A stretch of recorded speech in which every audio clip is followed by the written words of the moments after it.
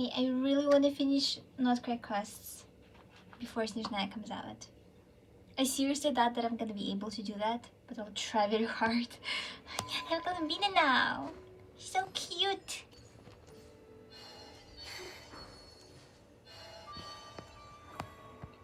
Look at her. Okay, I think I started the quest for a bit, and because I was picking up my daily commissions, and there was I was like coming up to Catherine, and Catherine was like, you know, I think we were talking about something about how like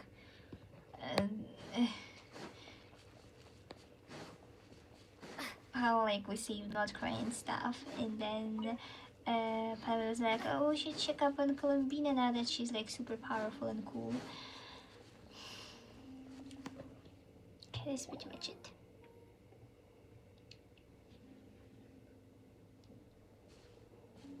Hey, she's sitting up! Is me sitting here a rare sight? No, we just thought you'd be resting. Perhaps I would have been, were it not for the sudden arrival of some unexpected guests. Not that I consider it a disturbance. After all, you are the only ones who are free to enter. Would it not be a little unfriendly of me to lie down while we speak? I mean, it's okay. I didn't realize you put so much thought into little things like that. She's so cute.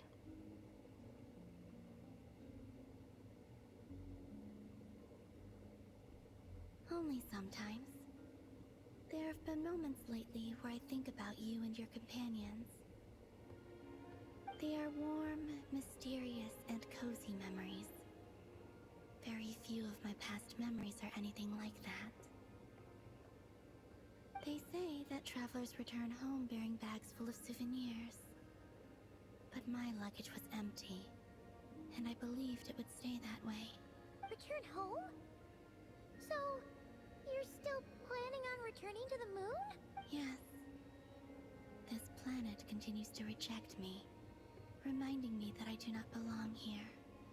If I remain into that, there will come a day that I disintegrate. And I don't mean reduced to dust, or turned into food for the flowers. I mean, I will cease to exist entirely. Alright then. Well, we're sure gonna miss you. But it sounds like we'll have to say goodbye. How do you intend to return? The moon prayer night is soon to arrive. On that day, the moon will be closest to Devat. Oh right, Catherine was saying that the moon prayer night thing is gonna begin soon, and that we should take some time off. The Kuvaki in this land will reach its peak at that time. I merely need to grasp the tide, and with relatively little effort. I honestly thought that that was gonna be a temporary event. Didn't expect that it would be a part of the Archon quest. Like a slingshot! You make it sound like she's gonna get blasted up to the moon. If I did that, I suspect I would crash into the false sky. I will be using a much gentler approach. But I do like the analogy. It's fun. You see? She gets Paimon's sense of humor. In the blink of an eye, the time has come to part ways. It does feel that way, doesn't it? Time seems to fly fastest when you are enjoying it. I have always thought of myself as a wanderer on this earth, and it has never expressed any desire to keep me here. Yet, just as I plan to depart, it tugs at my arm. Is this a gesture of affection? Or is the world mocking me? Oh. Were you hoping I can answer that? Yes. You are a traveler, so you must have a lot of experience in this area. Then, what I would say is, enjoy the moment. That's right! Don't overthink it! Happiness is happiness and joy is joy! The point is to enjoy it, not analyze it! I see. Then what I would say is, even though I am very tired right now, I am still happy. I can't tell from the tone of your voice. Oh, really?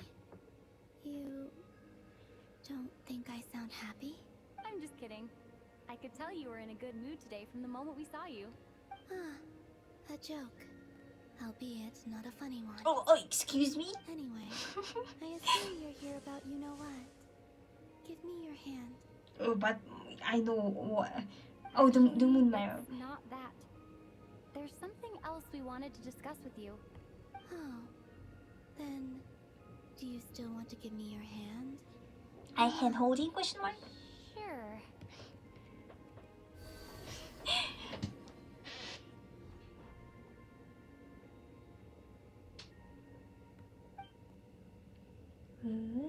Thank you. So, I've heard that in the moon prayer nights of the past, people here would hold celebrations in the moon goddess's honor. Since you helped so much in our fight against the Rayhir of Solnari, I think you deserve a farewell party before you return home. I haven't asked everyone else for their opinions on this yet, but I'd like to invite you to join the upcoming moon prayer night. I've never joined a moon prayer night before. I'm not sure what I would even do. Oh, don't worry about that. We take care of everything. All you need to do is show up. Of course, there's no need to force it if you're not feeling strong enough. It's just, this kind of felt like a golden opportunity. But they call me Kutar, and the Fatui have an arrest warrant out for me. I shouldn't appear in public right now. Oh, right.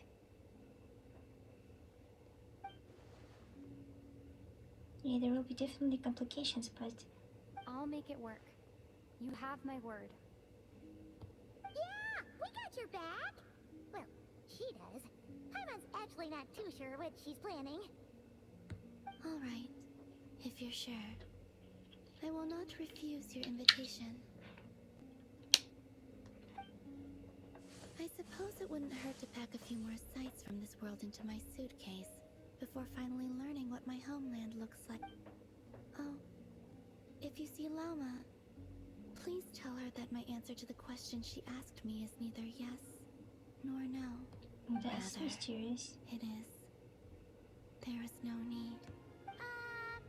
That was kind of cryptic, but sure. Guess it's between the two of you. We'll pass along the message. Bye for now.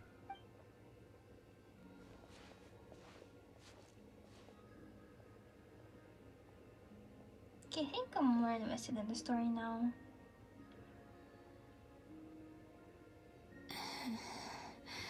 And also, I do not know.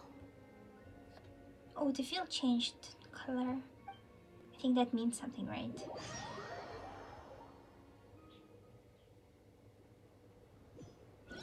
Hello, Toast. I think it changed because Noel is only in Noel. What does that mean? Lama's gotta be the person most familiar with the moon prayer night. We should start with her. Also, what exactly is your plan to keep her safe? I'm not sure yet. I'll figure something out. And we could dress her, you know, as somebody. Where's my quest?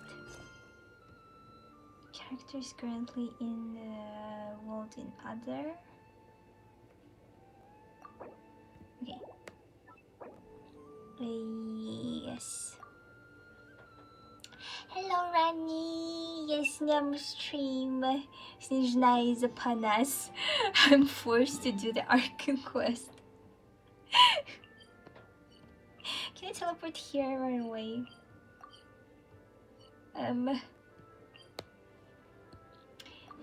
Did I play the Snow Route in chapter 5? Nope. And I'm not planning to. I'm too scared. I'm spooked. I've seen like few screenshots and I was like, no, this is too scary. And these are my comfort characters. I don't want to see them suffer or do anything bad.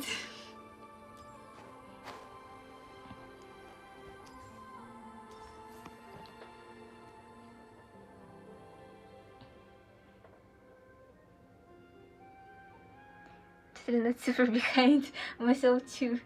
Definitely me. I don't think he can be that behind because I have like 5 more Archon quests to do. So it's like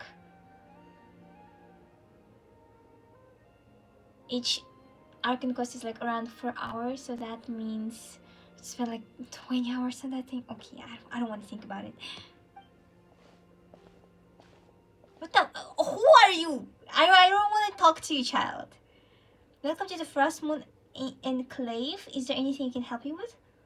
Nope, we just got curious seeing you out here alone like this. By the way, Paimon's phone, and this is Avu. So this is Miss Avu and Miss Paimon. You know, you two don't look like you're from Nasha Town. We're adventurers. Yep, super awesome adventurers with that. Must be nice though, traveling around with your best friend, seeing the world together.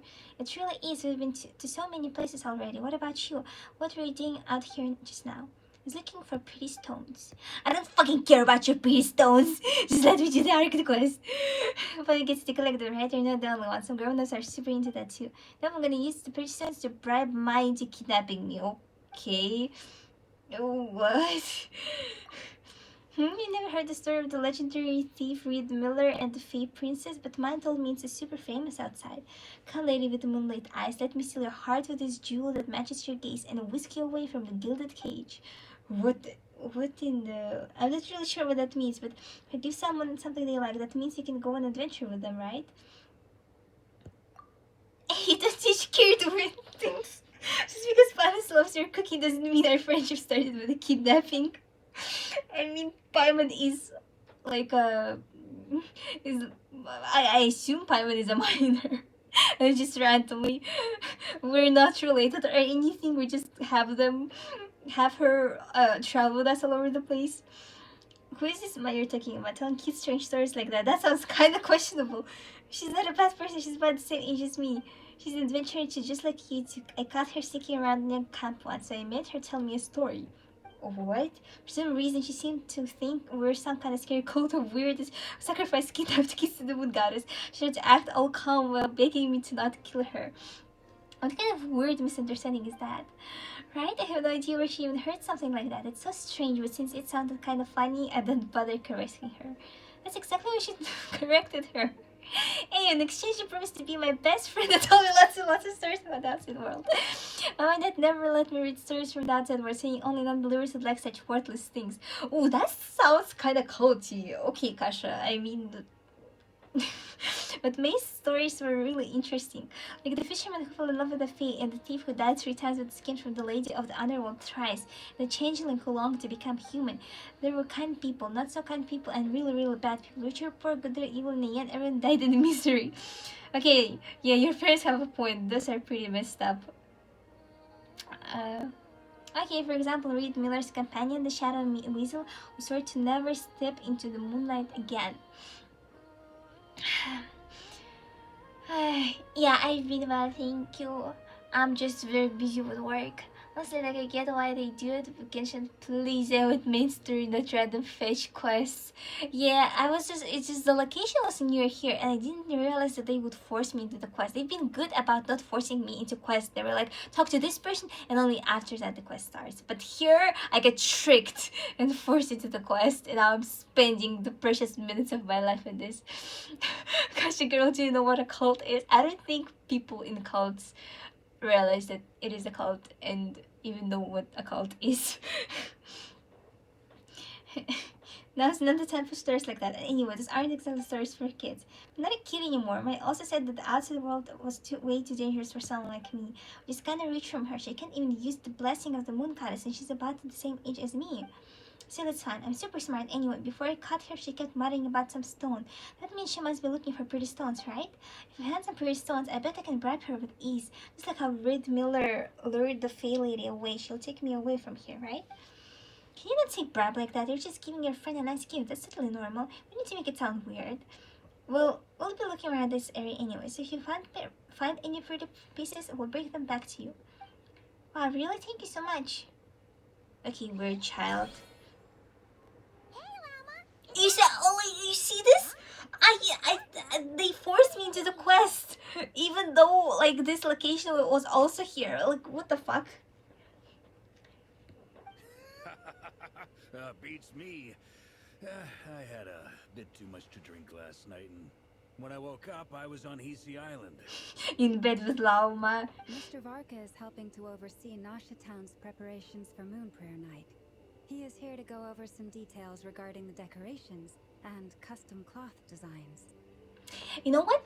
For some reason, Laoma gives me the vibe of a woman who's like very chill and like very innocent looking, but secretly she's fucking half of the town. This is my impression of her. I'm like looking at her and looking at Nefer. I'm like, oh, they're definitely fucking. I'm looking at her. I'm looking at Vark. I'm like, okay, they're definitely fucking. Like there's like for some reason with Laoma, in my eyes, she works with everyone. Right, yeah, that too. Marco, one of the few okay blonde men. Yeah, he's kind of hot. I love his mullet. So preparations are already underway. Yes. Celebrating this festival is a long-held tradition here in Nodkrai. I'm right there with you on that. Yeah, you see what I'm talking about? On this day, the crescent moon at the top branches of the verdant crest turns into a full moon, and the moon prayer blossoms bloom with a special radiance. Our people take these to be blessed omens. Verdant crest turns into a full moon. So these are like flowers? It's an especially welcome event coming off the back of all that nasty business with Rare. Everyone got put through the ringer recently, and now they're looking to turn their fortunes around. The big shots in town all agree that a big, lively celebration is just what we need to rebuild people's faith in this place. You know, this is very funny considering that we just had this beginning of quest where the girl is like, oh, this other person said that I'm in the cult, but I'm definitely not in the cult. And then she proceeds to describe like the culty things, and now we're like, okay, we're celebrating stuff in this nice place, which is definitely not a cult. No wonder Catherine said that people weren't so bothered about the religious element. That's right. It's become more of a local custom by this point. The celebrations have little to do with whether the religious stories behind this event are true or not. Even the Frost Moon Scions are eagerly awaiting the coming of Moon Prayer Night, despite now knowing that their past beliefs were founded on a falsehood. That's fair. It's a bit like the lantern ride in Liyue. It's a chance for people to enjoy themselves, not debate the existence of the Adepti. Oh, one other thing. We just went to see Columbina. We went ahead and invited her to take part in the festival this time. Hope that's okay. Wait, so... you mean she agreed to it? Huh. That's quite a surprise. Then, I suppose that she intends to return to the moon on that day. Oh, yeah. It's kind of a complicated process, but basically, it's like a slingshot. Surely shouldn't have endorsed your I metaphor. understand. In truth, I had a feeling that she might make such a decision. Well, if Kuthar has decided to participate in the festival, we should prepare accordingly. Yeah, exactly. She was saying how it could be risky for her to show her face in public. We were wondering if there was any way we could hide her.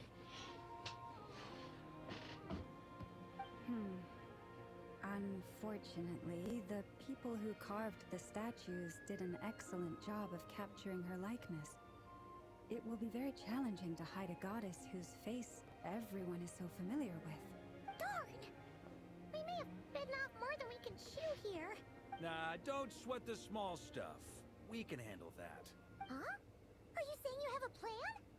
Not as such, no, but the most important thing with a festival is to keep the mood light and your spirits up. I really like Varka's hairstyle. It's like the perfect bangs length compared to the mullet length. It's very satisfying to see his face. You can't go preparing for I don't a know how else to festival with describe those it. long faces. You'll never convince anyone to enjoy themselves. The Monstetter spirit is strong with this one. As it happens, I agree with Mr. Varka. Let's start by making our appreciation for Kuthar the beating heart of the festive atmosphere. And who knows, once we get the ball rolling, perhaps everything will just fall into place. Hey! Did you catch that? Llama said the thing! Or close enough at least. I'm looking forward to the Moon Prayer Night already. We have a festival in Mondstadt called Wind Bloom. and you can always tell which couples are celebrating it for their first time by the smiles on their faces. Big, beaming smiles, like their whole face is glowing. And I have a feeling we'll get to see that same smile on the moon goddess's face at this festival. Not quite the same, surely. Anyway, I'll take care of business in the city, but I'll have to leave the decor up to you and the Frost Moon Scions. No one else can capture that traditional aesthetic quite like you guys. But lastly, there's the final key element that brings the festival to life. Companionship.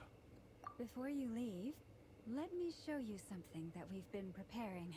Mr. Varka had asked to see it already, so you may as well tag along.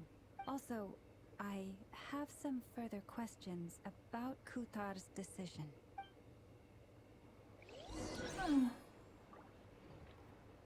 Oh, also I got columbina on my 34th roll. Yeah. Oh, this is cute.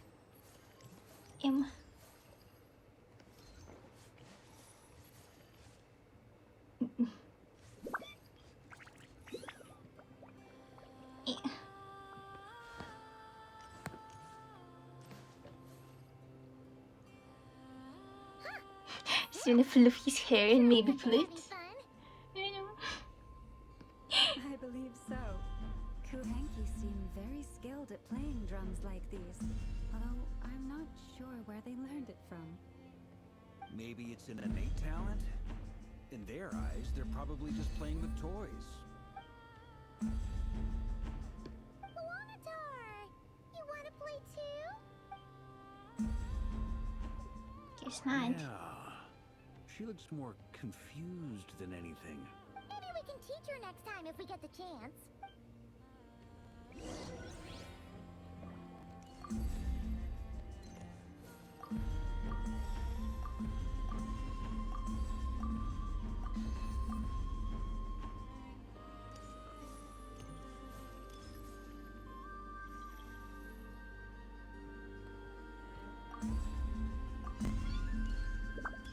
What are these floaty things? Moon veils.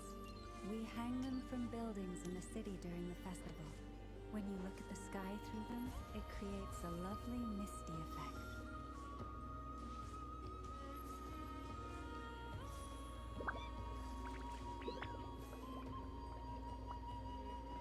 Everyone seems hard at work. They are preparing items for Moon Prayer Night. For instance, the sculpture being made over here. Wow. Mr. Varka and I were just finalizing the details of where it will be placed. Ah, there she is. I didn't know the finished article would be so large. Not to worry, though. All the necessary arrangements have been made. Just let me know once it's ready, and I'll get some people to ship it over. You have my thanks.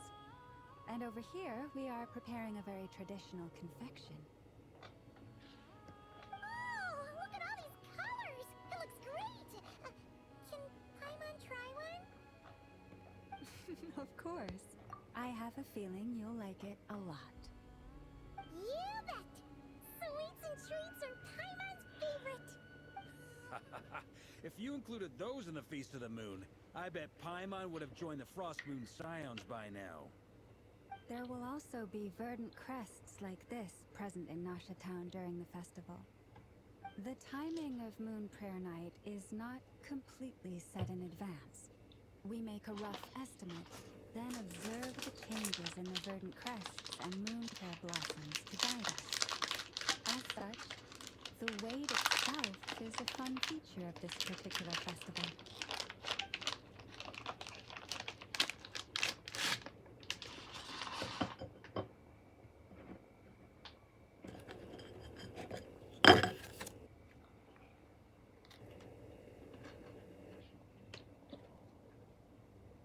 Let's talk here.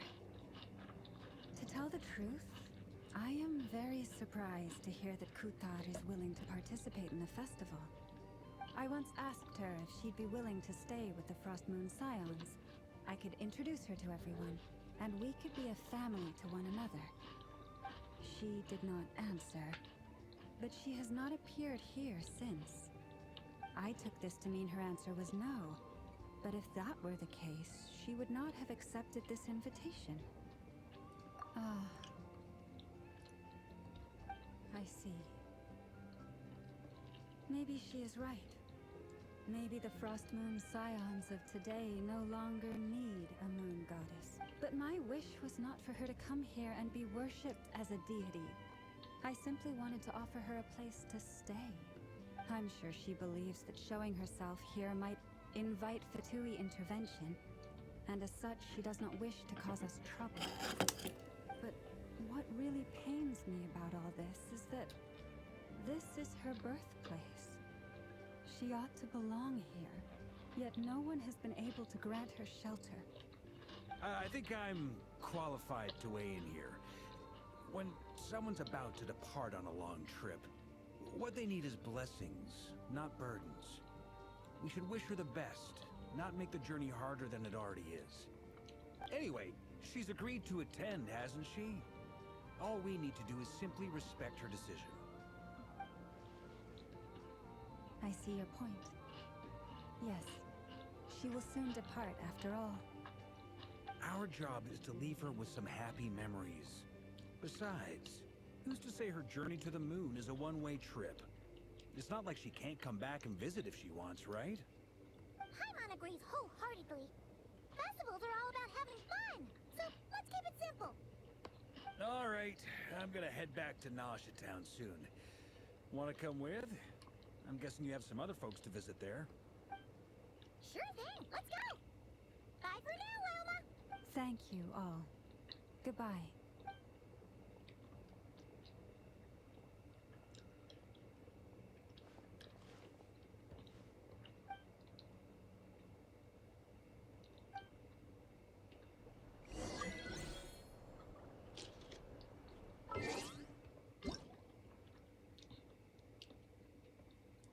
Oh my god, Yansen. Happy birthday. No, I don't want to fill in your Suri Genshin Impact. Make your Archon quest shorter.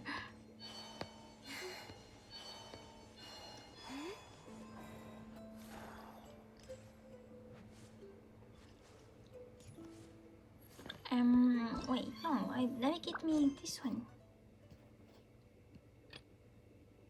What is this? What is this yellow thingy? Okay, Nasha Town. And get to lurking soon and be spoiler territory, but me, the catching up is swift and easy. Thank you. Hope your catching up will also be Stir that albedo with Flint. swift and easy, Baby chatting and not about. too super boring. I've seen some cool stuff from quests. I hope Your guess is as good as mine. it will have less boring stuff and more Grandmaster, action now the and Traveler in fun Paimon. lore things.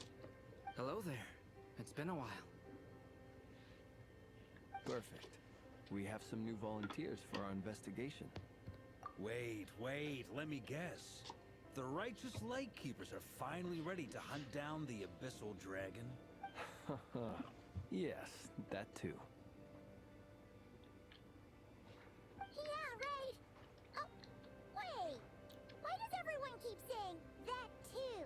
Well, to be precise, the facts match, but not the causality.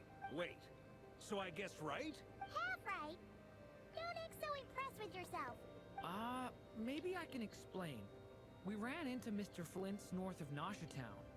At that time, we just noticed a few abyssal creatures out in the wild, but the strange thing was, I didn't detect any traces of abyssal energy on them at all. Wait. On closer inspection, we realized that they were not real monsters, but something akin to reflections in the water, or perhaps a mirage. Huh? What do you mean?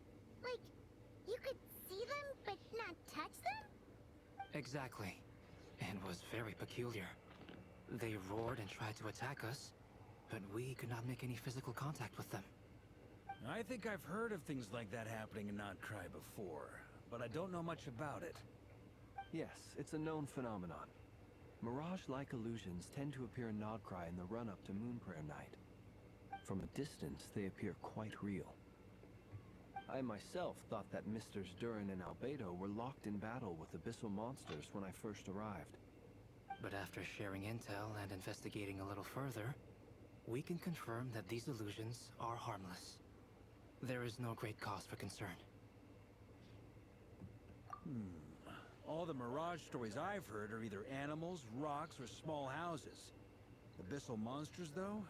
That's a first. It's a first for me, too. So I'm planning to look into it further just to be on the safe side. I intend to inspect a few more locations. What about you two? Any plans?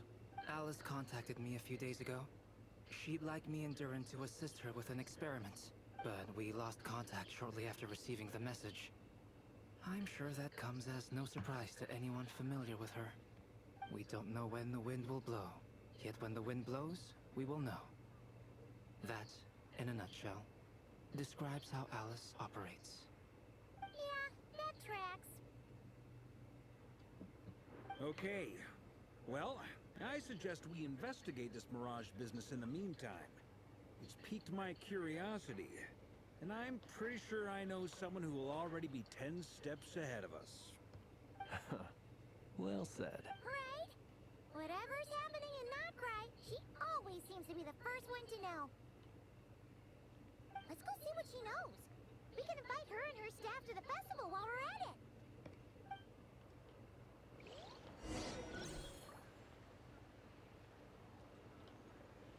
Visit Curatorium of Secrets.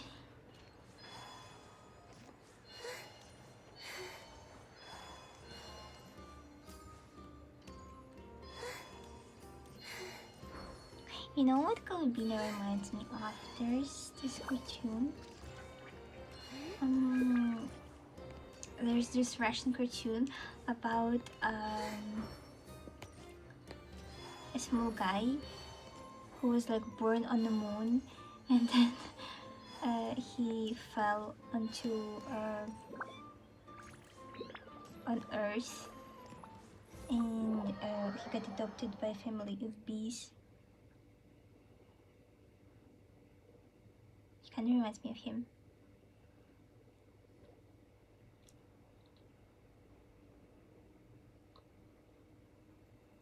You're right, I have noticed. There's certainly something a little fishy about this situation. Only a little, though. Records indicate that this phenomenon can occur in the days before and following Moon Prayer Night. That said, it has always been a rare sight in the past. The odds of encountering these phantoms are similar to looking up in the night sky, happening to see a shooting star, and managing to make a wish before it disappears. But this time, either everyone's getting lucky, or they're appearing far more frequently than usual. Yehoda's out gathering intel as we speak. In the meantime, let me check off some points of interest. First, the Abyss. The ones we saw seem to be abyssal monsters. Indeed. But we have identified one location where many more of them have made an appearance. And not just monsters, but human phantoms too. Oh. Given the scale and nature of the phantoms, it's almost as if someone's last memories are coming to life. Or perhaps the memories of multiple people. I love the Albedo and Duran addition to you the mean cast. the phantom monsters are hunting down It's the fun to phantom see old humans. faces. Exactly. The phantoms can interact with each other, but we have no means of intervening. In addition, some of the human phantoms would seem to be from the very distant past. This is clear both from the clothing they wear and the stories they tell. They claim to be from Hyperborea, a name which I've heard from Lauma before. If this is true, it means they must be from 6,000 years ago. Holy shit. Did Paimon hear that right? 6,000 years? It sounds like this merits further exploration. That'd be a big help. I'll leave it with you, Albedo. My knowledge of ancient history is non-existent. I used to doze off every time the pre-nights of Was Favonius kinda ever came up in 500 years class. ago or something? It's quite a miracle that you were able to understand these phantoms' speech, given how long ago they lived. I suppose you're right. But I'll leave the archaeologists to ruminate over that conundrum. As an intelligence broker, my sole interest is in the value of the information I gather, which, in this case, hopefully means earning myself some good favor with our dear Lady Moonchanter. So calculating. Whew, this intel broker logic always catches Paimon by surprise. Sounds to me like we could split the work up. I think the abyssal phenomenon is best left to Albedo, Flints, and me. Agreed. It coincides with my duty as a lightkeeper. For my part, I'd like to understand the abyss better. Even a little knowledge would go a long way. This is certainly a rare opportunity to study the abyss. But even rarer, perhaps, is the chance to make contact with the ancients. The Curatorium will take the lead on investigating the Hyperboreans. We put in the work to learn what we know so far. It seems only fair that we get some quantity of exclusive intel. That just leaves our trusty team of 2 unassigned. Since you became an honorary knight, of course. This was part of my grand plan all along. Oh my god, Vargas, stop. By the way, we managed to convince Columbina to come to the Moon Prayer Night celebrations. Would you and Yehoda like to join too? She agreed to that? Huh. Quite an achievement. Never underestimate the traveler, I guess. I'd be happy to join. No point shutting myself inside when the streets are all decked out. I doubt any clients will be visiting during the festival in any case. And Yehoda loves a party, so I'm sure she'll jump at the opportunity. No, no, no, no, no, no, no, no, no! Way to contradict me in front of... Wait, no, that's not what I have bad news, boss. So many people. All right, everyone inside, quick! Oh my god. This is gonna sound crazy, but hear me out. I saw one of those phantoms at Star Sand Shoal, and it was some sort of flying ship. Like a spaceship? A spaceship on Stars and Shoal. Oh, what? That's gotta be the one you came to Tibet in. You said you saw the same thing through the moon arrow, right? Huh? You already know about it? Ugh, I thought I was gonna blow people's minds. Wait, back up.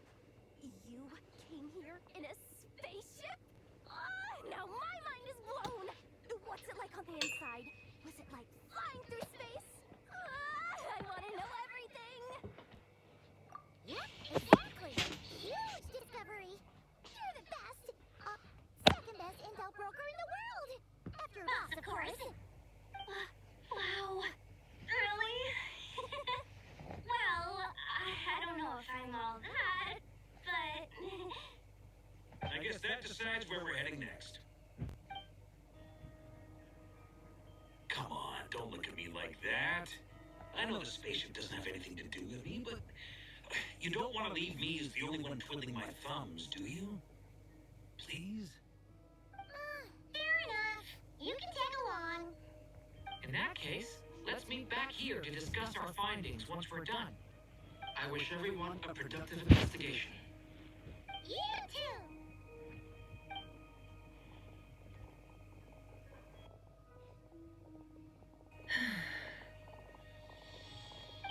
What's up, boss? Aren't we gonna head out? Tell me, Yehoda, when did the Curatorium start giving out intel for free? Oh shit. Sorry, boss.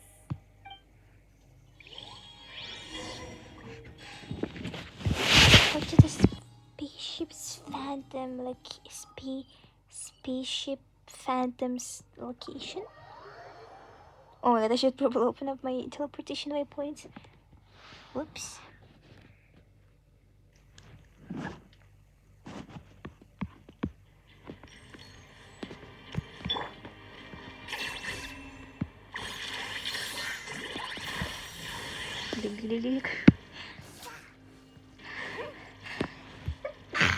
Oh my god. Excuse me.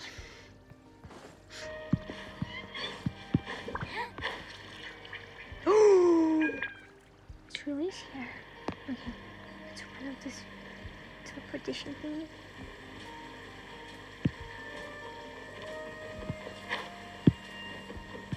Ah, okay.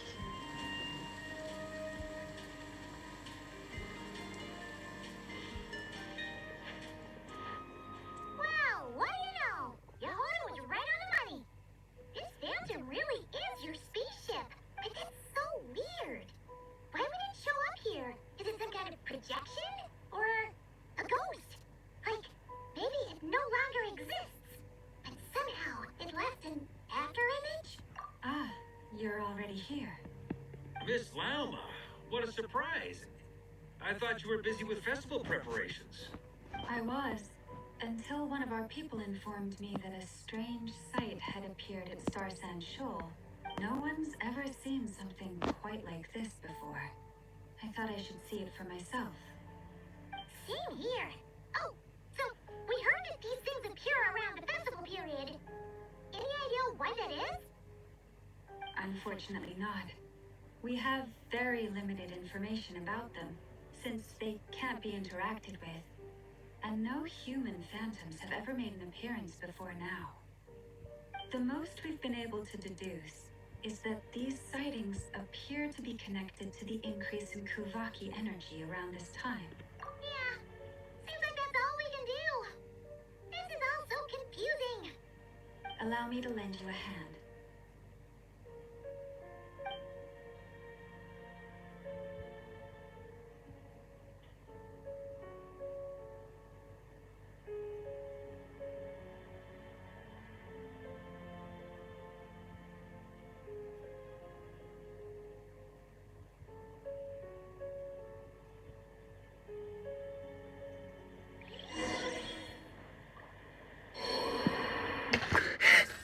Oh! Right, Columbina's passive. Everyone, our friend here should be able to provide us with some information. I was literally going in a different direction. A phantom rhyme deer? I've heard about how the Whiny. Frost Moon Scions live in harmony with the animals and can even communicate with them. That's coming in handy now, for sure. Okay. Yes, I understand. Then how about this?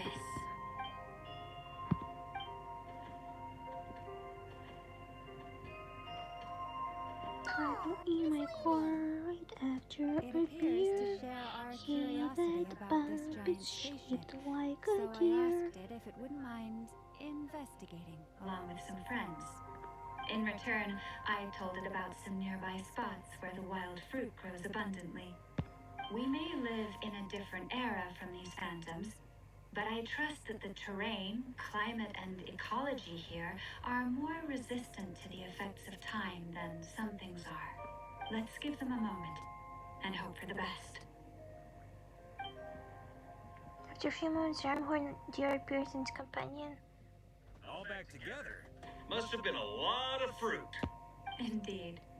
Now let me ask them some questions.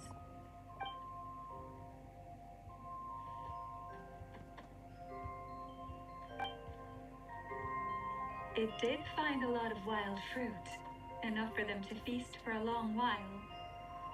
This puffin circled in the air several times, but didn't spot anything out of the ordinary.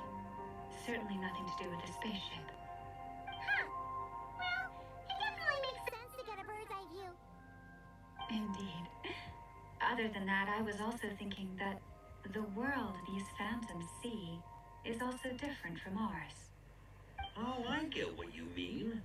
The wild fruit exists in both times and spaces, but there might also be things that only exist in that space-time, which we can't see. Good point. Great thinking, Loma. Blunthorn rhinos can use Kuvaki to shift great rocks, but this one says it couldn't get that ship to budge by even an inch. The sniffer mole tried too, but despite being a skilled digger, it could not get through. They say that the spaceship looks robust and undamaged. It seems completely impervious to any and all attacks. Whatever lies within is well defended from harm. So, just like us humans, there was nothing they could do about this spaceship either. Yes, still, they deserve our thanks. We are grateful for all your efforts, dear friends. Now go, and enjoy your feast. I've noticed other human phantoms gathered nearby. Come on, let's go talk to them.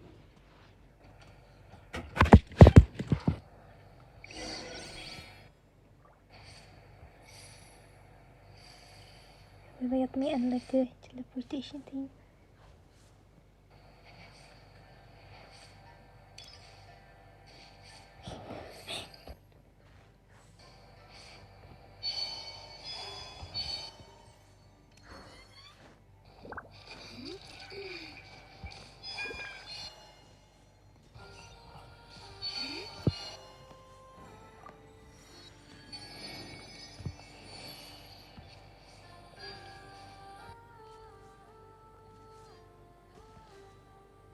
Oh, I also love how Columbina has an animation when she's falling down from like a medium height. She bounces back. Please.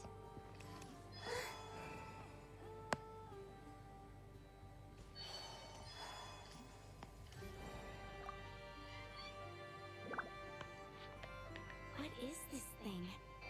I've never seen it move, and there's no way to get inside. Goodness knows. My grandpa says it's been sitting here at least since his grandpa was still alive. What about his grandpa? Did he say anything to your grandpa's grandpa about it? Huh? I don't know. In all likelihood, it was here back then too. Hard to imagine something this huge could move. Guess that means that as far as they're concerned, this ship's been around a long time.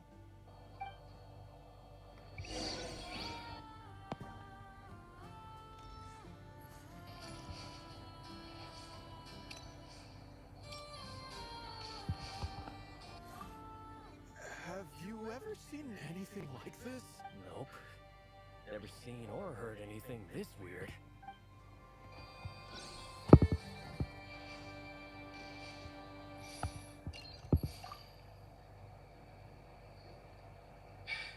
Come on, brothers.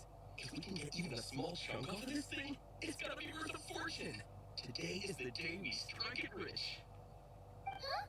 You mean Paimon? Yes, brother, I shall join you. Let's make our fortune.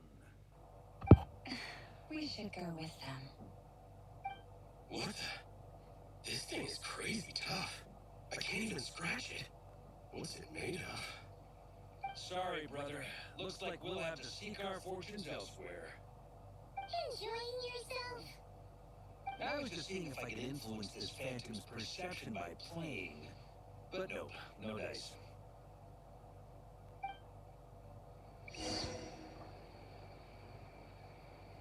I'm sure we're all starting to build up an idea of what's going on here now that we've spoken to some of the people. These phantoms are reenacting real historical events in Nodkrai. It's almost like we're in some kind of interactive stage play. We can talk to the actors, but the plot is fixed, and we can't influence it. It makes sense. History is set in stone. The objective facts of the past cannot be changed. Paimon totally thought you were just goofing around earlier. But actually, you were doing some serious investigating. Of course I was. Anyway, at this point, I think we're forced to conclude that although the Phantom spaceship is right there in front of us, we aren't going to learn much about it from these people. If only they showed the moment when my brother was searching for me, but then I could have discovered why he wasn't in the spaceship. Or if it showed the moment when I disappeared, I might have found out who was piloting it and where they were headed. But no such luck. All we've seen is an arbitrary moment in time during its long stay here. Don't be discouraged. If nothing else, this is proof of the ship's existence. And think about it. So many people tried to hack their way inside, but no one could get the door open. It's made of very tough material. To me, That's just that we'll either find the ship itself or the story behind it. It's just a matter of time. Thanks, Arkham. Every now and then, when Barker gets serious, he actually does seem like Grandmaster material for once. I wonder how the others are doing. Let's head back for now. Sounds good. Also, drinks are on me if Team Knights of Favonius is the first to finish. Do you say that to Laum a lot too? Am I in Team Knights of Favonius as well? You're very welcome to join. We've even got a cathedral ready for you. Isn't that technically blasphemy? You wouldn't dare make a joke like that if Barbados was in earshot. Yeah, I'm sure Barbados doesn't mind a little harmless blasphemy once in a while.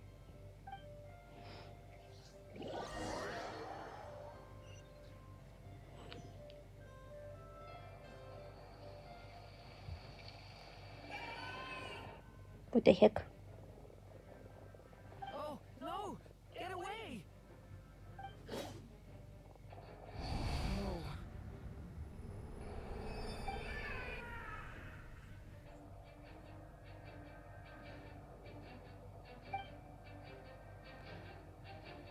I know it's hard to stomach, Mr. Durin. But as I'm sure you've noticed, there is nothing we can do to intervene in that which unfolds before us. But we have to at least try. And try you have. But are you aware of how many unsuccessful attempts you've made now? I wasn't keeping count. I'm afraid this is the 39th failure so far. Or the 5th if we're only counting this particular victim. There are no indications that these phantoms may be altered in any way. You seem to have calmed down a little. Yeah, Blitz has such a nice design. You should rest and have some water. The perfect amount of handsome and slutty. Feeling any better now, Mr. Durin? May I ask a few questions? Be my guest. What exactly are we witnessing here? What happened to those people? My guess would be that we are seeing nodkrai during the Conrian cataclysm. Would that be accurate? Conria. Oh. That is correct. As you know, once the abyss senses even the tiniest crack, it floods in and spreads like wildfire. There was a time in the distant past when it permeated all of nodkrai, causing immeasurable harm. The people paid a terrible price to heal this land. Then, 500 years ago, the whole of Teyvat suffered an abyssal disaster. Once more, nodkrai was dealt a devastating blow. I see. In the face of the abyssal Today was right. onslaught, Dinner was all were 500 like years grains ago. of sand tossed around by a tidal wave. Be they human, fae, or god. The moment you witnessed is but one drop in a whole ocean of catastrophe. All right. I guess that answers my second question, too.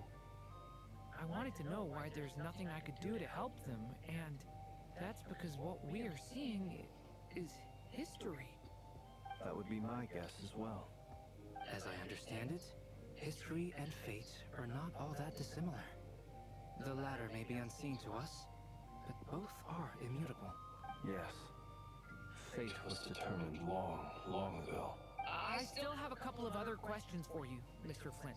Oh, Durin's such You a good mentioned more boy. than one abyssal disaster that has struck this land in the past. How can you be sure that what we're seeing is from the Conrian incident? And also, how are you able to stay so calm when you're talking about these events? Because he's lived through it, From right? everything I know about you, you're not cold or ruthless, and you're not indifferent to the suffering of others. Alas, I am forced show to my show my age. I must be 6, 6 7.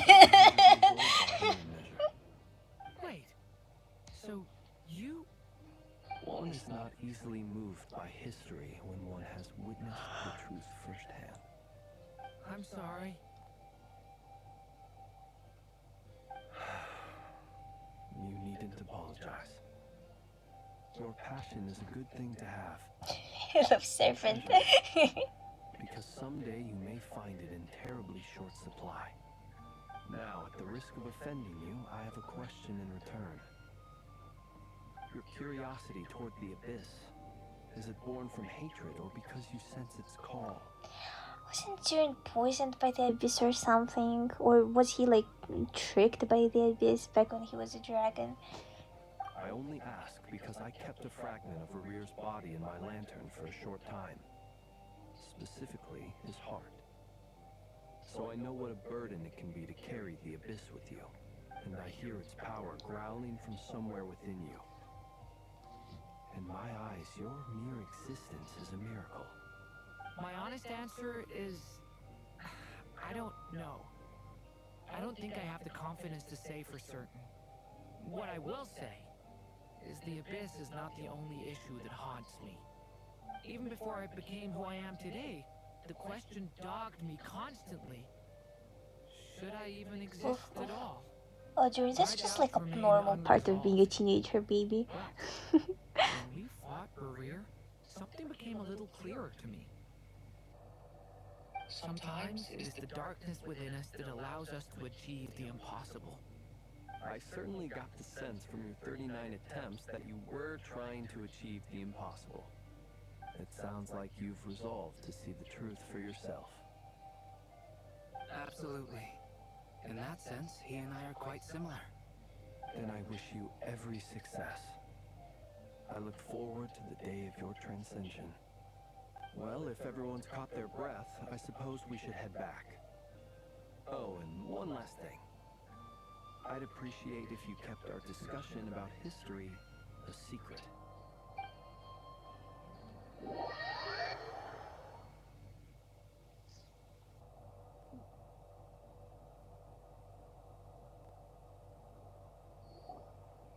Incredibly, our separate investigations led us all to the same conclusion. Hooray for consensus! Yeah, but we barely learned anything though. I totally thought this would be the mother lode.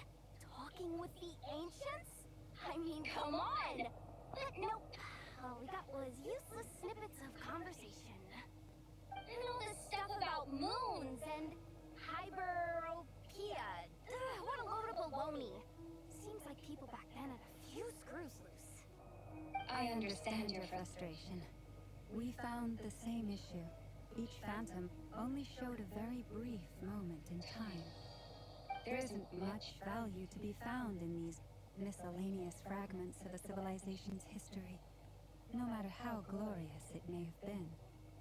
If there's a silver lining, it's that these phantoms are harmless to the present reality. They shouldn't get in the way of the festivities. Archon agrees. And not just because it's the first thing she understood in this whole conversation. You look disappointed, Nefer. Is something the matter? What do you think? We all worked our tails off, but the only one to gain anything from it was you, Lady Moonshanter. Well, please do share the Hyperborean records with me. I will gladly inscribe them in our people's documents. Oh, duh! Yeah! That was it! Hyperborea! Hyperborea. I'm serious. Only an expert in the Frost Moon Scions and their history can turn these records into valuable research material. The alternative is to let them gather dust on the curatorium storage shelves until the pages turn yellow. Nefer, you're wise enough to know that cooperating and sharing the profits is the best course of action here. Well, that goes without saying. Sure, let's do that. Huh? But didn't you say we aren't supposed to give out intel for free? Sorry. Shutting up. Shutting up. Now is not a good time to push that first button. Anyway, back to Moon Prayer Night. I'm thinking that we should prepare something a little special, aside from the usual decorations and so on. You mean a parting gift? Hang around with food. Although, does food go bad on the moon? Perhaps a lantern would be a better choice. It might be dark up there. It could prove difficult to light a lantern on the moon. Magical stones might serve that purpose better. What about a clockwork mecha model from Fontaine? I've got a whole bunch at home. I use them for fighting practice in my free time. None of these sound like things she would be even remotely interested in. But we don't interact with her enough to know I what think she Columbina likes. likes artsy stuff, right? Yeah. It would really save us the guesswork if someone could find out what she's into. Wait, what the? Traveler? They're all looking at you. Great! Haha, problem solved. Now, I need to stop by Dory's. Gonna need her help sourcing a bunch of stuff for the festival. Then let's leave it there for now. We all have our own business to attend to. Traveler, if you find out what Kutan likes, let us know right away.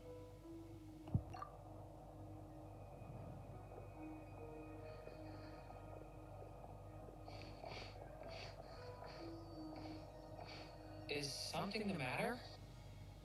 I'm fine. It's just... I'm still feeling a little rattled after witnessing the horrors of the Abyss. But it's okay.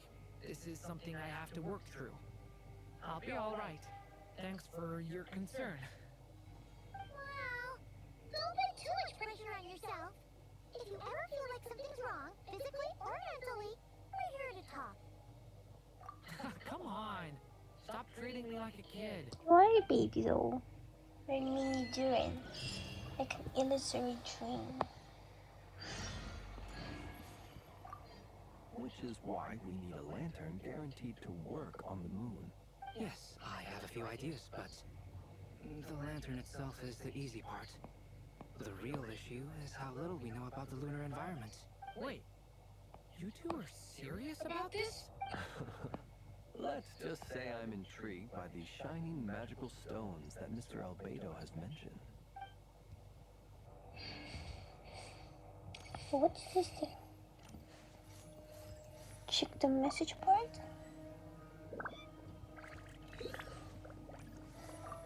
Could you do me a solid and try to smooth things over with Boss Neff?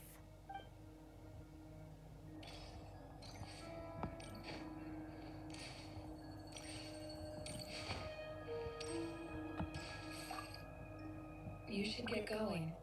It's important that we ascertain what...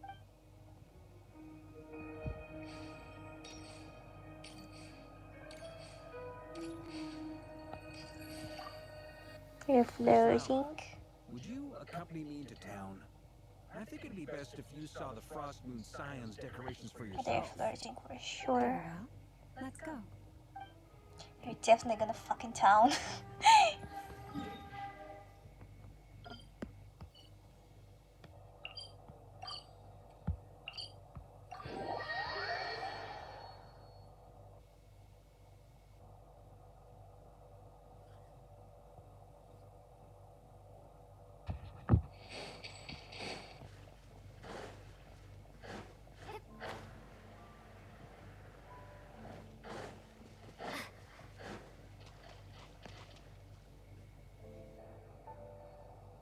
Columbina, we're back!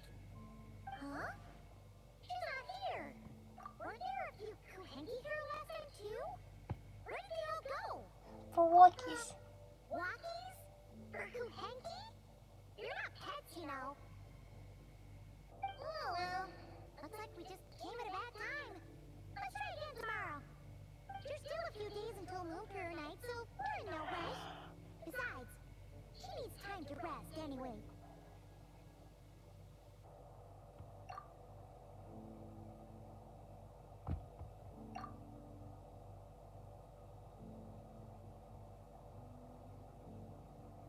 That's suspicious. Columbina, are you back yet? Oh no, the flowers changed. How strange. Looks like she still isn't here, right? It's not like her to spend so much time outside. Especially since she's worried about attracting unwanted attention. What about Monitor? Monitor, you there? Hey! Do you know where Columbina went?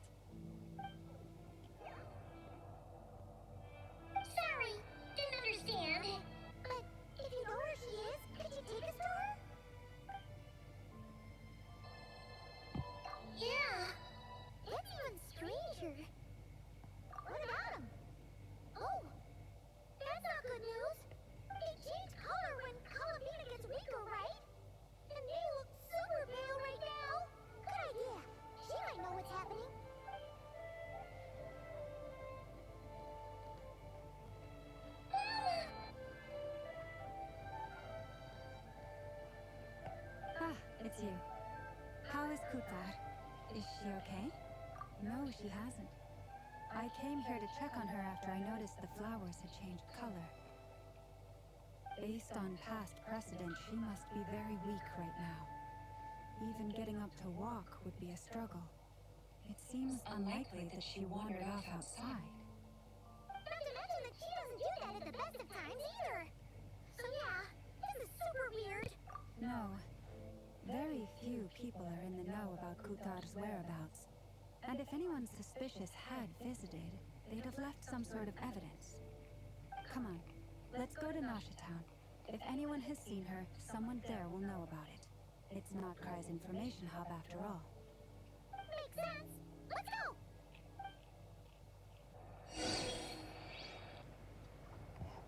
She's here.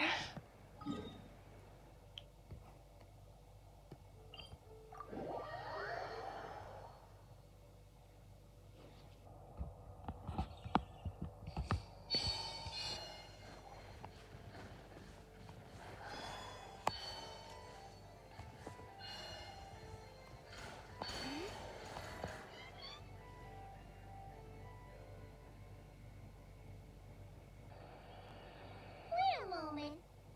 Is it just Paimon, or is this all kind of suspicious? It's never been here before, right? No, I don't recognize it. Alas, your free and easy adventure time is over. Now, prepare to face the final boss of Nodkrai. Whoa! Where did that voice come from? Not sure, but it's definitely hostile. No, not that way. The final boss is right here. The sniffer mole? That's the final boss? Surely not. Also, Okay, the jig is up. I'll stop teasing you. Turn around. I'm right behind you. Oh shit! Alice, let's fucking go! Impression, even though you've never seen my face. Nothing could make a great mage more pleased with herself. Oh my god, great adventure. Oh my god, is she also adjusting the camera? Oh my god, she's so cool. Oh, holy shit! What is going on? I've heard that all the big shots in Tibet have long, wordy titles that stun people speechless when they make their entrance.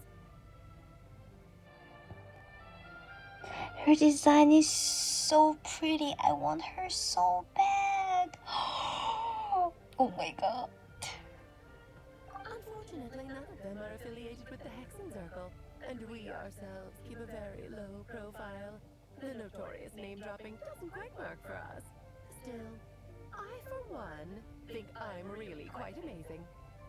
So that didn't stop me from coming up with a title anyway. I love her hat. Cool hat, Alice. Alice? It's really you this time? Not a lantern or a dodo, but Alice in the flesh? Oh my god, her little dodo hair tie. That's right. So, what do you think? How does it feel to I am so hard right now. You look like... Just like me. Oh, that's the first thing you thought. A little surprising, but that actually makes me very happy. Because that means She's so hot. when Kate grows up, she'll be just as stunningly beautiful as her mother. Oh, I love her hat even more now that I see it in 3D. Kinda. This is actually the first time we've seen her in person. I see. Madam Mage, that was, quite a powerful entrance. I certainly won't be forgetting it anytime soon. It's okay, Lama, don't force it. Paimon will do the honors. This is Alice from the Hexen Circle. She's a friend of ours. And a Marcus, too. That's right. She's a good person, just kinda unpredictable. Well, Chaotic good. the human heart is not unpredictable. If we could not do as we please, how would we differ from machines? I wonder whose Klee's father is. Enchanter of the Frost Moon Scions. It is a pleasure to meet you. Oh, I know. Before you got here, I spent a good, 15 minutes getting up to speed on nodkrai's present situation. In other words, I've read the whole in the last episode part, so we can skip the pleasantries. Fair enough. Oh my god, I love her I hair. can already tell that you have Such a pretty design. Oh my god, I'm feeling very happy right now. Used to it. Paimon sure is. So anyway, what are you doing in nodkrai, Alice? Oh, I thought I told you already. This time, I'm the final boss. And what a formidable foe I shall be. Powerful, confident, decisive, and good luck finding my weak spot. You will never succeed. I will die trying. Oh, drat! My one weakness, and you found it in an instant. Fate has been dealt a devastating blow. Thus falls the great Dodo King. Why are you playing along with this nonsense? I mean, Paimon, she's hot. Have you seen her? Of course. Wrong, Paimon. Are you disappointed in me? Am I a gigantic letdown? Oh my god, she's so extra. I love her. You seem like a busy lady. And this is the one time you've shown up in person. Paimon figured you would be for something more high stakes than just goofing around. You're quite right. I'm here in nodkrai because something big happened. Something big enough it caught the attention of the Hexen Circle. It concerns the 3 moons, Teyvat's borders, and of course, the moon goddess you are currently searching for. In our columbines? Kind of. Why don't we discuss this over a pot of tea? My main reason for coming on this trip to Teyvat was, of course, to have some fun. But I do technically have a job to do as well. Namely, maintaining the stability of Teyvat's borders. She's so Skip hot. over the complicated parts. She's so hot. She's so hot. Energies are all So that pretty. lie beyond Teyvat's border. We'd find ourselves in a real pickle if they ever made it through. And the phantoms you've been seeing are a sign that the border has been disturbed. No wonder they tend to show up around Moonprayer night. Is it because the real moon is now so close to us that its power can cross the border? In part, but only a negligible amount passes through. Just enough to influence the verdant crests and so on. And as you've noticed, there has been an unprecedented number of phantoms appearing this year. The influence of the moon beyond the border cannot explain this. No. There is another far greater factor, the trilunar syzygy. Oh. Man, I'm feeling the amount of joy when seeing Alice as how like I felt seeing some of the early Genshin designs. A trilunar syzygy. Eons ago, before the heavenly principles came to Teyvat, it was the then 3 moon goddesses who controlled the laws of this world. Oh, that's exactly it!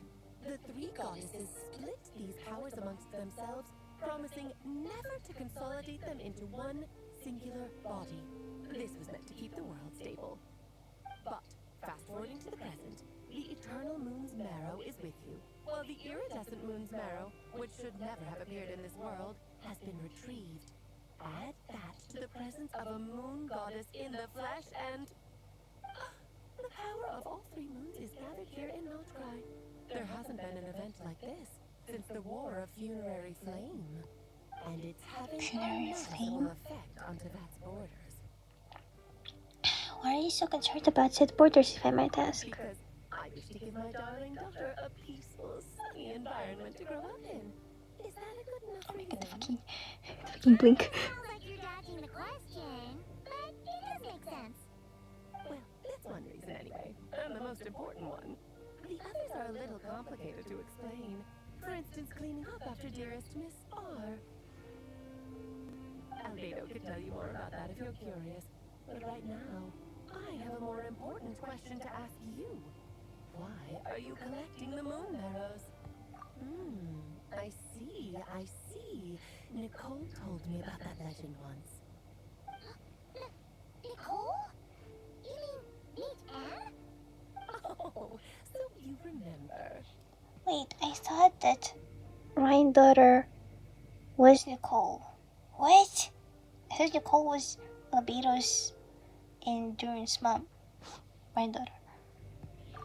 Yes, of course. That was the story about fate, her area of expertise. But back to the story of our dear moon goddess. I'm afraid her intended method of returning to the moon is unlikely to work anymore. What? What does that mean? She may be missing, but she hasn't gone anywhere. She has disappeared. Wait, already? Once a close, a damsel who lived here walked the line between dreams and reality. What's this?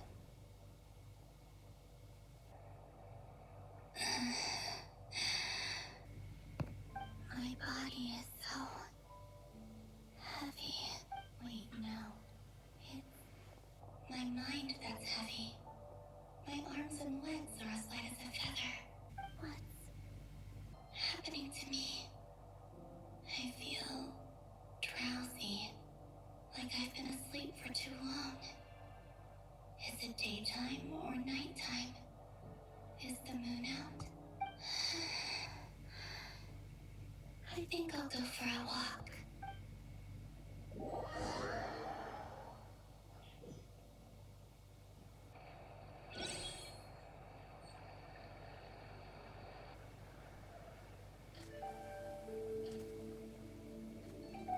Kitchen time. Are you out for a walk too?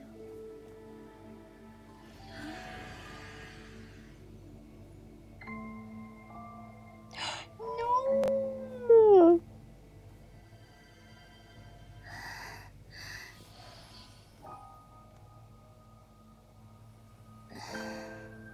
The day has come at last.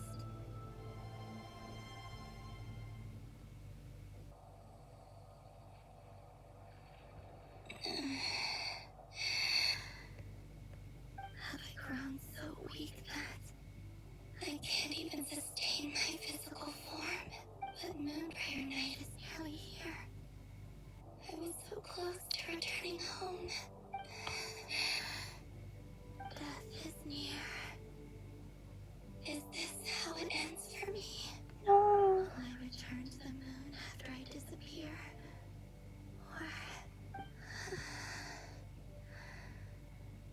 I don't want it to end like this. So far, at least, I still exist. Even if not physically, I can still feel. But as my power wanes, I'm sure that too will fade. I suppose I might take one final look at this world. The world where I was born.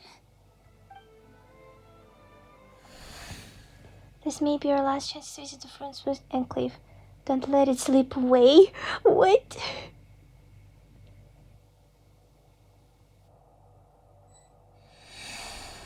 Come on! Come on! Wait for me! The Frost Moon Enclave. How much it has changed since I was born. These decorations, they're so heavy. Times like these when you kind of wish men could be priestesses and acolytes too. How fascinating. I've never had the chance to be privy to people's private lives. Hello, glasses. Gal. People would get so solemn and serious the moment I showed my face. Like they were frozen stiff. Karina, Lomeli, it's time to eat.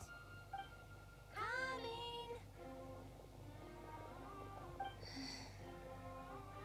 I want to watch them a little longer.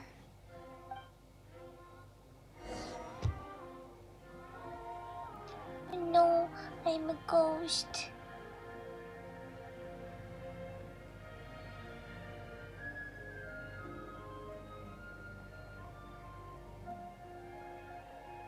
So just fill these balloons with air, right?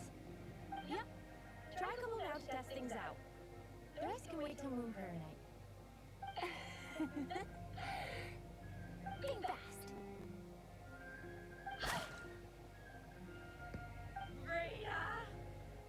He's an acolyte of the Frost Moon Scions? Surely that's a punishable offense. Take this!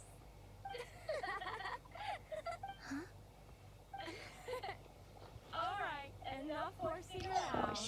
around. Lady Lauma gave us a task. Umbamu swimming We around. should get back to it. The task is just to check that the balloons don't leak, right? Doesn't matter if you fill them with air Or water. Okay, you got me there. And you got me there. But still, we can't use all the balloons before the festival even starts. We won't use all of them. And as long as Lady Lauma's trusted acolyte doesn't snitch, this can stay as a little secret between friends. A couple more can't do any harm, right? Oh, you menace. Then, think fast. Is pumping a balloon full of water really so much fun?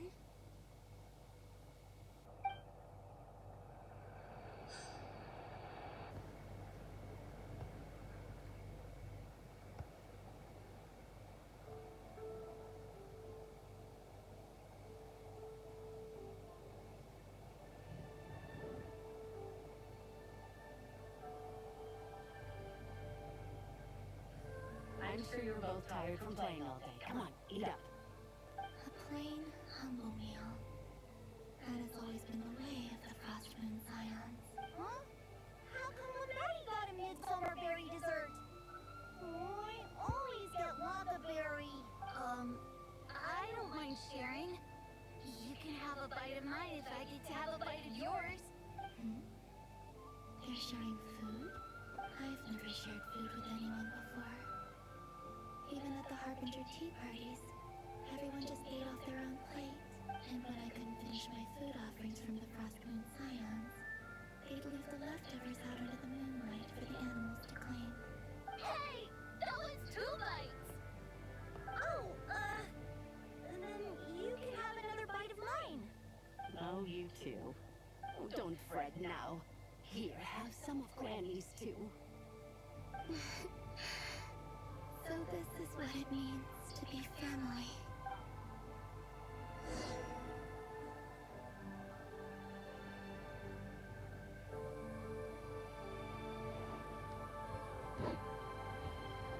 I'm seeing so much that I'd never usually get to see.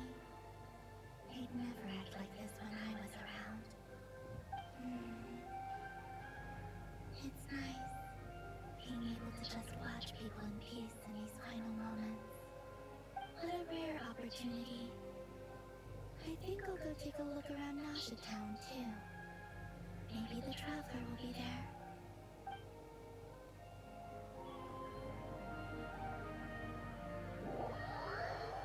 I mean, she did overexert herself during the rare fight. Man. Poor baby.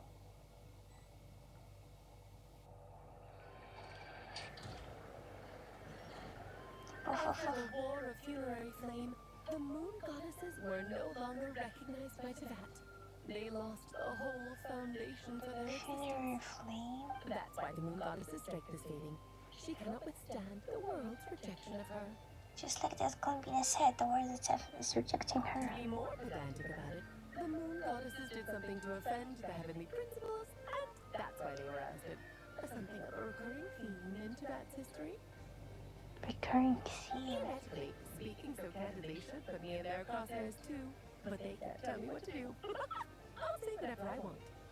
Anywho, the Moon Arrow energies were but a drop in the bucket for her, and that battle against the Ray Hair of Solnari only weakened her further. Oh, man. Fortunately, it happened close enough to Moon Prayer Night when the Kuvaki concentration here is high. That's the only reason she managed to survive this long. What do you mean, fortunately? You said she disappeared. We're too late. Ugh, what a headache. I thought this was all common knowledge. I guess I have some more explaining to do. Okay, buckle up, it's time for Payment's being another so record. casual about Columbina fucking dying.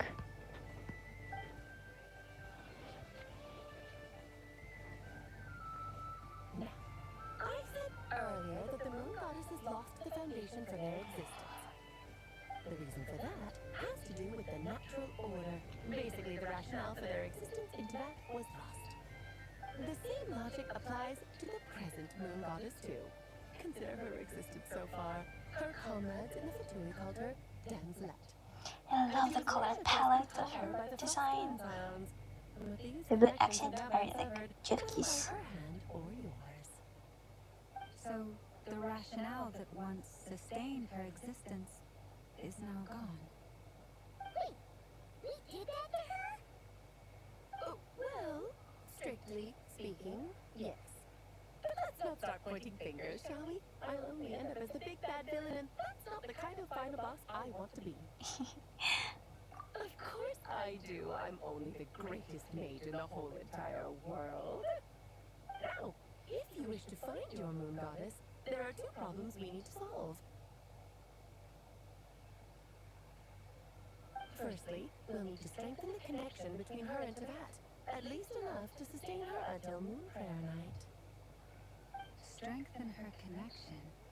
But does that mean I'll have to rally all the Frost Moon faithful behind this? I'm afraid a bygone faith and a former home won't be of any help to her now. Do you know her name? Her name? Yes. Names are very important things. A name is a fundamental concept that anchors one's entire existence. Then your first job is to find it. As a moon goddess, I'm sure she must have a name she identifies with. Neither Columbina nor Kutar is her true name, and she's never really accepted either of them. So, finding out her real name is enough to sustain her existence? Yes, I know it sounds like a small step, but every journey begins that way. So for now, that's all we need to focus on. The second problem is with her plan to use the moon arrows to return to the moon. Unfortunately, piercing through the false sky will take an enormous amount of power. Given her current condition, she won't be able to provide anywhere near enough power, even if she recovers her physical form. But no need to fret. Nicole's the expert in this field, and I'm sure she'll figure something out. Wait, Mage N is going to help us out too? That means we've got 2 Hexencircle mages on the case. This is turning into a pretty big deal. Actually, this is more of a side quest for me. Like you said, I'm a busy lady, so I can't stay for too long. I'll have to return to Teyvat's border. That's the upside you get for looking out for my little Klee. Hopefully that will incentivize you to carry on keeping her company in the future. Anyway, jokes aside, you'd better get moving. It will take quite a miracle for the moon goddess's consciousness to hold out till Moon Prayer Night. Oh, I suppose I might as well tell you where Nicole is before I leave. Off you go now. Time to meet your new friend.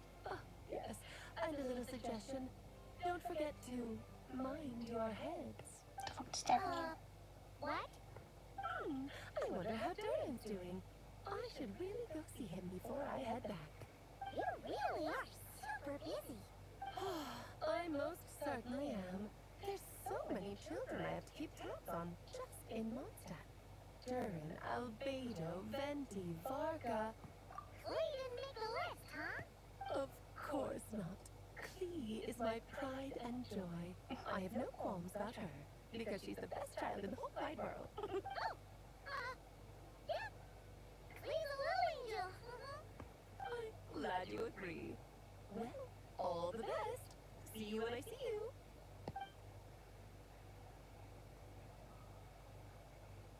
She left in a hurry. Yeah. She didn't pack up her stall. Should we handle it for her? I must say, I'm now very curious about her daughter. Klee, wasn't it? What's she like? Wonderful. Just wonderful love. Delightful. As we go.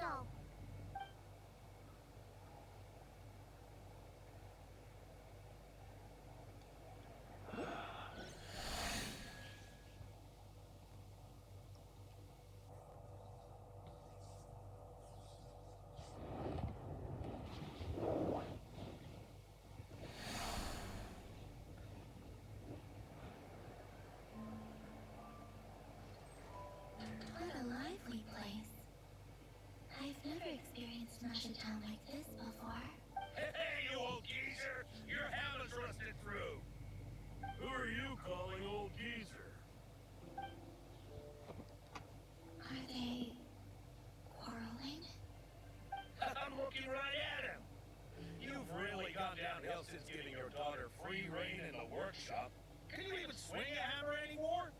shouldn't take you days just to fix a single chair.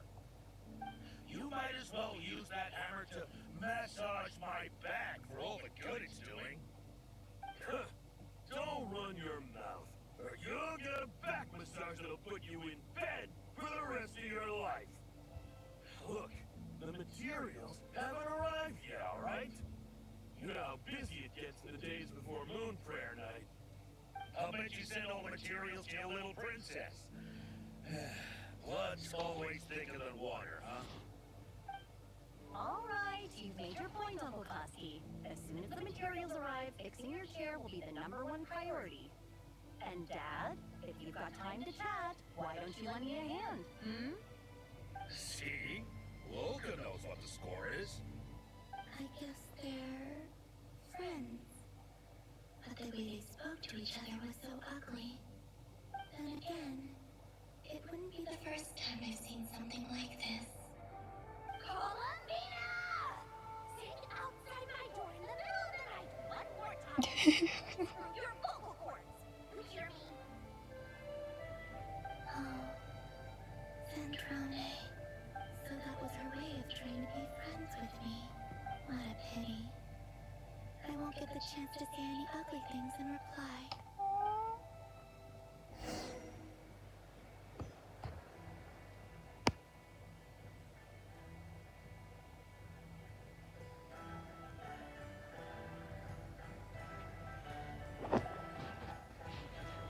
Hey, have you decided what to give them for Moon Prayer Night? I sure have. She's gonna get the surprise of her life when she's least expecting it. And I'll whip out the ring and pop the question. The surprise of her life. What a fun turn of phrase. Cool, I get the picture. You can spare me the gushy details. Ooh, looks like we have a customer. Hello there, ma'am. Would you like some Moon Prayer Night candy? Huh? Is he talking to me? Can you see me? No, don't do this to me. Here you go. There's somebody behind her. Oh.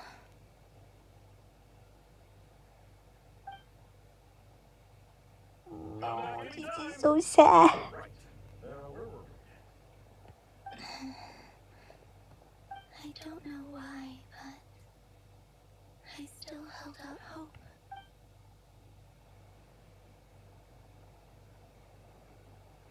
The most important thing right now is to find that mage. This name thing seems super important too. But where do we even start looking? I'd better go pay the Fatui a visit.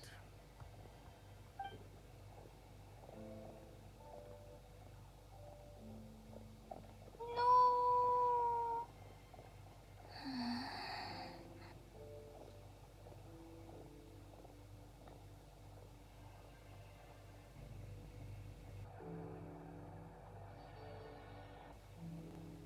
Columbina?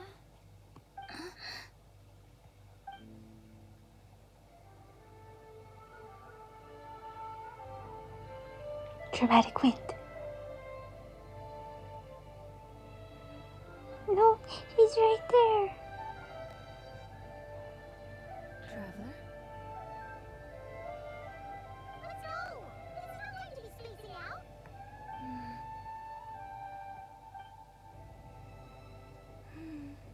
No.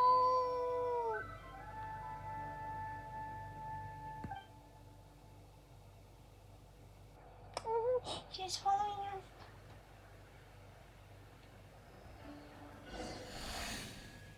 It was not so bad just quietly staying by their side like this.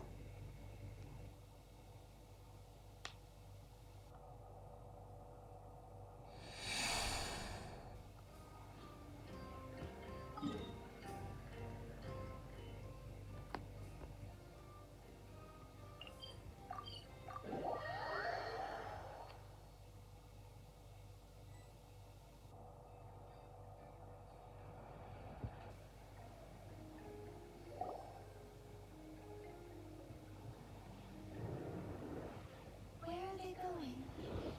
They mentioned a mage and... a name? So, Mr. Varka, Are you acquainted with this Nicole? Or should I call her Mage N? Ah, not really. We've never met, though she has come up in conversation. From what I've gathered, Alice kind of took Nicole under her wing. Taught her how to speak in a more ladylike fashion, that kind of thing. Huh. Hard to imagine Alice as an etiquette coach. Yeah, Alice is a larger-than-life personality, I'll give you that. But then again, that's why she's able to draw such an eclectic mix of people into her inner circle. If I remember correctly, being an interesting person is actually one of her main entry requirements. So, if you ever wanted to join the Hexen Circle, I'm sure you'd both be eligible to apply. Aww. Hey, I'll go around making promises on Alice's behalf. I wouldn't dare. Just trying to paint a picture of the Hexen Circle for you. Alright, Marco is the part of the Hexen Circle. Okay, sure. Anyway, since none of us have ever met Nicole, how are we supposed to find her? We can't just go up to every woman inside and ask, hey, are you Nicole? Maybe something she's wearing will give it away? Like, a wind bloom pinned to her chest or something. They're so stupid. Wait a minute. Alice never said Nicole was from Mondstadt. Oh, true. What about tea set? I recall that each mage has their own cup. That would be this young lady, then?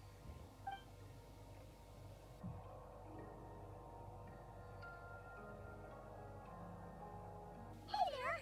Sorry to disturb you, but are you Miss Nicole? Varka, Knight of Boreas of the Knights of Favonius. Alice might have mentioned So it before. official. He's such a humble. Did we have the wrong person? Sorry. Oh, this is awkward. When I shook my head, I meant, no, Alice hasn't mentioned you before. Huh? Where is this voice coming from? My apologies.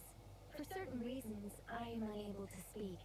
This is the only way I can communicate with you. It might take some getting used to, but I hope you can understand. Hey, it's fine. I'm more shocked by the fact that Alice never speaks about me. As for you two, we have crossed paths twice before, but it is nonetheless a pleasure to finally meet you. Doesn't he like live here or something? Thanks for all your guidance in the past. I don't fucking remember. You're quite welcome. This time, things are different. We have reached the unwritten pages of the story. You might say that we stand at the crossroads of fate. Now then, allow me to formally introduce myself. My name is... Cold and appreciate master sculpture. No, stop! Alice! Oh, I love how they're interacting with their things. I'd agonized over every single word. She always picks the worst moments to ruin other people's plans. I'm so sorry about that. Alice took the liberty of devising some bespoke self-introduction magic for each member of the Hexen Circle. Self-introduction magic. I sworn I deleted all of the triggering conditions. How did it bypass everything? Oh gosh, this is so embarrassing. This is a very different side of Nicole than what we're used to. Is she not used to face-to-face interactions? Don't worry about it. We've seen that introduction magic once already, so it wasn't too much of a shock. Please go on, Miss Nicole. We'd love to hear what you have to say, or, well, communicate. Huh? Are they talking to this lady? Will you all promise to forget that horrendously embarrassing introduction? Sorry, embarrassing. When? Yes, my name is Nicole, and I am one of a very few angels who have retained both their preferred form and their power. The Traveler and Paimon should be no strangers to this concept. There is another of our kind in Natlan. They call her the Lord of the Night. Alright! Paimon remembers her. Yes. Well, I have retained more of my power than she. because I don't have a long-term duty to fulfill. To be more specific, no. We'll be here all day if I get into the specifics. Moving on. If I'm not mistaken, you are here because you wish to learn how one might reach the moon beyond the sky. That's right. Is that something you can give us any guidance on? Yes, I do know a way. It began with the Hyperboreans. After the who war, the lived funerary after the flame. War of Funerary Flame. Blank looks. Maybe I should start with the background of the war. Or maybe not. It shouldn't be an issue. I'll fill in the gaps for you when we have more time. Anyway, after that war ended, the three moons retreated to beyond the false sky. The Hyperboreans were humans I once aided. They accepted the civilization and creations bestowed upon them by the angels. But despite accepting many blessings of the angels, many among them still held on to their faith in the moons. They were reluctant to accept the new order. Even after the War of Funerary Flame, they sought to contact the moon goddesses beyond the sky and receive their guidance. But all three had passed away by that point.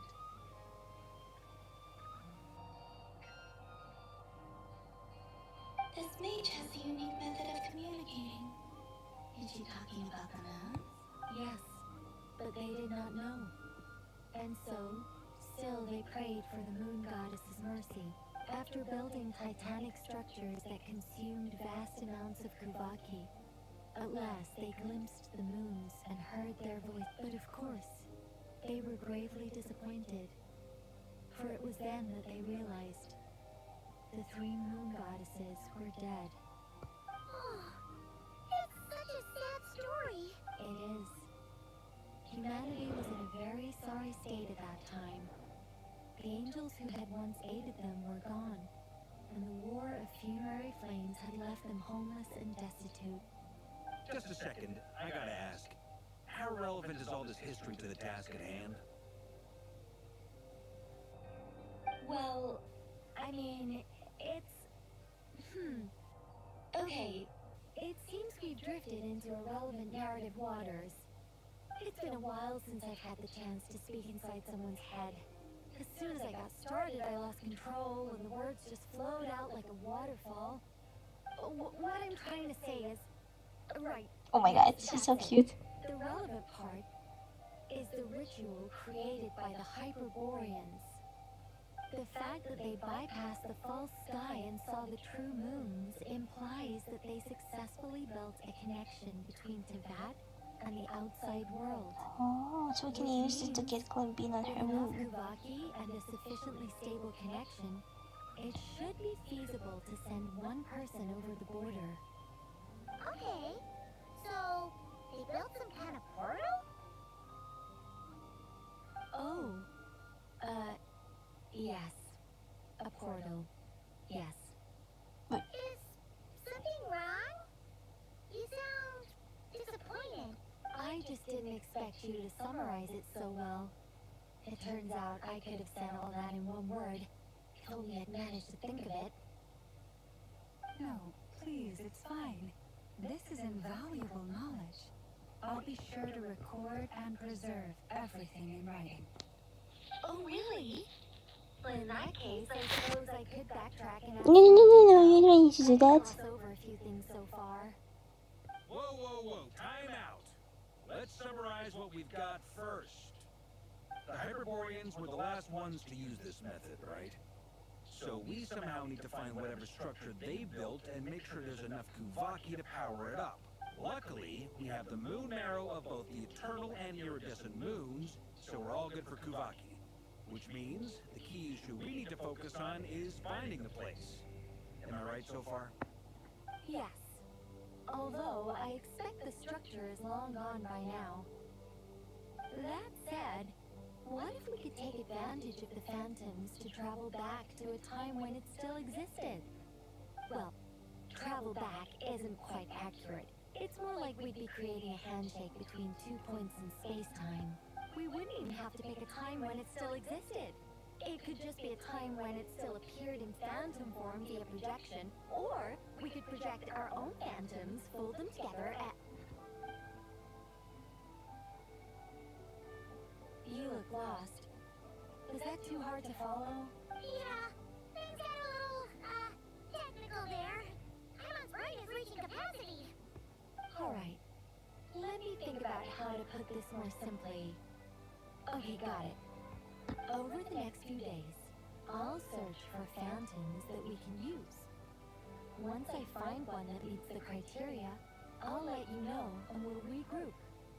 By completing certain rituals, specific individuals will be able to enter the phantom and make it to the Hyperborean structure. If everything checks out, and it looks feasible, we'll just need to wait for Moon Prayer Night, and we can send the Moon Goddess back home. I'm really skimping on the detail here. Is this making any sense at all? I think so. For now, we'll just wait to hear from you.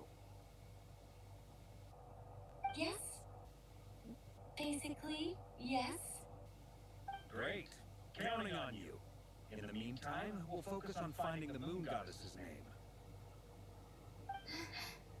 My name? Are they looking for a way to stop me from disappearing? Excuse me, Miss... Go on, Miss Nicole.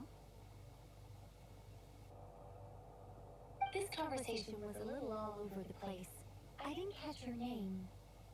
I am Lauma, of the Frost Moon Scions. Ah, I did wonder.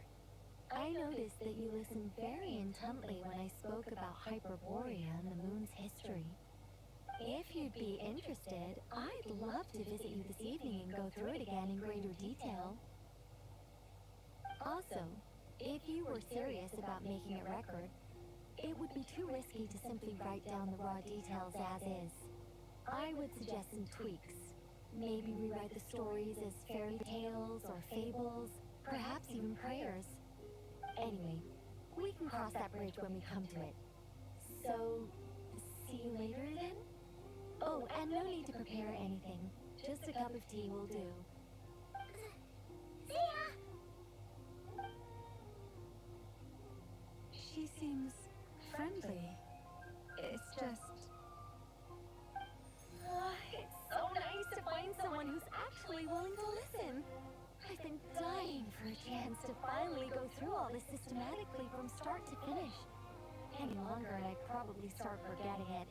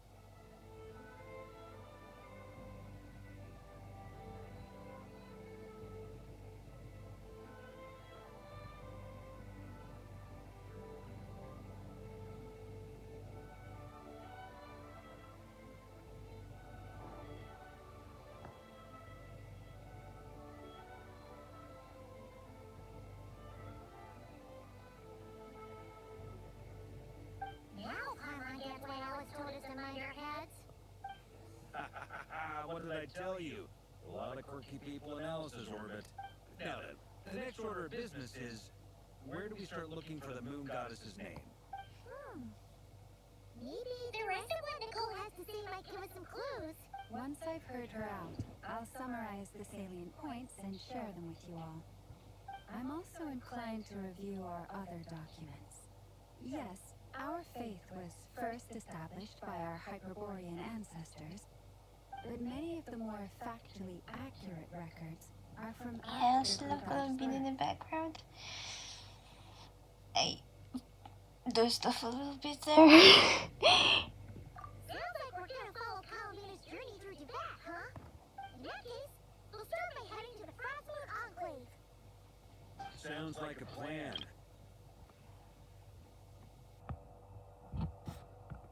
It'll probably just be Arlecchino and Sandroni again. They're the only ones who would want to help. Thank you, Mr. Varka. Don't mention it. Honestly, I'm more comfortable dealing with the Fatui than prying into the details of a young lady's childhood. She's standing there and kicking her feet on the ground. Just in case there's some way that I can help.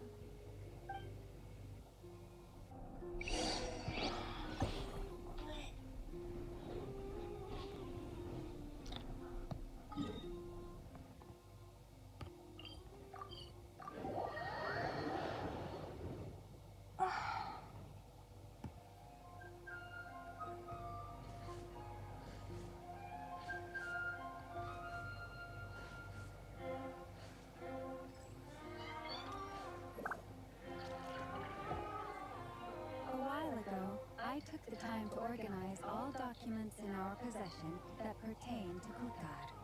What you see here is the material I consider reliable. You're saying there's unreliable material too? Yes. Most of the information we have was transmitted through an Oral oral tradition. tradition.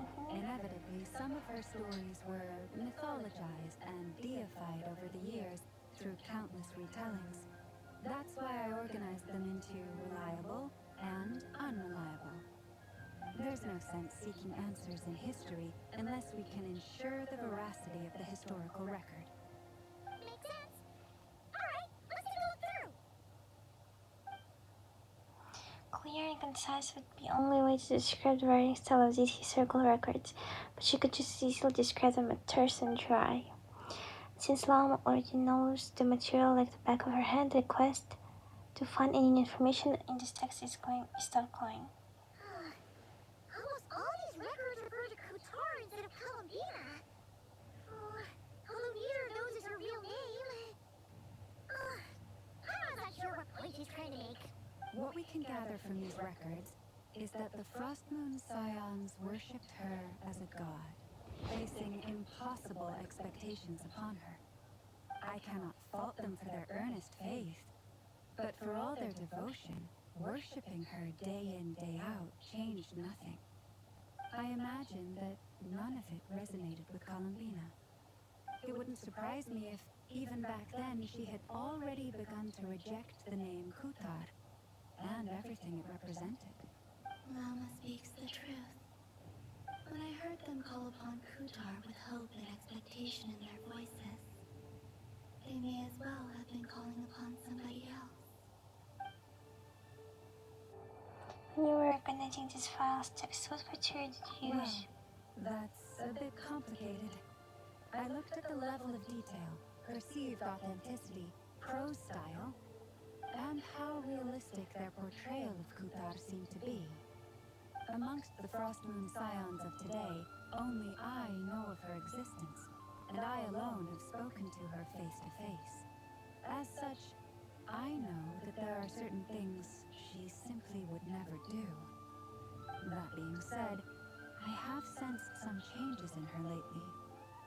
Changes? Me? Seems like this is getting us nowhere.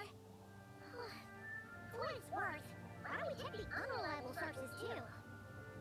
Sure. Give me a moment.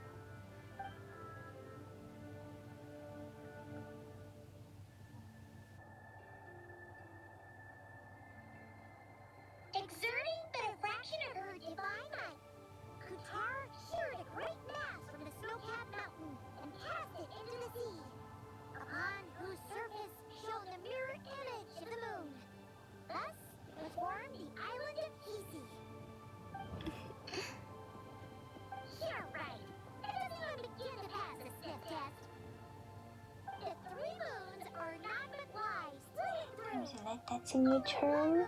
That's her name. The carpenters are calling her with. Subjectivity is showing you this one.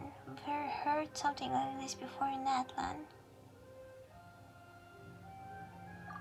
The vast majority of ancient texts are filled with fanciful tales like these.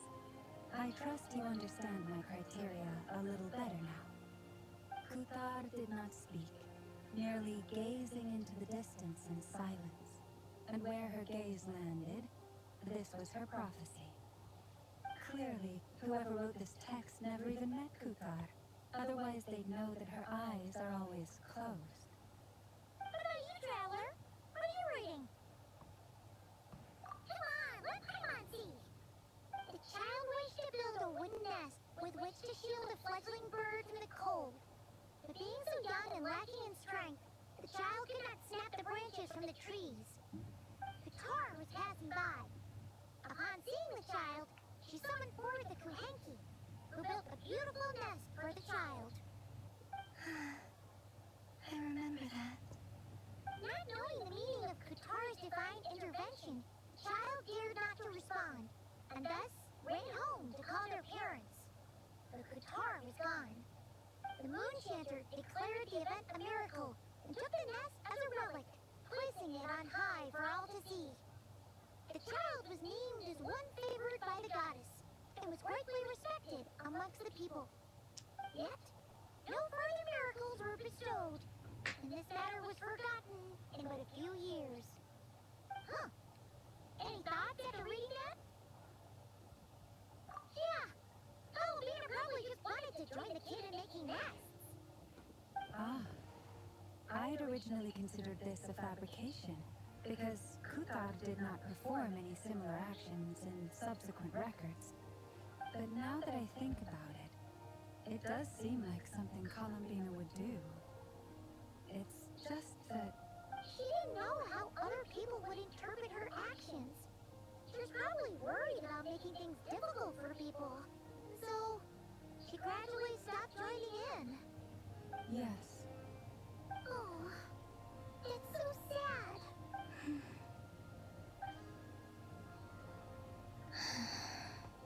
And now, I can make no such gestures of warmth, even if I want to.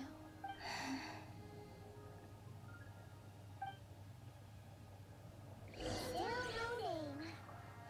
That's a bit of a shame. But we did learn some interesting stories. It's gotta count for something. Marcus said he was gonna set up a meeting with Arlecchino and Centrone, right?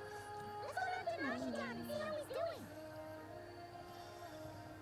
My tummy made a noise.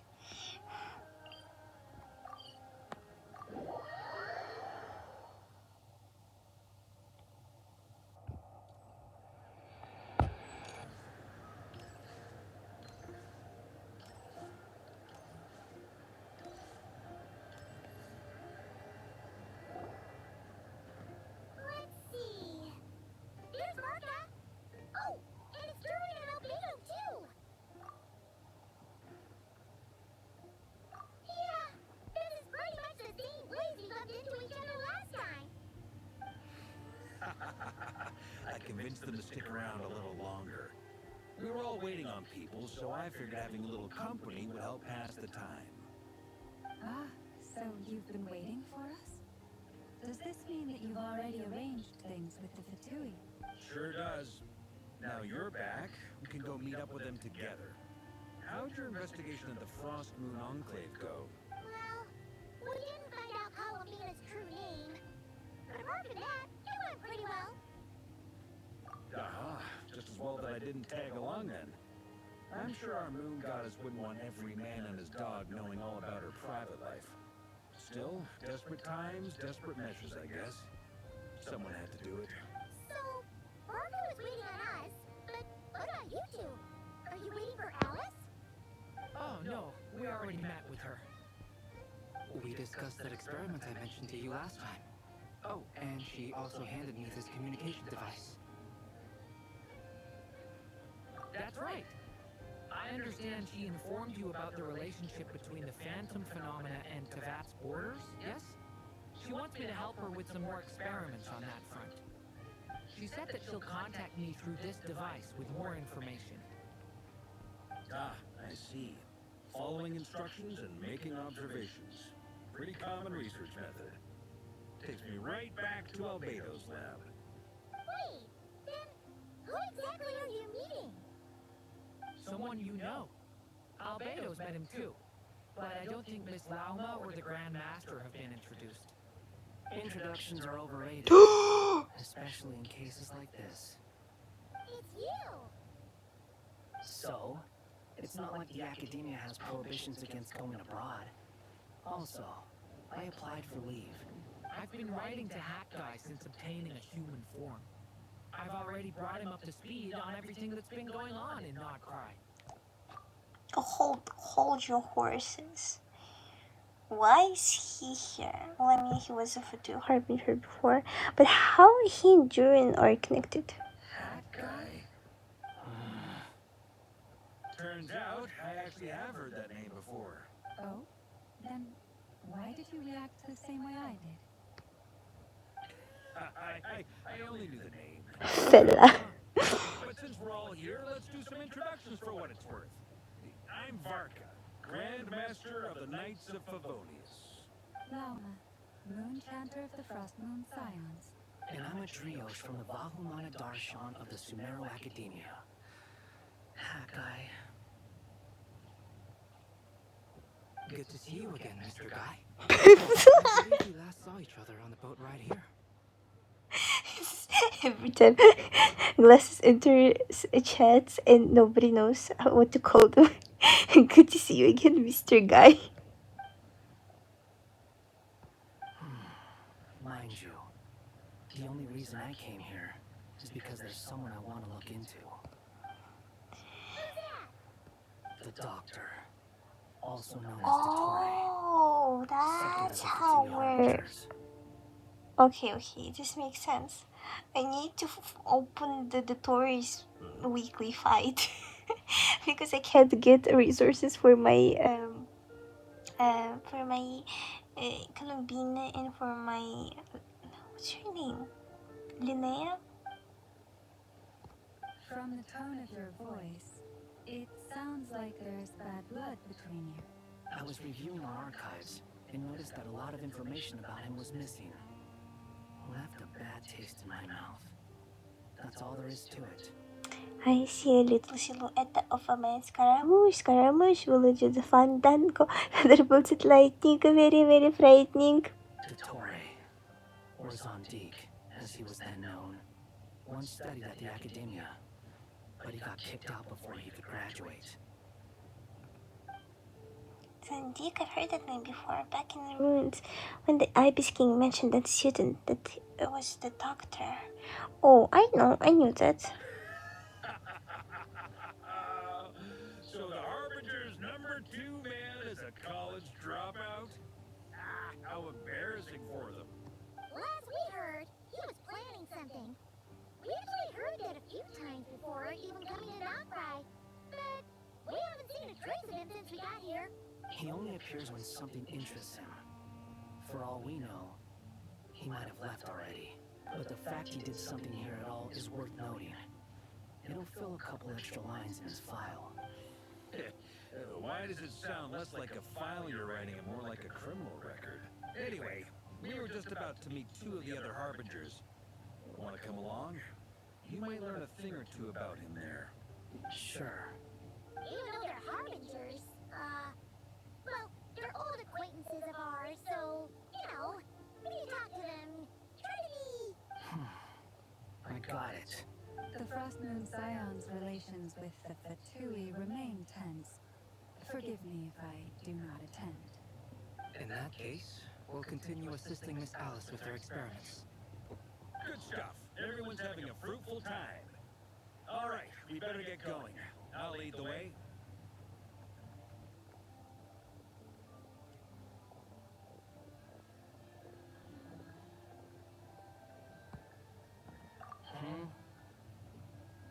Well, yeah, that's obviously part of it.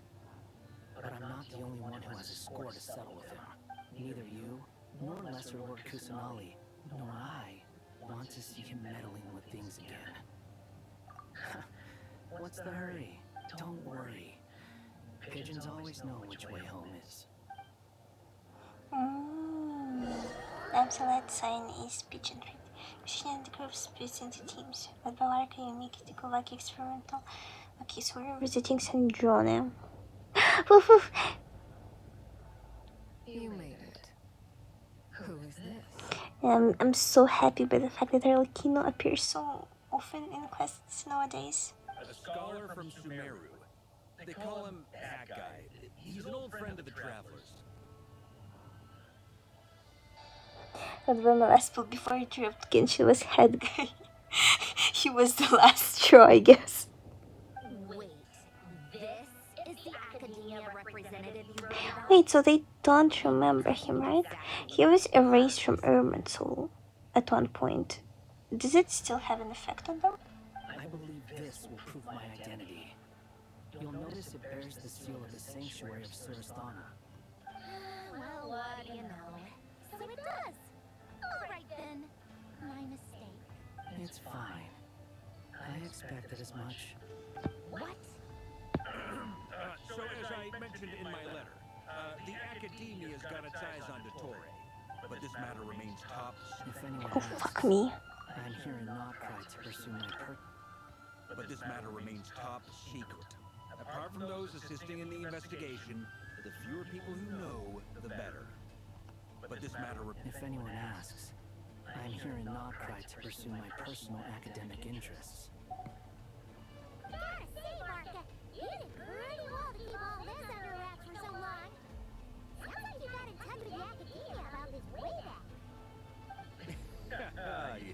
you flatter me. Where do I even start? Remember that time we fought Revere at Star Sand Shoal? He sure let me have it then, didn't he? I'll bet Dottore had that all sketched out, with me as his convenient little pawn. He could not care less about us if he tried, but hey! The feeling's mutual. Does Dottore really strike you as the sort who values his relationships with his colleagues? Fair point. Definitely not. Which is why I always keep my guard up whenever he starts making suspicious moves. To that extent, our motivations align. On top of which, I consider you trustworthy people. Now, back on topic. In the wake of the Reikir of Solnari episode, Sandrone and I grew suspicious about Dottore's complete inaction during the entire affair. So we tried to find out what he'd been up to, but unfortunately to no avail. He never lets anyone in on his plans. The more he cares about something, the more secretive he gets. Indeed. Perhaps he believes that by keeping a low profile, he can avoid trouble. But that trick isn't going to work on his colleagues. Helga was actually one I anticipated since the start of Genshin. It was a horrible artifact system and trying to build him. That was the last straw. Oh, I see.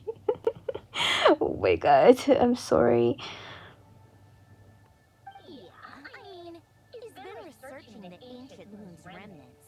And he's been trying to get his paws on the moon arrows. Only an idiot would believe he doesn't have something more planned.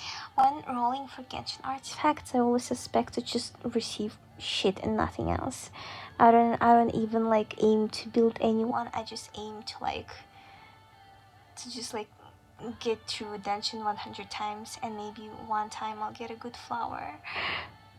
With this in mind, I returned to Snezhnaya and relayed my thoughts to Her Majesty the Tsaritsa, entreating her to have him recalled. That's pretty direct. Did the Tsaritsa agree? Yes, I made it abundantly clear that the Fatui's business in nodkrai is almost concluded, and we do not need 3 harbingers in this territory. Her Majesty concurred. Accordingly, Dottore has returned at her orders. I imagine he is continuing with experiments, which no one besides he would ever have any interest in. Common sense might mean nothing to him, but he's not stupid. He knows that no good can come from opposing opposing the Tsaritsa. Smarts alone won't get him all the way. He needs the Rooster's resources and Regrator's Mora, both of which the Tsaritsa can strip from him by waggling a finger.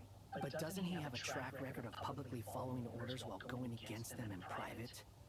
He probably has it down to a fine art by now. Wouldn't put it past him. We worked together on a research project once. Only briefly, but it was enough to show me that we're fundamentally different people. He has no interest in doing things methodically, stage by stage.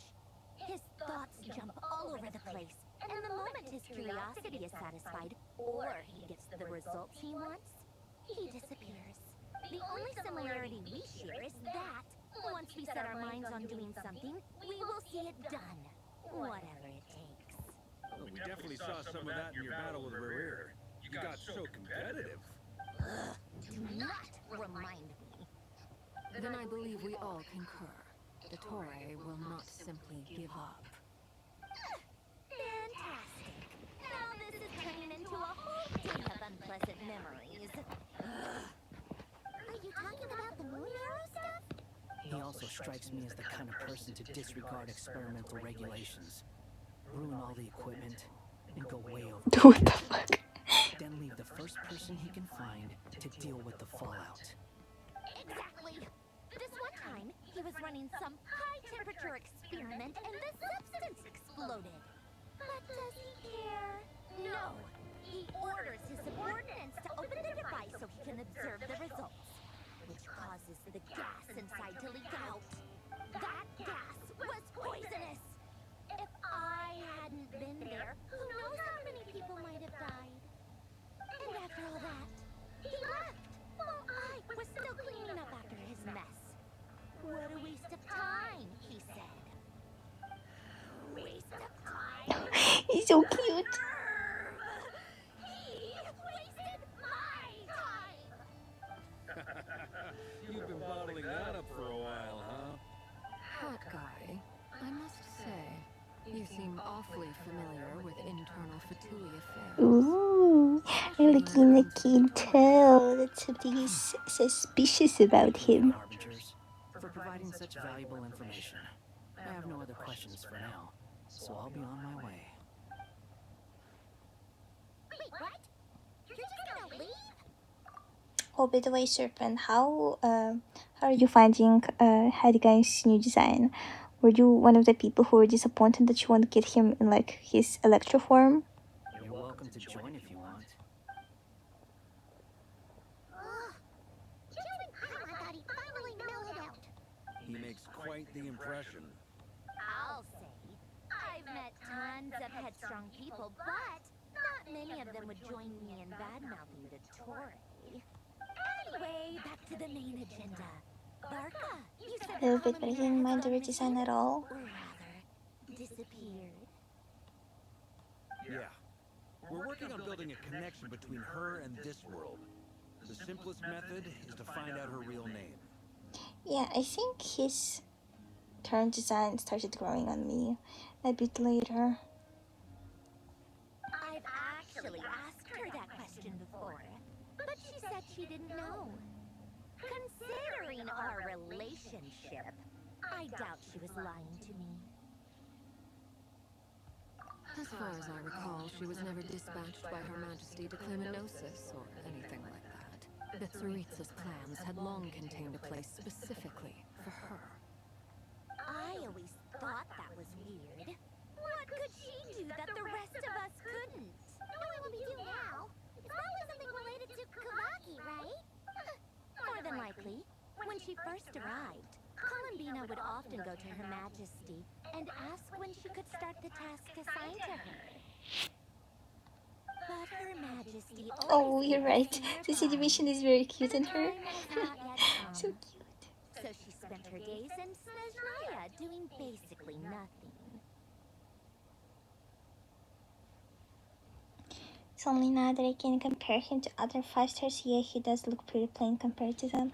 You mean his current design or his previous design? The Tsaritsa has summoned a beautiful blind maiden to be a harbinger, giving her the third seat by virtue only of her enchanting voice. It was a dumb and stupid rumor, but the reality of the situation made it hard to refute.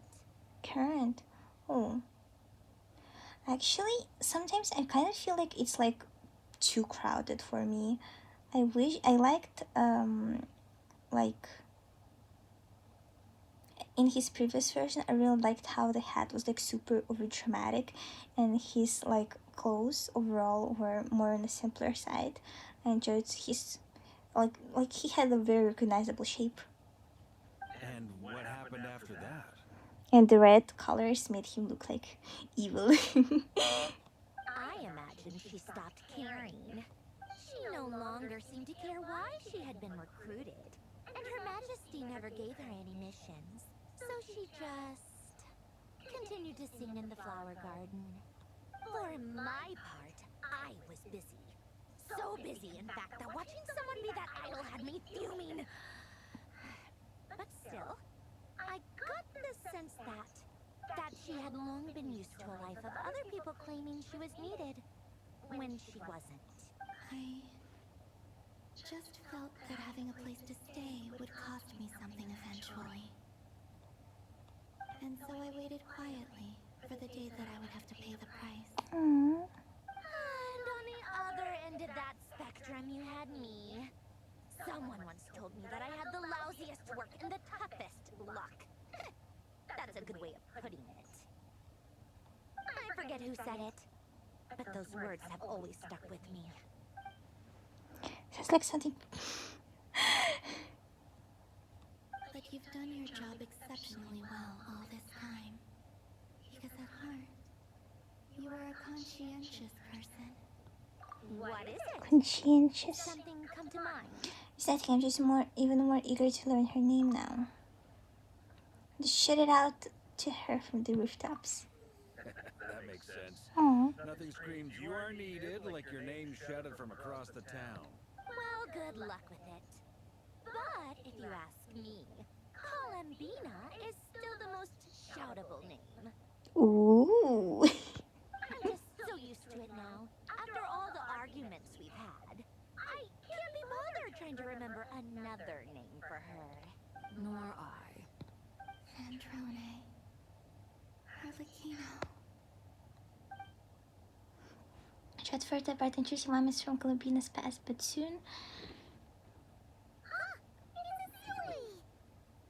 Does that mean Nicole has news for us? Ladies, I thank you for your hospitality. Ladies, If the chance ever ladies, comes up, ladies. I'll definitely owe you both a drink sometime. I'm sure it will. You can make your own way out. Heck, you've been here enough times, you probably know your way around better than I do. Okay, time to do what adventurers do best. Follow that silly!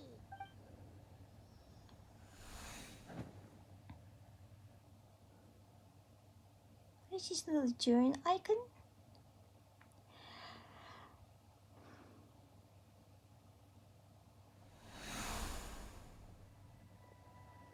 Here you are.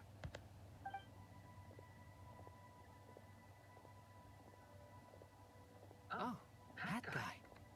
Oh, are you guys like? Wait, I don't remember who knows who. How come you're back so soon?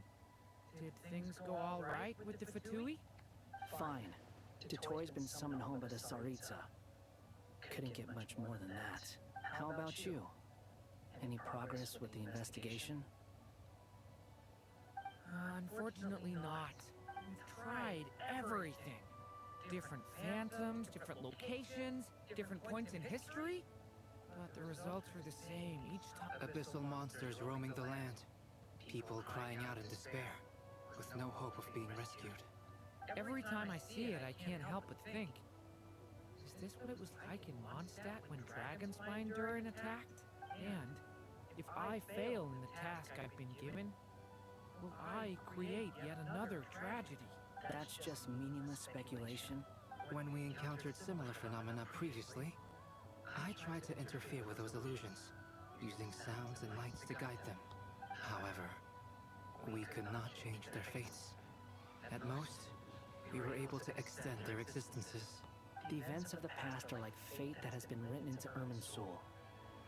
There isn't a living thing in Tevat that can escape its past. But Miss Alice instructed us to try to find ways to change the outcome that these phantoms face. It's an impossible task. Can't you just refuse? Since she asked us to do this, I feel like it can't truly be impossible. Or if it is, well, mages can make the impossible possible. I could not have been born as Durin otherwise. But you also said that your past 39 attempts were fruitless. That's true. But you are still going. Yes. After this many futile attempts, surely you realize that you're not doing this because you still believe what some mage told you. It's because you want her hypothesis to come true. It's something you wish for deep inside. So, think for yourself about what you want to do. As long as you don't believe it's futile, it isn't. Yeah. Previous experience indicates that we cannot touch the phantoms, which limits the effectiveness of our interventions. If we want to clear this hurdle, we need to break this rule somehow. I want them to redo Albedo's model so bad, man. Same thought here. Following the same rules means repeating the same failures. Reducing ourselves to mere playthings of fate. So you mean we need to figure out a way to make contact with them despite knowing that we can't? Yes, and I suspect that's something only you are capable of. Everything in Tevat is logged in Irminsul, but the withering that once occurred in Sumeru was a sign that the Great World Tree was being corrupted. This corruption allowed things that should not have existed in Tevat to appear. This is tantamount to rewriting reality to an extent. You're saying abyssal power might be able to affect those phantoms? No one's ever tried it before. If you're gonna try it, it'll take courage. And you have to be confident that you can control it. Is anyone there? Has anyone seen my daughter? She's missing. I have to find her. I hear someone inside. Spargana? Are you in there? If I can use my abyssal powers to warn him that there is danger here, maybe it'll change his decision. Maybe he'll stay away. Yes. The important thing is not the nature of the power, but rather how you use it. To intimidate and obstruct. Sounds about right for the Abyss. Well, let me try. I should be able to influence that thing.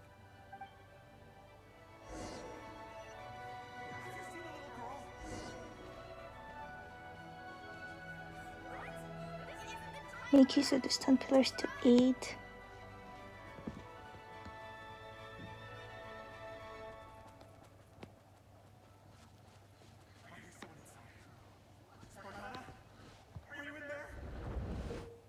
During can use the power of the abyss to affect the world in which the phantom is located. For example, using it on a stone pillar will create a barrier with the intimidate and obstruct attribute, which in turn will affect the choices and action of the human phantom.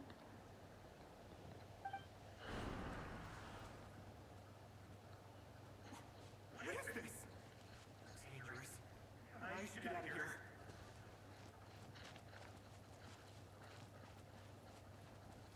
Oh, I kind of like Darren's design. He really left. Ha! We did it! Don't celebrate too soon. Follow him. See what he does next.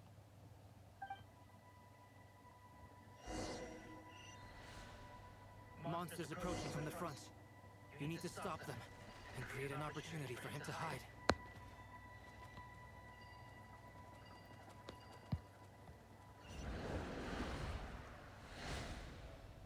No.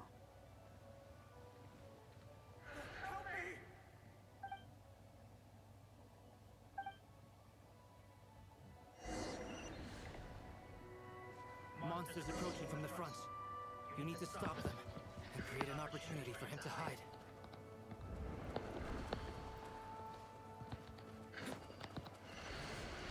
Come on.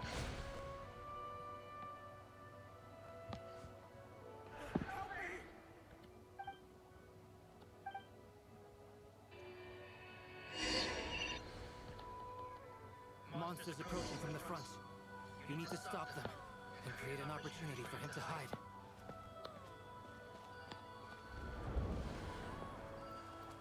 No!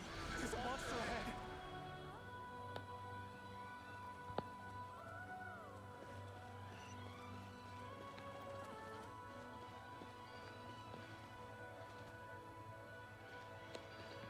Wait. The bear I saw earlier? Why is it appearing now? It's as if someone's controlling it.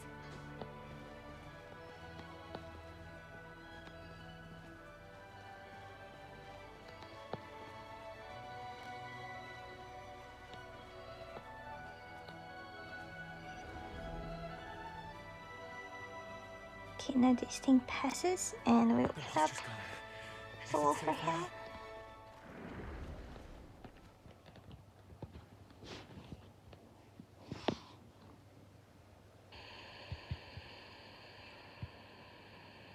The barrier's gone too.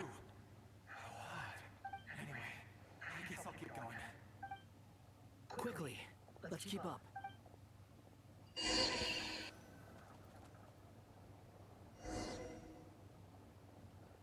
Wait, was someone else here? Don't go any further. We've got anti-monster traps laid out everywhere. But my daughter must just be up ahead. I have to go. This way's blocked.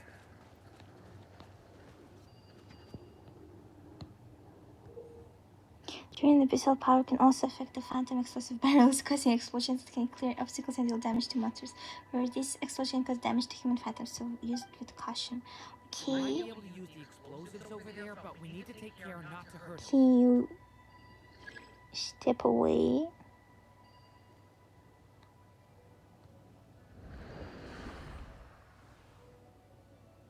I'll use the barrier to keep him at a safe distance.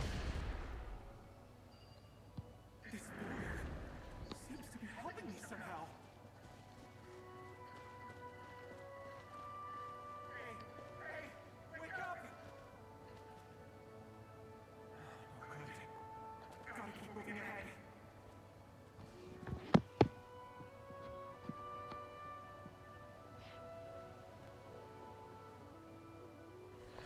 Oh, Eddie! Monsters! So many There's still a chance. barrels. Use the traps. Use the conveniently placed barrels.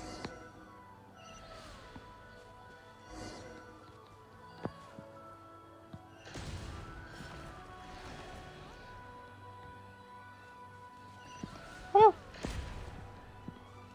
No. Help me!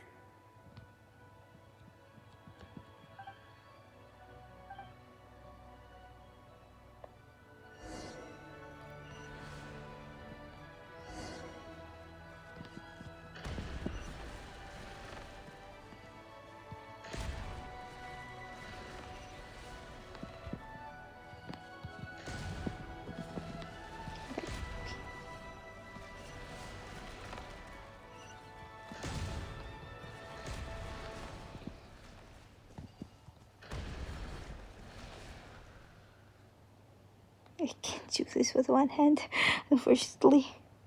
This is a new development. I've never seen this happen before. We might just be able to save this person.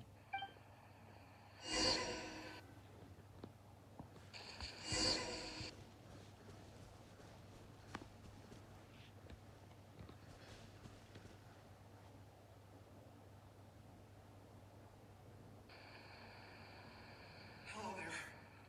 Have you seen my daughter? Spargana's her name. She's carrying a large backpack. Get out while you still can, you fool. You won't find any survivors here.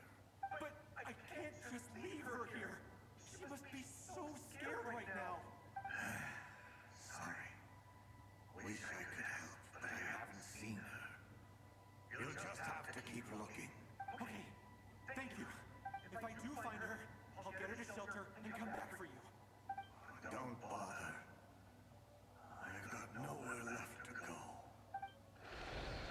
What's that noise? No, if he goes inside, he'll be walking into a trap. Let's try this once more. This time, we have to stop him.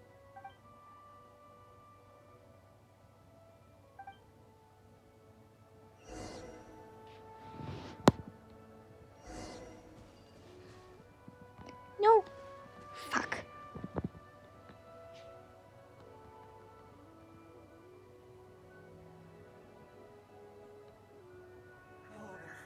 Oh, come on. Don't make me bridge all of this again. I can't. Okay, if I do find her, I'll get her to shelter. Don't bother. What's that noise? No,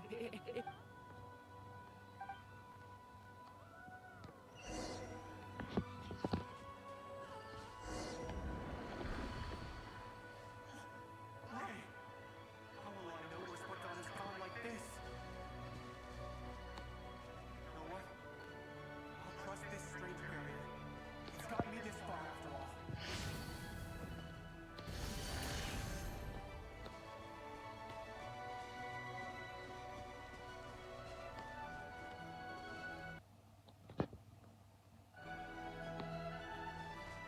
Spartana, are you there?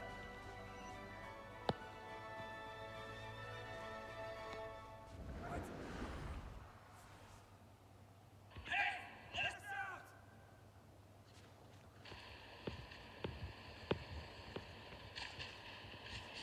You're not allowed to go anywhere.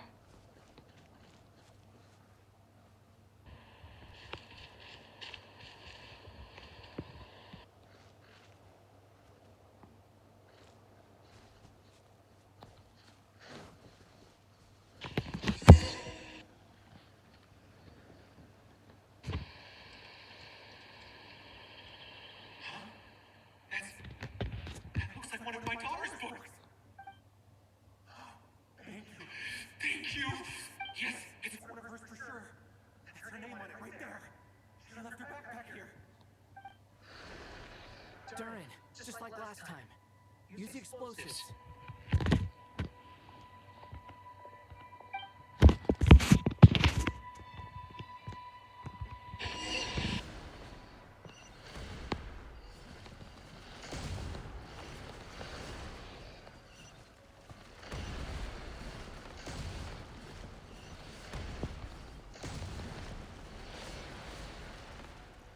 Bruh. Did I do it? it won't work. There's not enough left. If he makes it in, he'll die. But then, this clue could be the key to him finding his daughter. It might not be the only one. Better he misses that clue than loses his life. I guess so.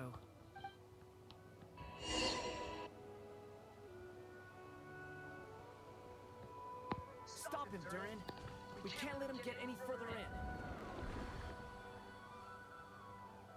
It's my daughter's book. She's passed this way. Why? Why won't you let me go in? I've searched and searched and searched just for this. But how will I find her without any clues? I no longer have anywhere else to go.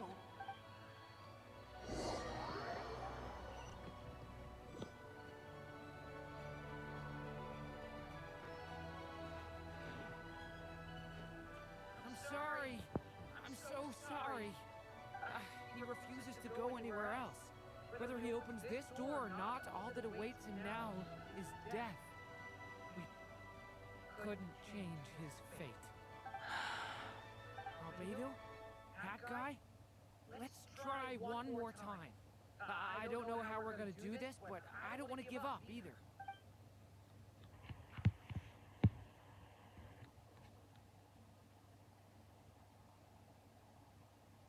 Why am I here? What's going on? All these scenes running through my head. Where are they from? Huh? What's going on? His reactions have changed. How many times have I... What's happening to me? Huh? Wait. Who are you? You can see us now? I feel like I always could, but that I only just realized you were there. I'm sorry, I don't know how to describe what I'm feeling. But you were the ones guiding me using that marked barrier, right? I haven't done anything yet, but those monsters, those deaths, they feel like memories. Like things I really did experience. I won't fight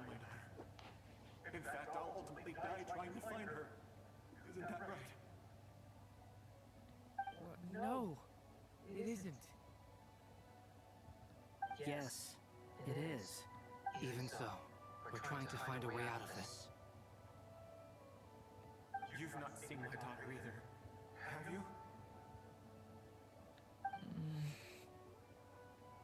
It seems she really isn't here.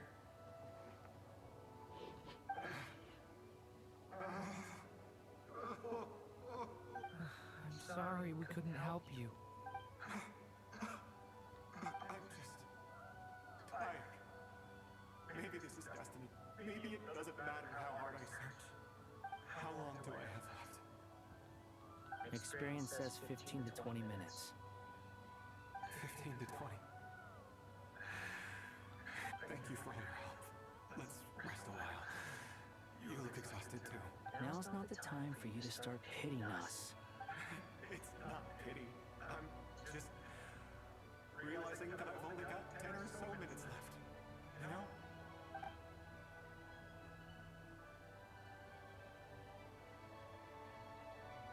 You say you're from Mondstadt, yes? Place with windmills, where people enjoy limitless freedom? And you're from Sumeru, where they've built an academy into a giant tree? Yes. It seems you've never heard of either place. Those names are unknown to me, I'm afraid. Yes. Have you heard of Hyperborea? I have, but I heard that it was destroyed in the distant past. I see. That was where my ancestors once lived. Built Delphi Pytho. Was it later rebuilt? I've never heard that name. Then what about Salvindaknir? I have seen that name on stone tablets on Dragonspine. But I'm afraid the only things left of that place are its ruins. I see. Sure enough, there was no way to turn this around, huh? I'm sorry. I was the one who asked to chat, but it seems like we're too many ages apart. There's barely any common ground to start from. It's all right. We did hear something new, at least. From how you speak of your lives, things must be going all right for you, I guess. They are. Mondstadt is a place of freedom and happiness. There's a lot of good people in the church and the Knights of Favonius, and even outsiders find that it's an easy place to feel at home. We have festivals a few times a year. Everyone gets together to drink, sing, and be merry. Sumeru's a lot more uptight. Not really the kind of place where you can relax. It's a nation fraught with problems wherever you look.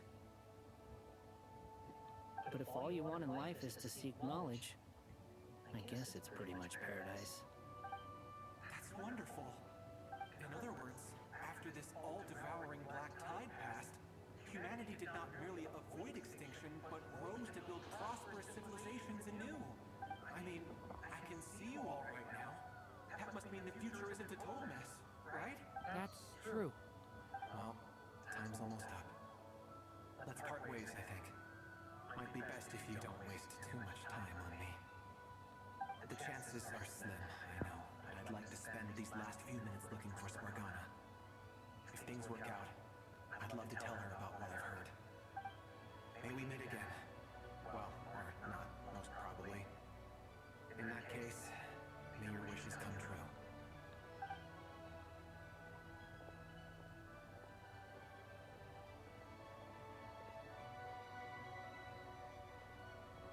He's gone.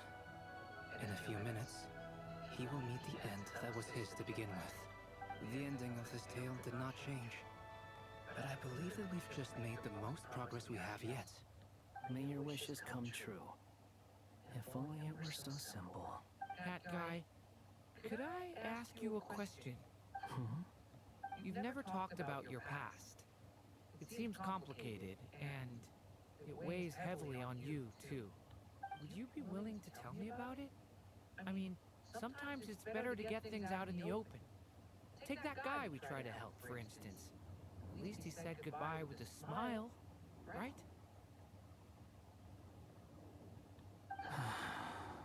I know about Albedo's past. Our experiences are very similar, and he created me. Wait, I said that you were his brother. Does that make you his son then? As for you, you're my first Oh, friend. your first friend is You've head witnessed guy. every I'm step sorry, I take. Duran. But by comparison, I know nothing about you. Either way, I mean, we're still best friends. Aww. But if I knew more about you, I might understand your thoughts a bit better. I've told you about myself. I'm a student at the academia. I mean, if his first best friend is head guy, then the bar is solo. That any person that he meets after him is gonna be thinking that that's the most amazing person ever. So I guess that's the nice thing. And what did you do before that? Prepared for the entrance exam? All right. If you really don't want to talk about it, I won't press you any further. I was a puppet built from the branches of a white tree, using technology left behind by the Simulanka? schools What? of mechanical engineering. I think I was a puppet, probably Simulanka, built from the tree branches of a white tree, using technology left behind by Canyon School's mechanical engineering. A white tree? You mean an Irminsul tree? Thanks, head guy, for setting the bar into hell. Yes, a branch of Irminsul that was once connected to the main tree. I really want Duran to get some good friends. So you had a human creator too? Yeah, but my creator abandoned me after deciding that I was a failure. After that, Lots of trauma, betrayed by the whole world. Just the usual stuff. And I forgot how much I loved his first design. Suppressing the urge to destroy, trying to do the right thing. None of these things are easy. But no matter how hard they are, trying to rewrite past wrongs is far harder. You asked me if you would create a new tragedy if you failed. I told you there was no point speculating about that. But the real answer is, yes, you absolutely will. That guy. But at least you've got people here to help steer you away from the wrong path. So, just keep aiming towards the light. I will. I promise. All right, break time's over.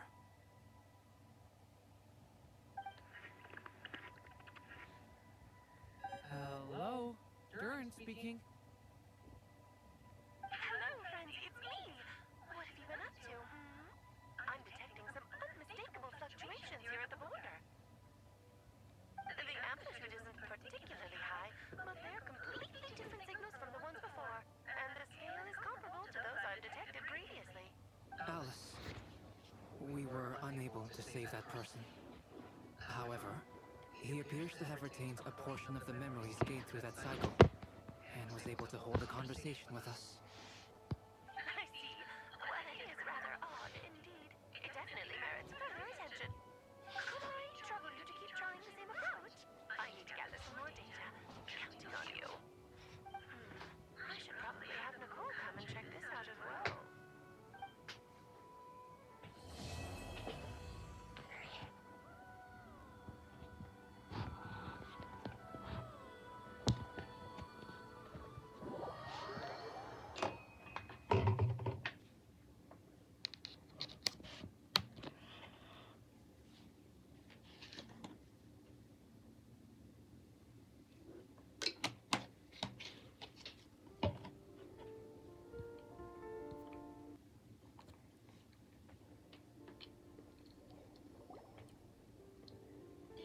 There you are. I was worried you might stop to collect treasure chests opened by the Sealy along the way. It would have taken you so much longer to get here. Another conversation I cannot. Also, she cannot hear her. I am delighted to see that you understand what takes priority, and that your adventurer's instinct has not swayed your resolve. Really, I must applaud you for it. You should know. Okay, I'll try and keep it short. My senses are telling me that this is where we shall find the entrance to the ruins. Oh, cool! patience. This was a sanctuary of great importance to the Hyperboreans. A special process is required to open the gate. Oh, like the place that housed the Eternal Moon's Marrow? Seems like the ancients were very fond of making tricky gate puzzles. Okay, so what's the plan? Need us to do anything? And just a short version, if you can. Ah, alright then. I was planning to start with some background on the invention of these techniques. Are you sure you don't want to hear it? It's quite informative. Remember what you were saying about priorities? Fine. Simply put, we need 3 human representatives to successfully undergo a process of Kuvaki resonance. Think of it as a test from the 3 moon goddesses to see if the entrants are qualified, with the most recognizable qualification being Kuvaki. Pretty sure Lauma would ace that test. Oh, wait. We need 3 people. I also have no doubt that the moon chanter would be qualified. But we would need 2 other people with the same constitution. Therefore, the most feasible method is not so much to follow the rules, but to figure out how the test functions and find a workaround. I've done some research, and it turns out the mechanism is rather crude. We'll simply need humans to stand before it, who have sufficient Kuvaki energy within them. I'm with you so far. How do we get the Kuvaki in there? The easiest way would be transfusion. Take some Kuvaki from nodkrai's soil, put it into the bloodstream, and get it circulating. That sounds kind of violent. So we're going to cheat on the test? This Traveler has like a shit ton of Quacky in their body, now that they have like 3 moon marrows. But this is the simplest one. Cheating the system is much easier than trying to hide from it. Huh? Ah! Sorry? Does the idea of cheating upset you, Miss Lauma?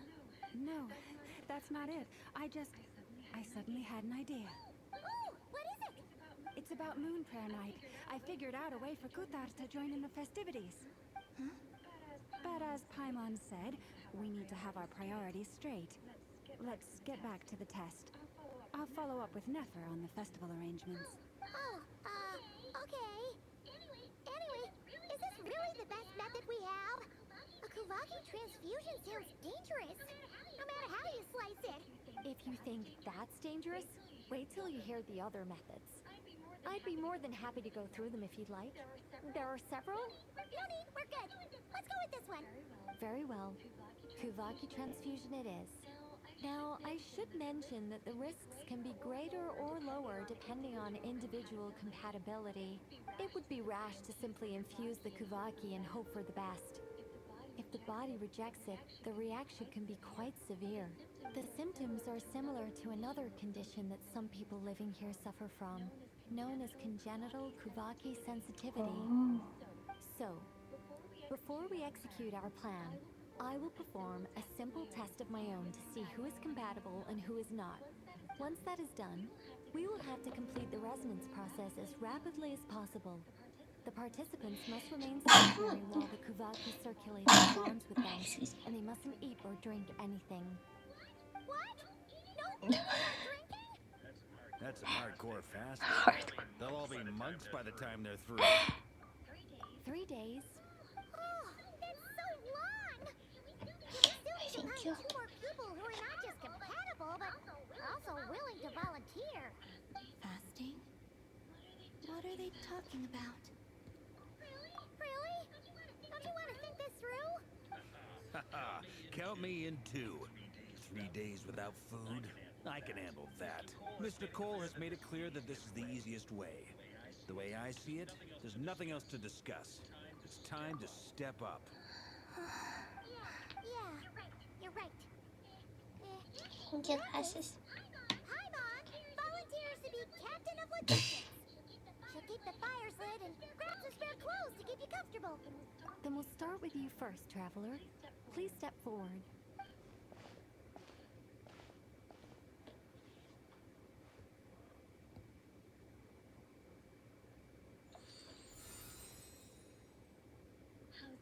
How's it going?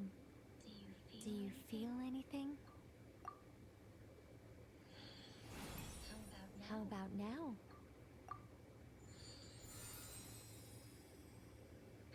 And now?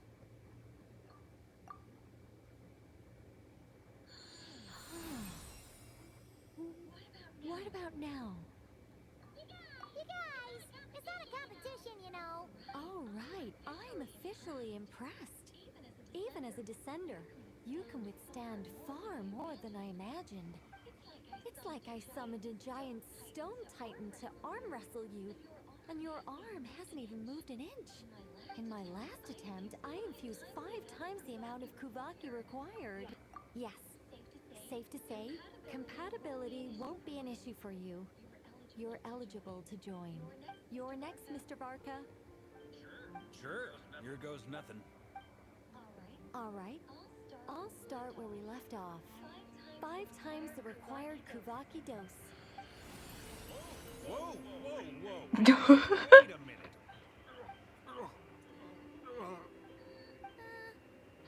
How's it going? No, not great. I kind of want to puke. Feels like I've been drinking too much. A few bottles of wine and a big stein of Dark Horse. Some hard liquor from Liyue mixed in. Oh my god. Nicole filled him up alright. Look at her face. She was looking forward to that. You think this is funny? I just lost to a young lady in an arm wrestling contest. I'm never gonna live that down. My apologies. I'll lower the concentration and try again.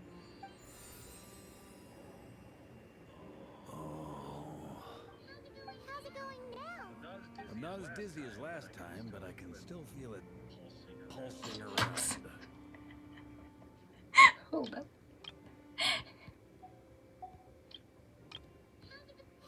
I'm not as dizzy as last time, but I can still feel it pulsing around.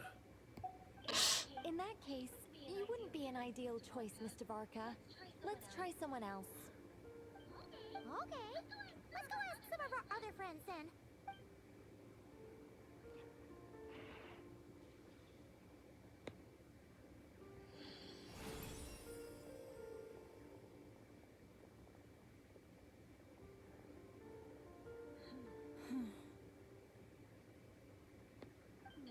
No surprises here, Miss Moonchanter. You're perfectly compatible. You may join.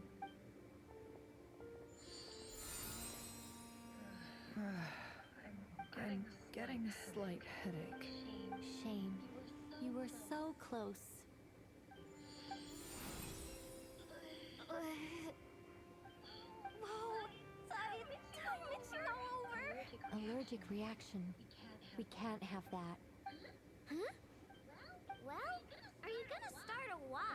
The Hexenzirkel is an organization that cares for and protects children. We will not have them do dangerous things. Not even tests.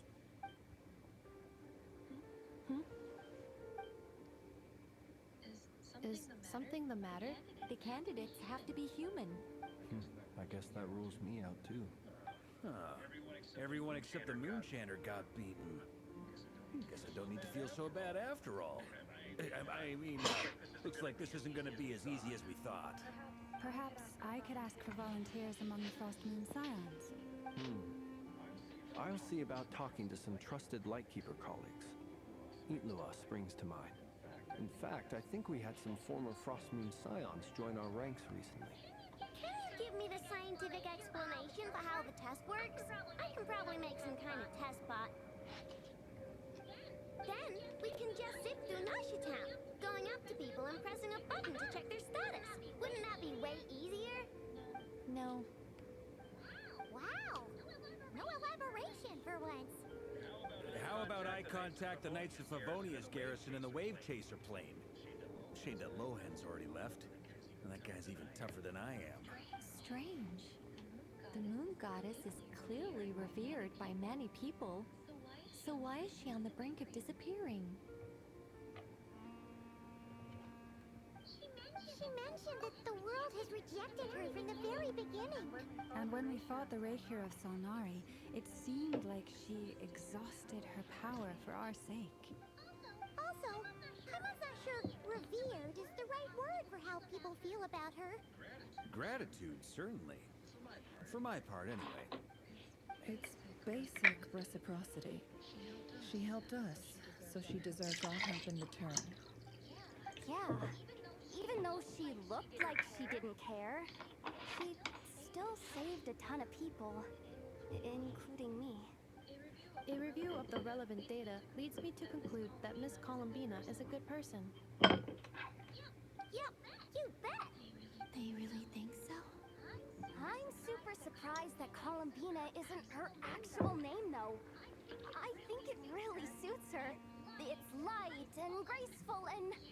yeah, just a really pretty name. I know, right?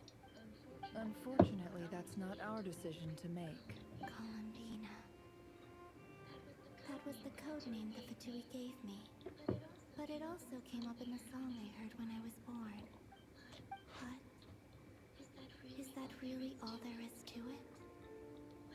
What do I truly think of my own name? Is there anyone left who will still call me by that name? She told me to pick whichever name took my fancy. Why did I pick Columbina? Because I felt that she never wanted to become Kutar and be worshipped as a god. Moonprayer Night is getting closer by the day. We're running out of time. We need to look for other candidates. Then allow me Huh? What are you doing here? You contacted your friends via the Adventurers Guild. Sandrone has been keeping an eye out for something like that, so she informed me. Since I have the ability to accommodate a moon arrow, that's right. I should prove to be a suitable candidate. Arlecchino. When can we begin? I see. We can begin right away.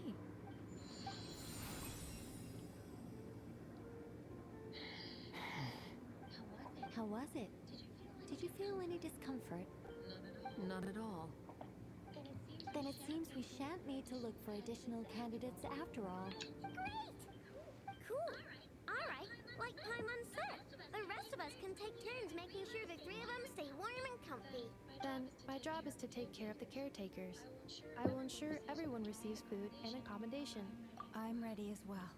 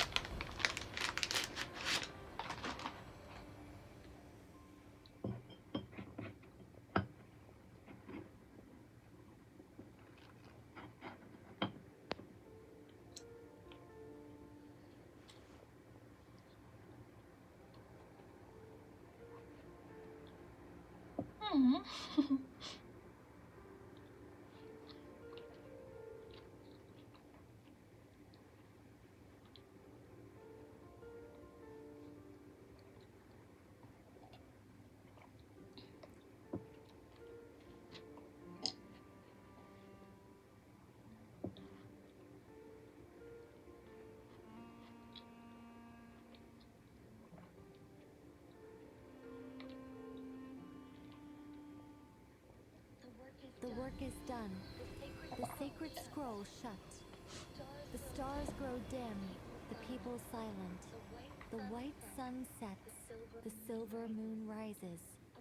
O path to the temple, appear now before So are we us. trying to like get into Hyperborea or something?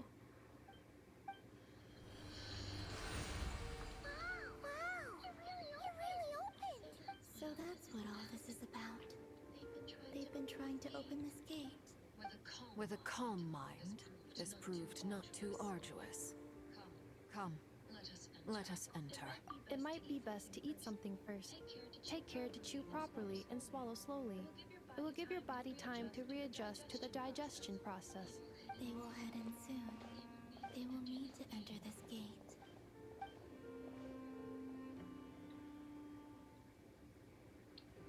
Huh? I cannot pass through. Is it because I have no physical body?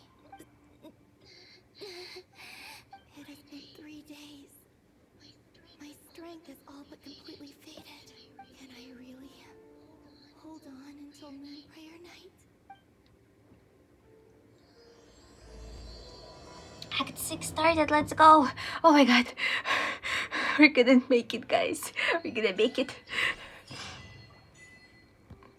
Can you roll?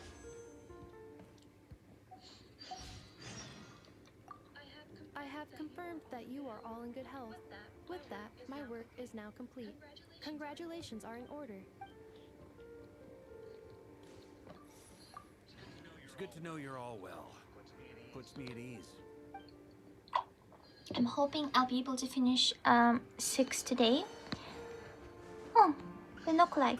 And then finish 7 and 8 tomorrow, and the day after that 9 and 10. 10 is the prelude, right? Let's see. I wanna be done with the nodkrai.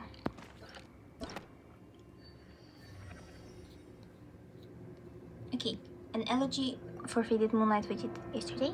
Nocturne of the Far North we did today. I wanna do the Melting Moonlight in the Morning Mist right now, and then tomorrow hopefully we'll get to the moon. Yeah, something like this.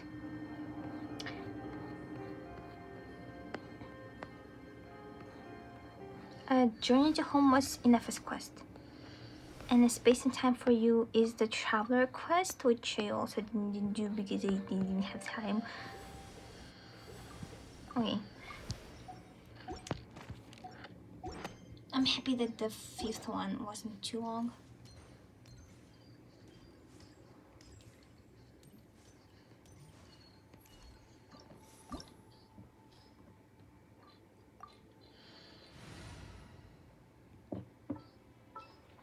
I need to bring Pyro with me.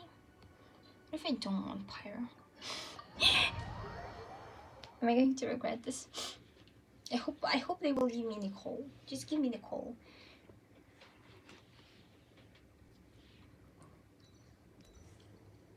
Look, Columbina, you passed through the portal.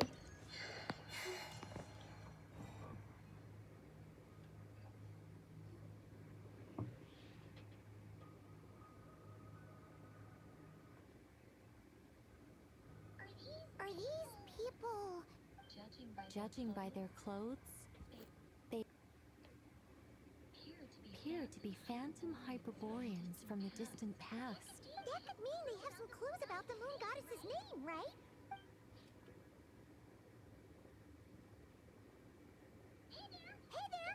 Could you tell us what the moon goddess's name is? Sorry. That's probably a weird question, huh? How do we explain this? The moons are long gone, and their goddesses are dead. Their names no longer mean anything. When a new moon goddess is born, we will surely know her name. We have used every last resource at our disposal. All that remains is to wait, patiently and quietly.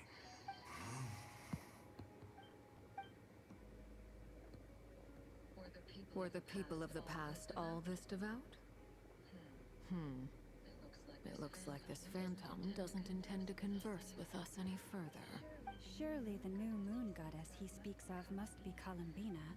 Alas, Kutar's birth came long after the age in which he lived. But, maybe if we find a phantom from a more recent age, they might know Columbina's real name. True. Keep an eye out. We should be able to tell which era they're from by the clothes they wear. Yeah, you've been pretty talkative this whole time. What changed? Oh, nothing. I'm fine. You all make good points. When the Hyperboreans speak of moon goddesses, they mean the 3 from truly ancient times. I can't imagine they would know anything about our current moon goddess. There once was a time when the moon goddesses blessed them greatly and protected them from harm. So, when the war between the gods and dragons plunged the world into chaos, it seems they looked once more to the moons for help, praying for a new goddess to be born. Yeah, that checks Let's continue on. Who knows what else we may discover. I love that we get more Lakino in these quests.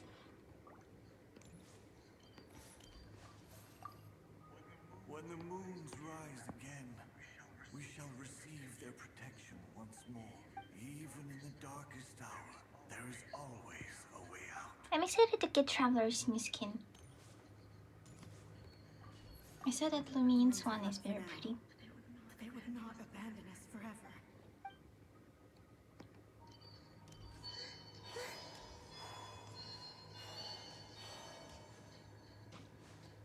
And I enjoy playing as columbina so much. Not a problem. Try this.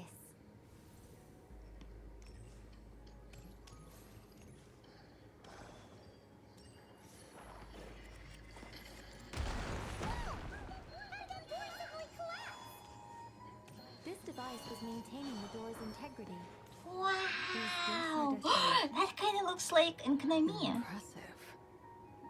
More precisely, this is a device that will help us reach our destination. Let's go. We still have a long distance to cover.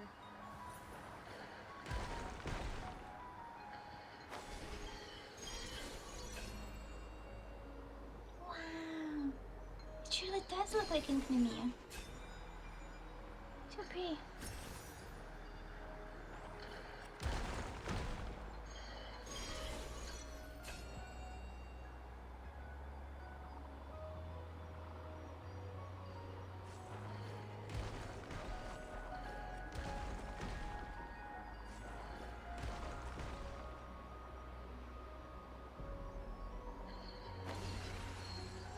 I think out of all Genshin and Konami probably was my most favorite region.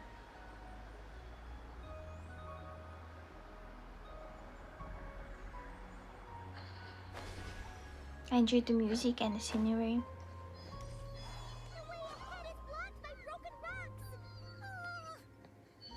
Let's try that device again. Remember the door from earlier?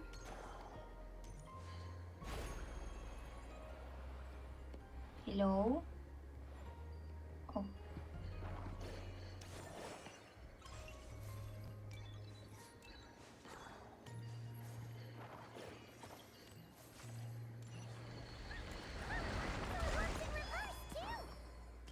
Wow. Okay, have good dinner. I'll still be here. We're here for a long time.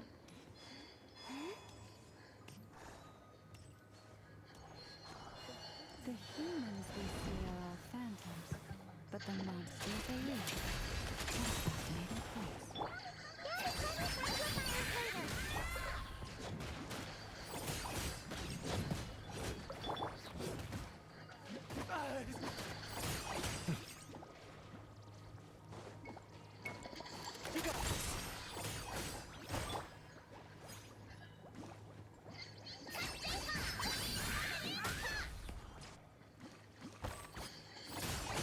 Shadow of darkness!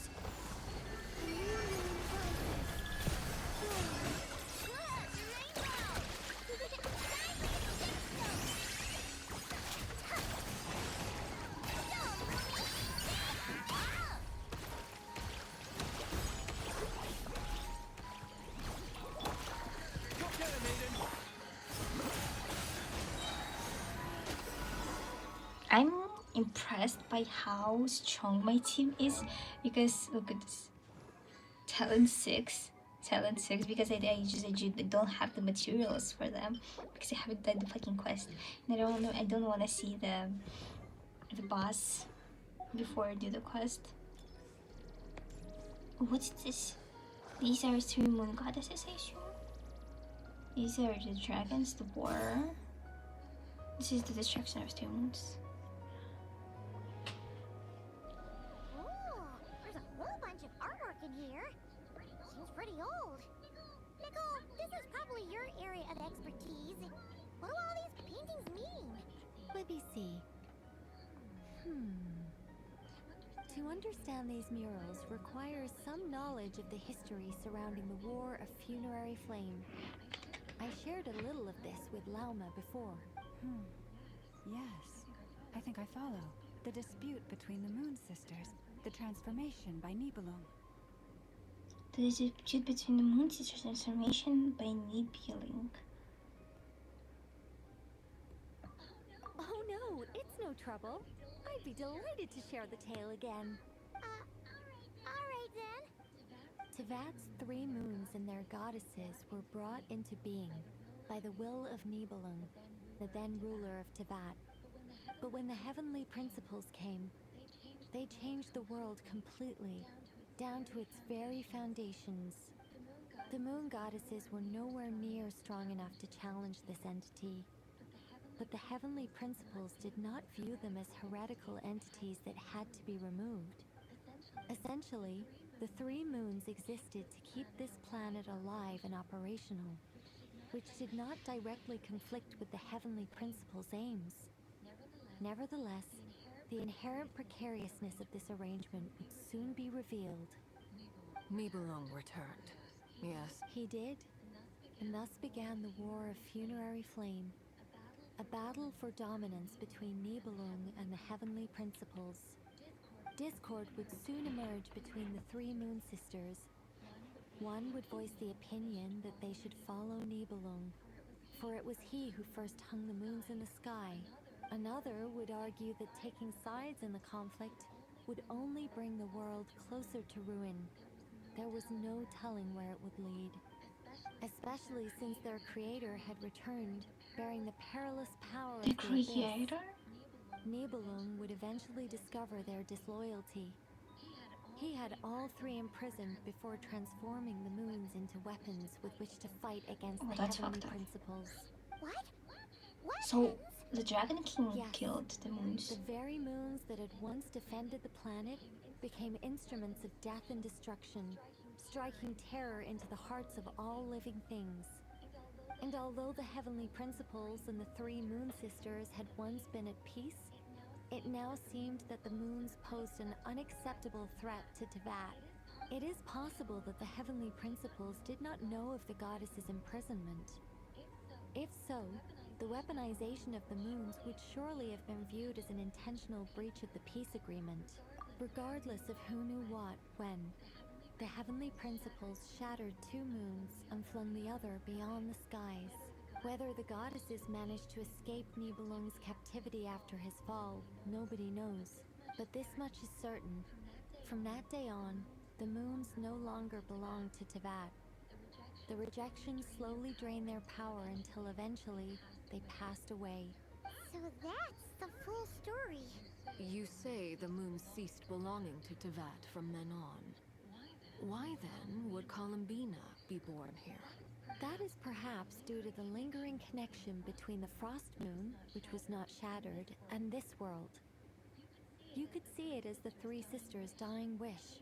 They never desired war. All they ever wished for was to protect this land. I see. If the final fate of the 3 goddesses is as you say, then Columbina faces the same grave danger. Our investigation has yet to bear fruit. We must hurry. Yeah, you're right. Let's keep going. Okay, interesting. Oh, thank you. A chest for me.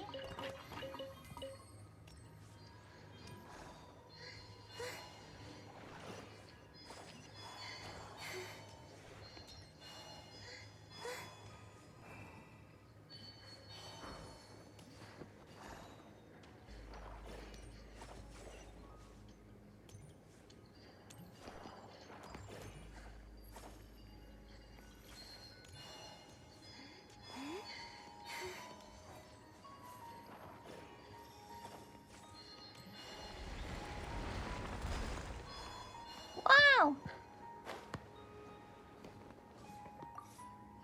Why do the creators of this world no longer show mercy upon their people? Remember his words. We must change our fate with our own hands.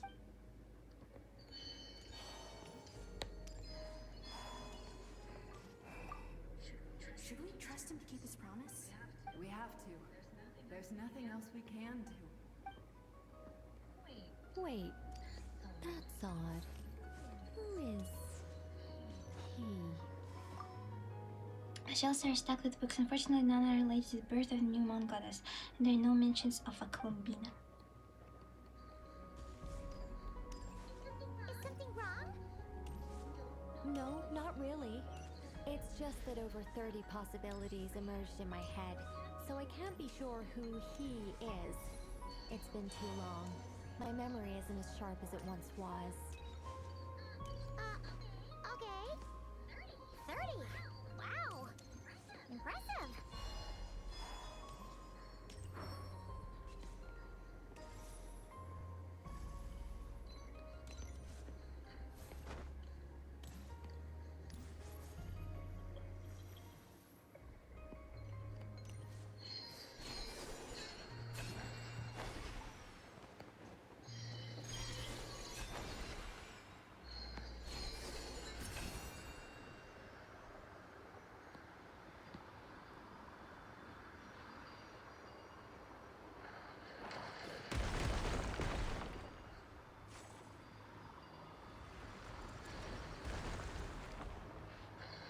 Into the hole we go.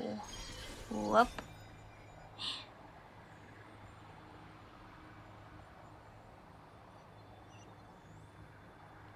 I wonder if these guys also had like a fake sun or something, like Academia did.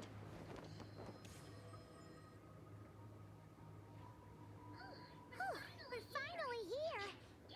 Guessing we'll need to activate this thing? Indeed. I was a little worried about that at first, but as we got closer, I sensed that the Kuvaki within it flows unimpeded. It should be functioning normally. The only issue is how to activate it. It's looking a little worse for wear. What about the cores from some of the other devices we've seen? Can we repair it using those? In all likelihood, yes.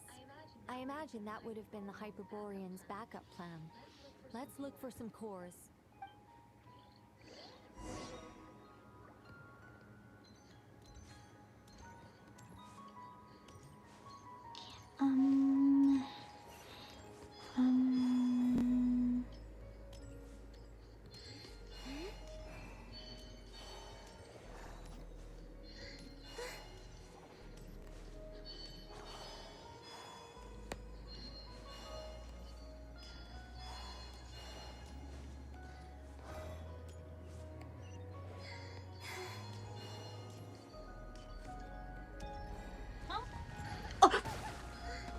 Fuckers.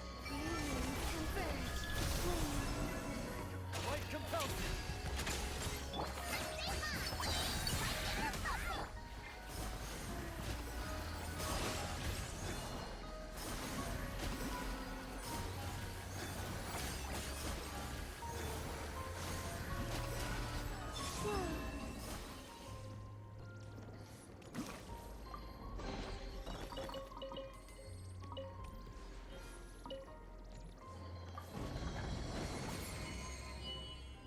I'm kind of contemplating on buying Columbina's weapon. Because I also might like have a chance of getting Raiden's weapon. The thing is, I don't have I think I have a 50-50, so I might lose it and get some bullshit. I'm not sure if like that's a very good decision.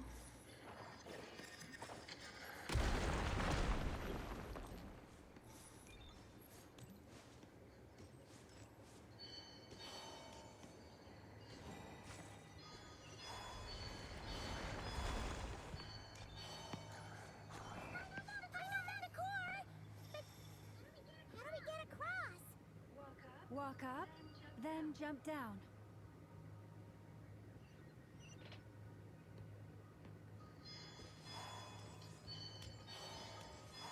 And working as Columbina is so much fun. My animator, it's making my animator brain happy.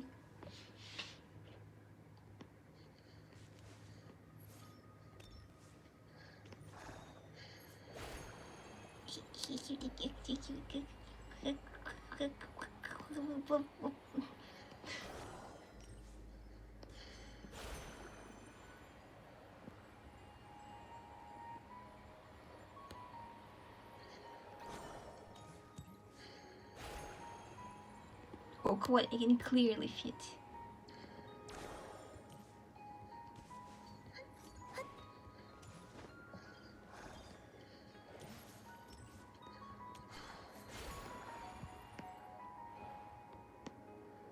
I understand what you want.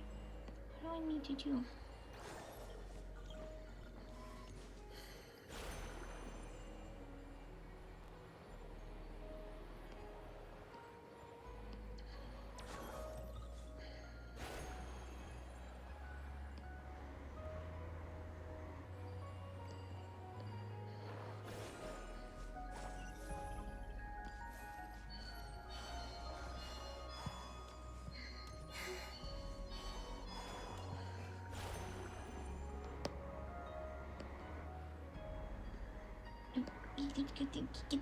Get down! Oh.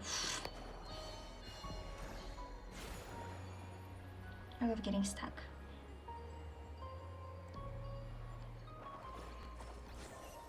Bruh.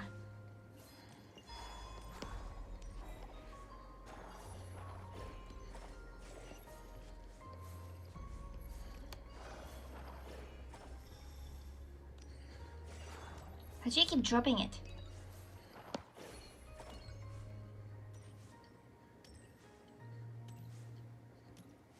Do you just... Am I just not allowed to run? I don't understand.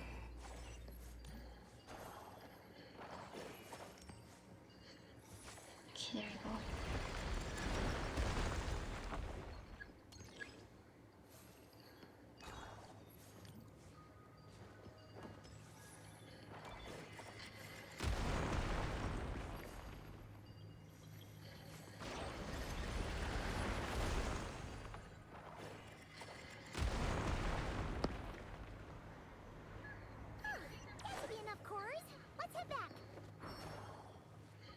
I don't want to be a fairy. Stop, stop.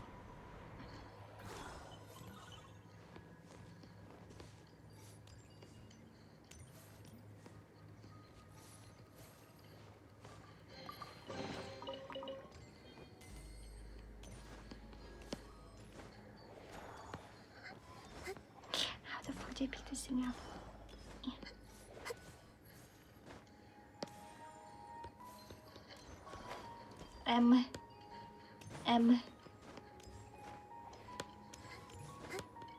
Wow. Wow. Am I stuck? Great. Great. No,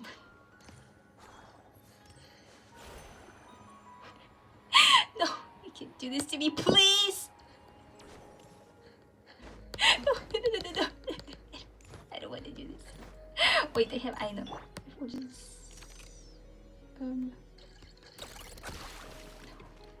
no.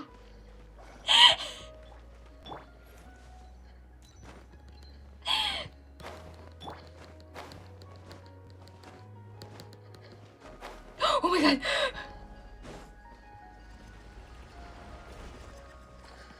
Okay. This is so annoying.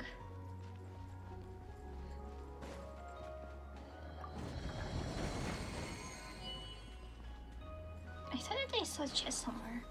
I think we already opened it up. Okay.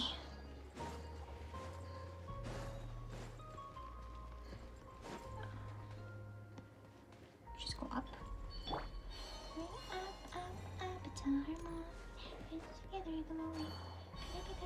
Oh, so we bring 2 of the cores here. And come here.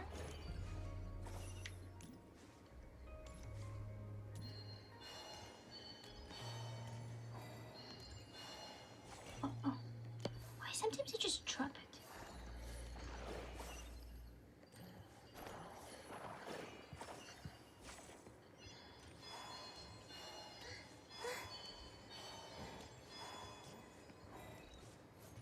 Oh no, and the other one is stuck there.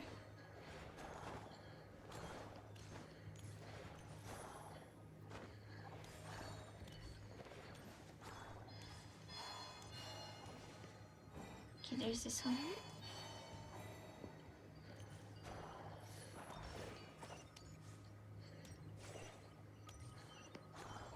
Okay, I think I have to be near these things to like be able to carry these things around. Ah, there we go. The device is up and running. It's hard to believe that the ancients were capable of constructing such things. Paimon sees our destination! It's right up ahead! Yes, let's go. Oh.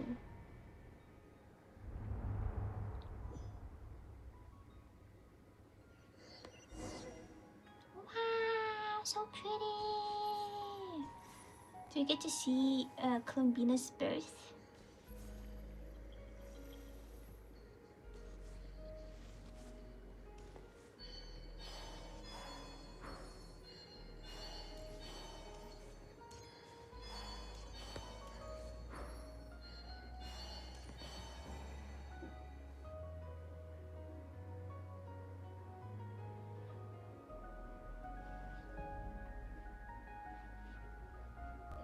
This is where the people of Hyperborea communicated with the moons.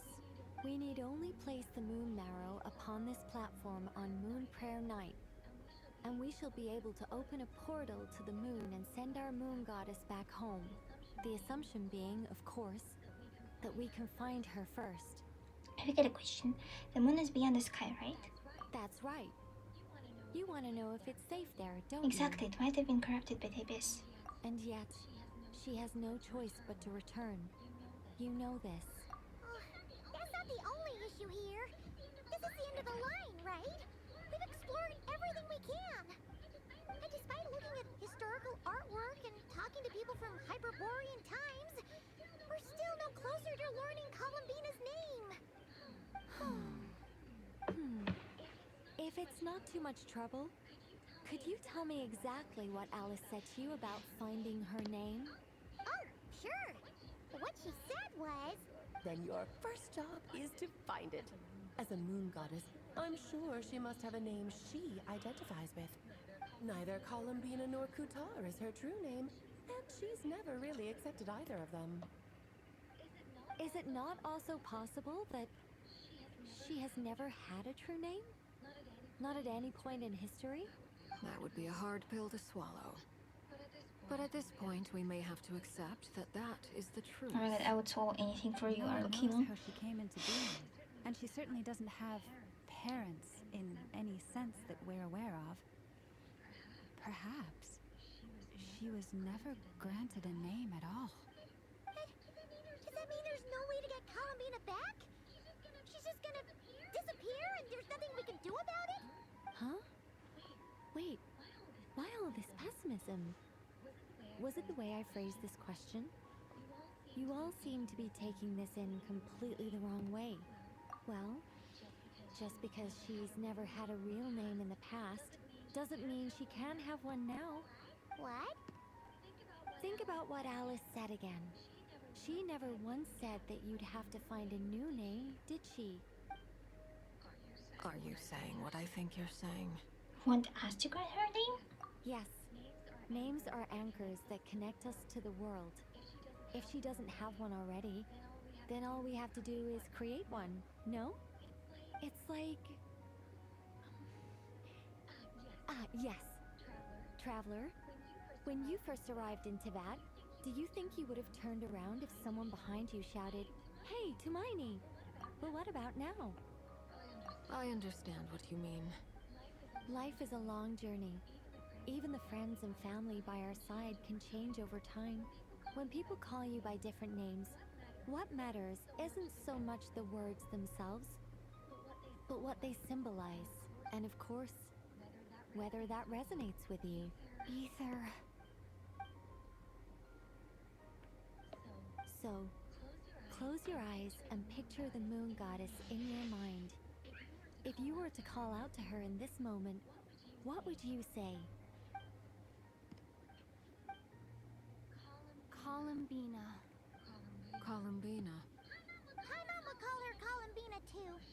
She has long forsaken everything that Kutar represents. I think from now on I should call her Columbina too. Well, it sounds to me like you found your answer. Are you sure? Is it really that simple? We've have found her this whole time, and not for lack of trying. For a journey like this, the process is every bit as important as the outcome. Had you not searched far and wide, rejecting every other answer you were offered? How could you have come to an answer you felt was finally correct? Oh, it all makes sense now. This has Alice's fingerprints all over it. Are you suggesting that Mage knew from the start that Columbina never had a real name to begin with? I can't say for sure, but I can definitely imagine her chuckling in satisfaction somewhere right now, saying, "Ah, what fun." Llama, your antlers! You should hurry. The festive moon has begun to rise. Do not worry, for when you called the name Columbina just now, I could sense that the power within was enough to summon back the moon goddess. The power within what? The name? Yes. So, the thing is, what's wrong now? This is so annoying. I really want to explain how that whole thing works. Starting from the founding principles of Tevat and... Oh, I could talk about this for hours. I understand why my friend likes Nicole now. Deep breaths, Nicole. Deep breaths. You're an angel. A sober, sensible, solemn angel who has her priorities straight. Glasses, why do you have 2 accounts now? I think you explained already, but I forgot. Anyway, you all need to hurry. Last thing, remember how it felt when you called out that name. Then it is agreed. By the name Columbina, we shall find her. Then we'll throw her the best moon prayer night party ever! It's like her birthday, her And first at actual last, birthday. We will send her home. Just inform your friends, everyone splits up to look for Columbina by calling her name. Choose to visit the place where you first met.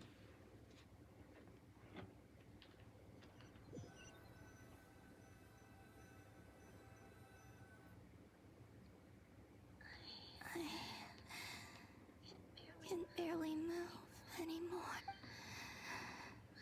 My consciousness is fading away. Have they come back out? I'd love to see them one more time. On account her phone, I connect to Eclipse to listen to streams. Oh, I see. So the glasses gal is the phone clip one. They didn't make it. Oh no, baby.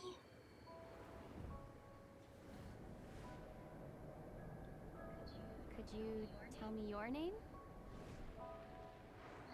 My name is...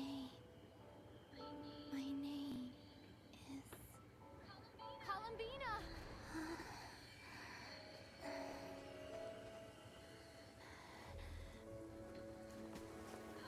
Columbina! Are you here?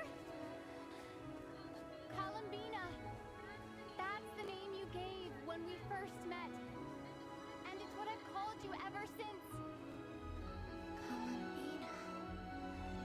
It's a fine name. I have many fond memories of Columbina. And so do all of your friends.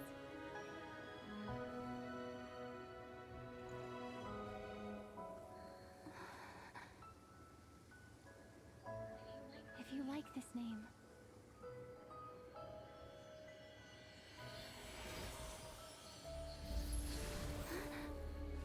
Oh no, don't do this to me.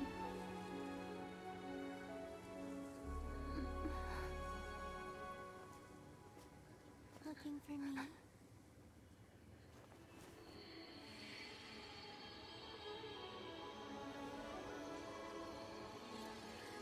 Oh, so cute. I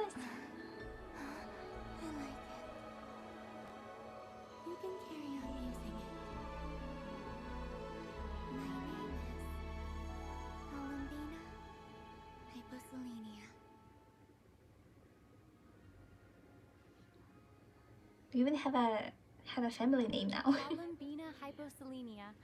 That's a wonderful name. I never thought that Columbina would become my real name. But After I met you and my other friends, the things that this name stood for slowly began to change. It went from being a Fatui code name to something my friends call Oh, me. yes, Yuri. I'm like rubbing my hands right now.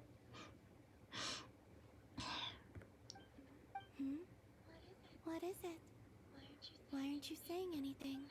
I'm just so happy for you. Time to kiss. Thank you. So, where's everyone else? We can go and meet them very soon. Everyone went to different places to try calling your name. Great. I'd like to thank them as well.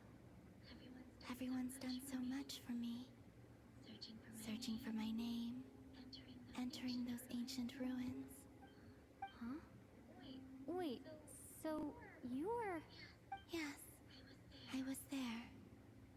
Not physically, but my consciousness was still holding on. I followed you the whole way. Starting from when? You turned around and called out my name while you were in Nasha Town. Do you remember? So that's what that was. Because I sort of felt something patting me on the back. Deep down, I think I knew that it was Columbina. Let's go. We don't want to keep them waiting. Sure. In that case, come with me. But... Hmm? Before that, could you call my name one more time? Sure. Come with me, Columbina Hyposelenia. Oh, so cute.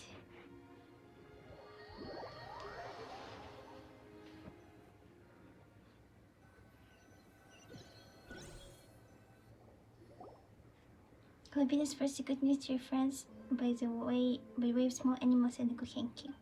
But since not everyone speaks Korean sign language, some friends took longer than others to get the message. Columbina. Oh, this truly is wonderful. Oh my gosh, she's red in her tits. Can't breathe. Just in time for Moon Prayer Night. It's good to have you back, Miss Columbina. Yeah, we were worried sick. Thank you, my friends. With your help, I now have a name that belongs to me. Columbina Hyposelenia. Where's the second half from? You added it yourself? That's right. It means... Born beneath the moon.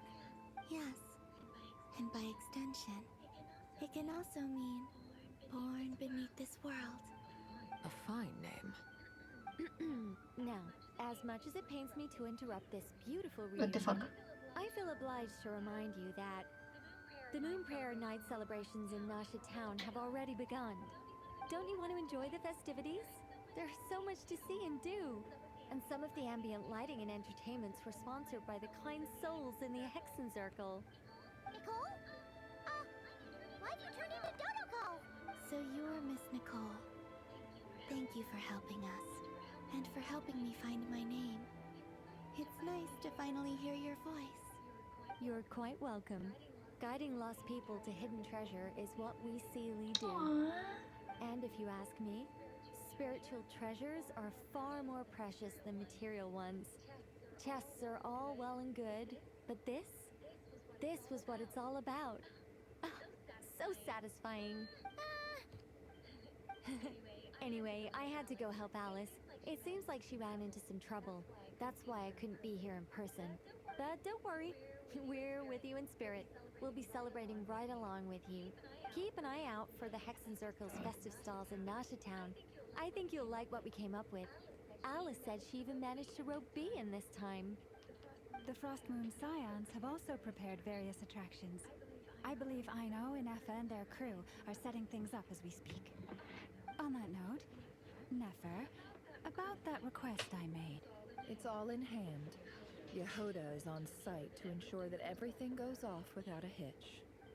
Wonderful. In that case, Traveler? Huh? It's kissing time. Come on, Columbina.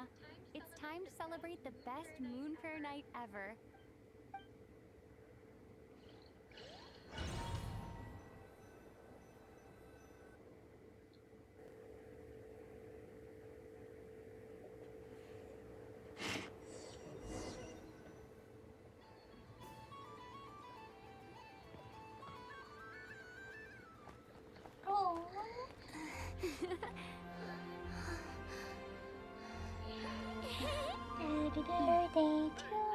Young lady, would you like some moon prayer night candy? So cute.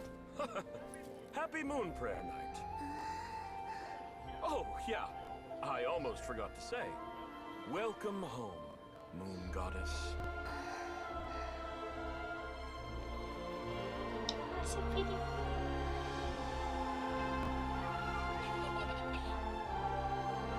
Wait, are people cosplaying her? Oh wait!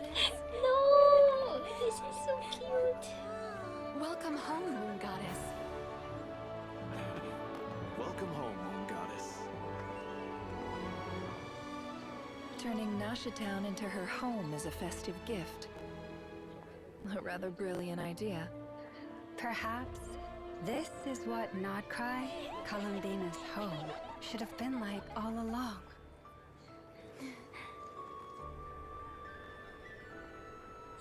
Thank you for the gift.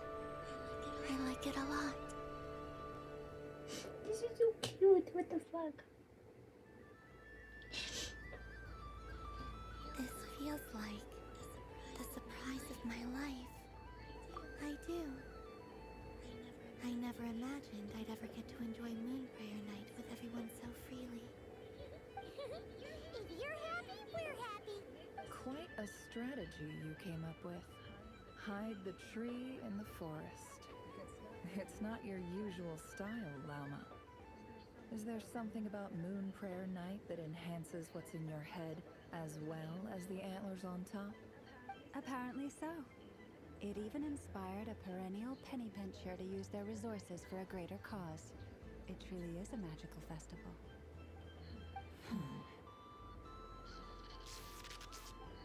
I see it now.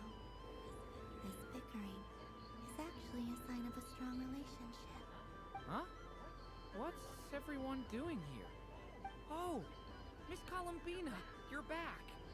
Yes, I'm fine now. Thanks for your concern. How's your progress with Alice's assignment? Very well indeed. I've never heard her sound so excited. Not like this. This time her excitement seems more serious. Seems like she's had a major breakthrough. She said she'll contact us once she knows more. In the meantime, we're free to relax and have some fun. Enjoy the time off while it lasts. I have a feeling that our next task won't be so simple.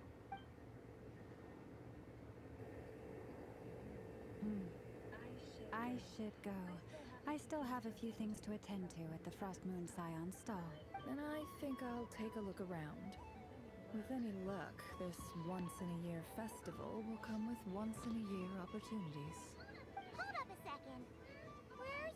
I believe he made a beeline for the flagship the moment he entered Nashatown. That's Mondstatters for you. They know what they want when festivals roll around. Goodbye for now, Columbina. I hope you have a wonderful night. I will. Well, in that case, don't just stand there. Get out there and have some fun. You'll definitely get a warm welcome at every stall. Oh, also, take this map with you. It's a guide to the festival. Whoa, wait. Wait! Oh my god! I get to have a festival! Like an actual festival. I thought it was like a a temporary event. Oh. The Frost Moon Scion stall is over here. Llama's invited a whole bunch of cute animals to celebrate too. Over there is the Hexen Circle section. Atlas seemed more excited than anyone about this festival, so she insisted on making it a grand affair. Oh, and then there's the Nashatown local specialties, including... Actually, forget that. Better if you go check them out for yourself. Thank you. It looks like a lot of fun. You're not coming with me? We'll be around. But don't you want to browse by yourself for a bit first? Yep. If you find something you like and want to try it out together, just give us a shout. We'll be right with you. Otherwise, just relax and enjoy yourself. There's so much on offer, so try to experience as much as you can.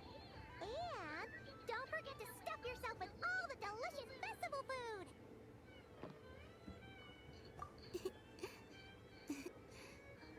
Alright then.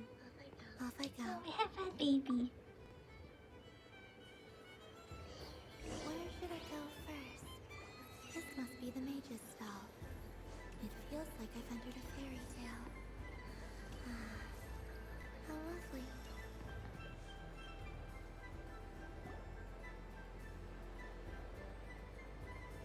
Dodoko's Whirligig! Come check out Dodoko's Whirligig! Ah, welcome home, Moon Goddess. Might I ask what this is? Ah, it's a very special amusement sponsored by the great mage herself. Ride on a soft and furry Dodoko and embark on an unforgettable adventure. I say that, but I'm just following a script here. Who is this mage, anyway? And what the heck is a Dodoko? I'd like to ride. No problem. But, are you by yourself? Is that not okay? Oh, no, it's fine. It's just that each Dodoko can accommodate 2 passengers. Would you like to bring a friend along? My friends. That should do it. Now, we just need to get everyone else to draw something on it too. But we gotta keep it a secret from Columbina. Traveler.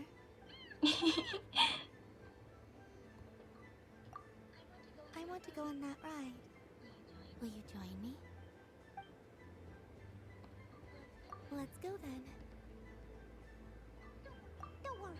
Paimon will do the rounds. You go have fun. All right. I think we have to wait in line over there. Please take your seats. For safety reasons, you mustn't try to leave the ride before it comes to a complete stop. All right, you're all set. I wish you both Oh, this wonderful does not seem safe. Unless for weird and wonderful gadgets. With no concerns for safety. What the fuck? Where are the seatbelts? How many children died on this ride? What did you think? Not bad. It reminds me of riding a moon lane.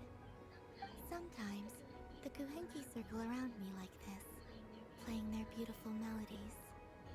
Yeah, I'm going to miss them. I wonder what Columbina will find in the moon. Perhaps even she doesn't know. Does it scare you at all? It does. I've felt scared in the past, too. But this is a little different. Oh my god, look at them. They're totally girlfriends now. They're so cute. I got to see a lot of fascinating things during my disappearance. I saw how the Frostmoon Scions act around their families. So different than how they used to act in my presence. And I also saw how they interact with their friends. It made me curious at first. Why do people act so sincere when they're worshipping gods, but save their truest, warmest feelings for each other? Slowly, I came to realize that it's because they trust one another. They know, deep down, that they'll be accepted for who they are. All of it. The good and the bad. I know. I knew it the moment you started calling out my name. What I fear now is the end. I fear losing all this the very night I have gained it.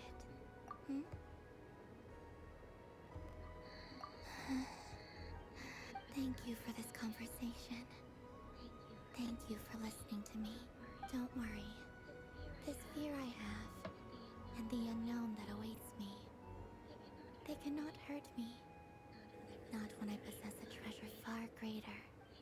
I just want you to remember this version of me. The real me. On this final night together. Dear passengers, Dodoko's awesome adventure has come to a close. Please leave in an orderly fashion, and we look forward to seeing you again in the future. Don't want the journey to end, huh? Don't worry, you two. There's always another adventure waiting just around the corner. Hex and Circle, Dodoko's Whirligig. You finished playing at this festival stall. Yay!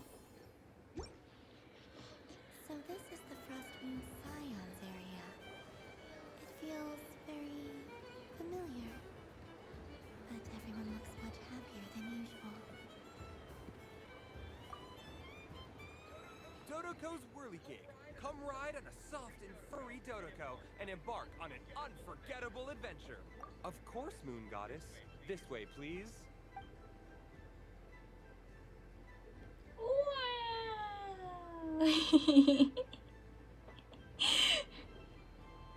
I'm so worried about the lack of seatbelts on this fucking thing.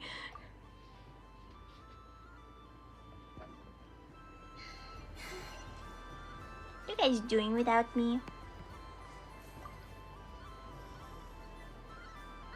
Fun ride, huh? You and Columbina look pretty sad to leave. This isn't gonna make Paimon dizzy, is it?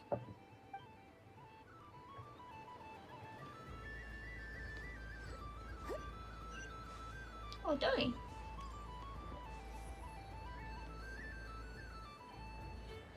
But I was aiming right at it. Aw, what a pity. I saw it with my own eyes. You were so close. So Are very you scamming a close. child, boy? That's not true.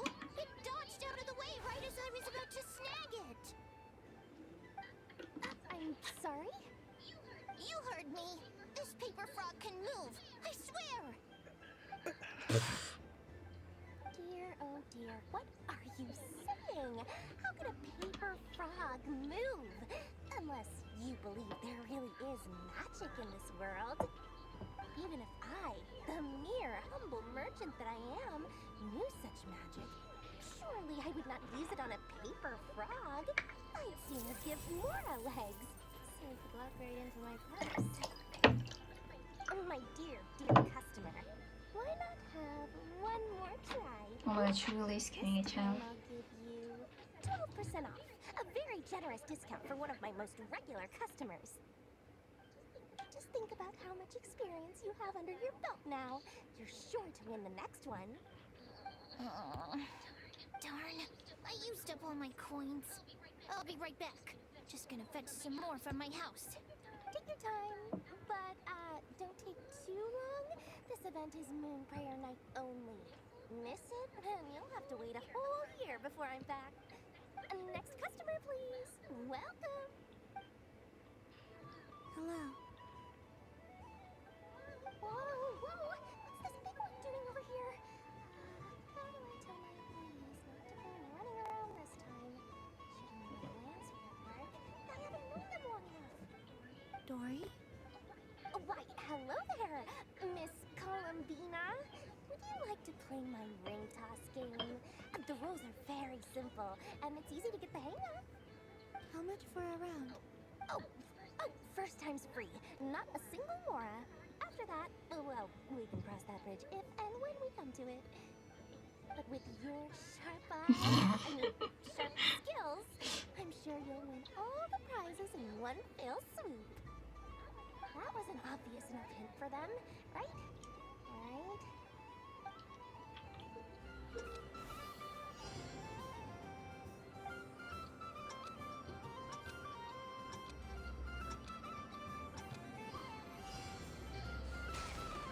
Here comes the ring!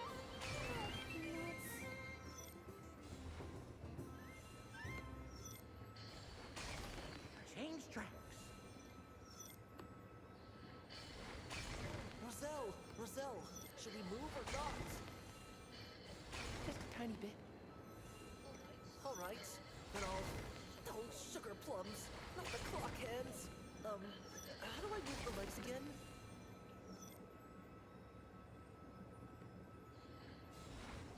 Stop it! Stop touching!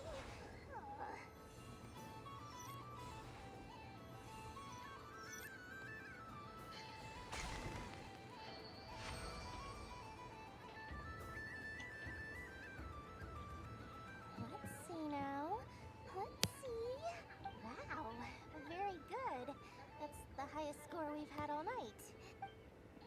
And here's your prize. Now, how about another round? As for the cost... Happy Moon Prayer Night, Miss Columbina. Happy Moon Prayer Night, Durin and Hat Guy. Are you here to play the game? Yes. No, baby. Oh my god, you have to punishment of some better You friends. said we were just coming here to say hello. I did, but then I recognized a few more people as I got closer. Do my eyes deceive me? Is that... It's our little dragon. He's Someone's popular. Well, now, since you came all this way, why don't you try out this lovely game we have going? First try is free. He'll have a go. I'll pass. It's only one free try per customer. You can't give your try to him. I'm aware. How has Elder Almond been lately? He's in great shape. He goes for a run in the forest every morning to stay fit and healthy. He tried to go boat racing with Firecracker a while back, but he couldn't even make it onto the Lotus Leaf. Firecracker was in fits of laughter. How about you, little dragon? Can you still fly? Yes, I can. But you've become less chatty. Has growing up been tough on you? We my call god, it's that pretty maturity. Saya. You know, the thing people sing about. The knight wields a sword of stone to defend those hearts that are made of gold. Stone is very heavy. That's what keeps him from talking too much. That's awesome! I want to be a knight when I grow up too.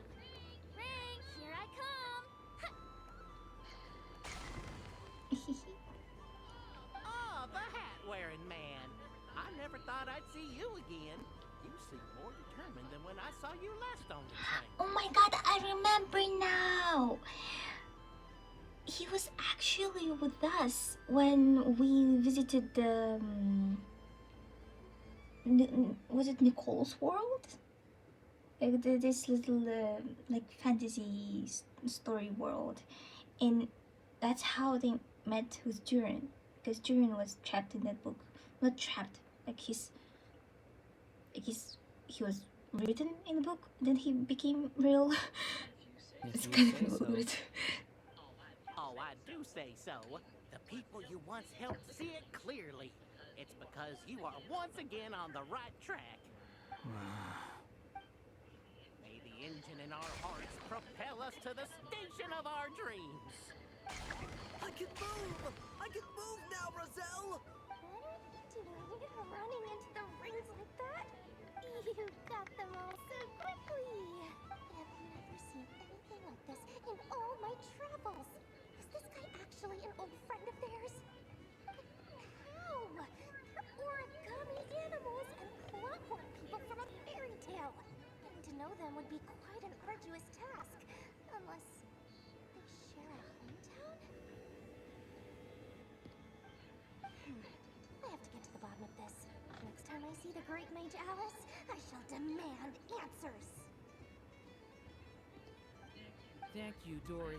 I had a lot of fun.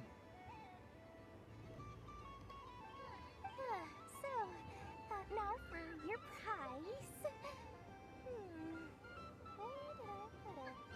Give me a moment to dig it out. The beer. Oh, sweet grand prize. How I wish I didn't have to let you go. Good thing I've already turned a profit from the customers earlier in the night. Otherwise, I'd have wasted all my hard work. Okay, I'm back. What? I leave for 2 seconds and someone's already claimed the grand prize? Oh, well, Oh my god, look at him. He's so cute holding that Dodoko. perhaps you'd be interested in one of the other prizes instead. We've got all kinds of wonderful goodies here. Is this the thing you wanted? Here, you can have it. Huh? But don't worry about it. It will be happier with you. Oh, thanks so much, miss. I mean, Moon Goddess. Goodness gracious, Columbina. Give me strength. How am I supposed to make any more money from this child at this rate? Daddy, look! That's the game I was telling you about! Forget it. She is the Moon Goddess after all. I'll think of some other way to swing this. Maybe I can try to hook this new kid.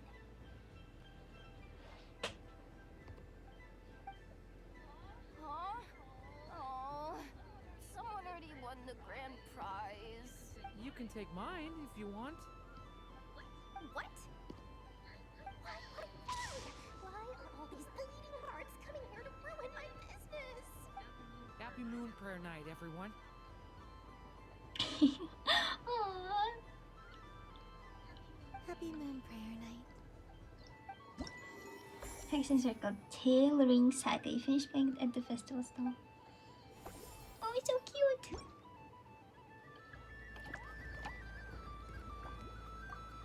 If all the prizes are gone, I might as well close up shop for the day. But you haven't had your fill of fun yet, right? So the next time a customer shows up, you're going to have to run faster, all right? And remember, run out of the rings, not into them.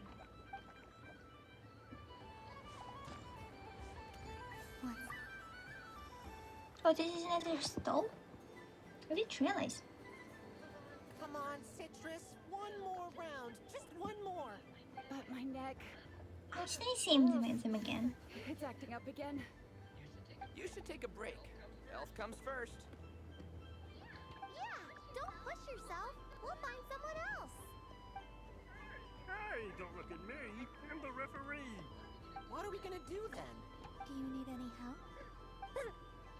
Yes, we do. We need one more player for our game. All right. Could you teach me how to play? It's really simple. You just throw the dice and move by that number of tiles. First one to reach the finish line wins. Rolling a hamster means you move one tile. A paper frog is 2 tiles, and a flying squirrel is 3 tiles. Because they go the fastest. Okay, I get it. So, we're all set? In that case, please take your places and let the game begin!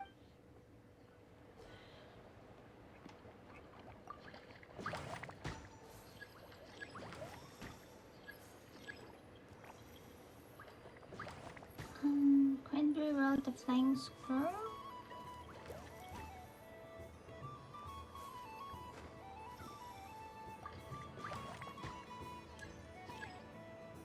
Two paper frogs.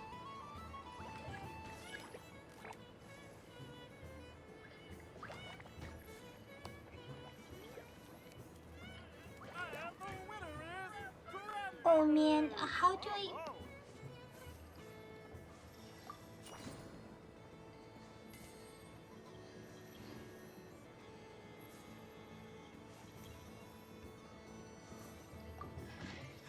It's a pity that my good friend Faro Bear is busy working on a training program for Princess Semest. If he could have been here, the victory might have been his.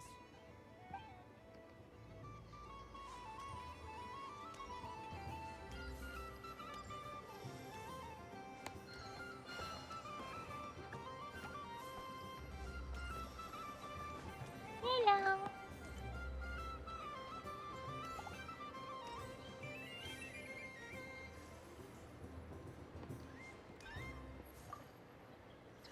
Done being a do-gooder yet?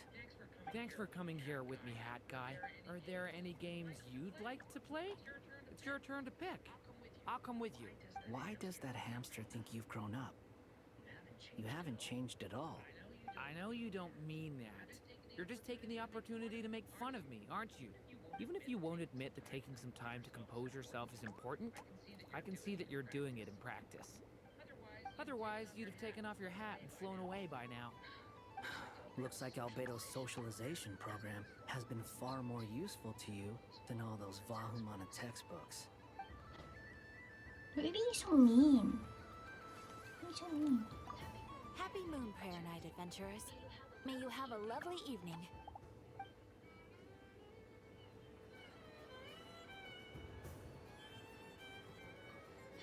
Happy Moon Prayer Night, adventurers. May you have a lovely evening.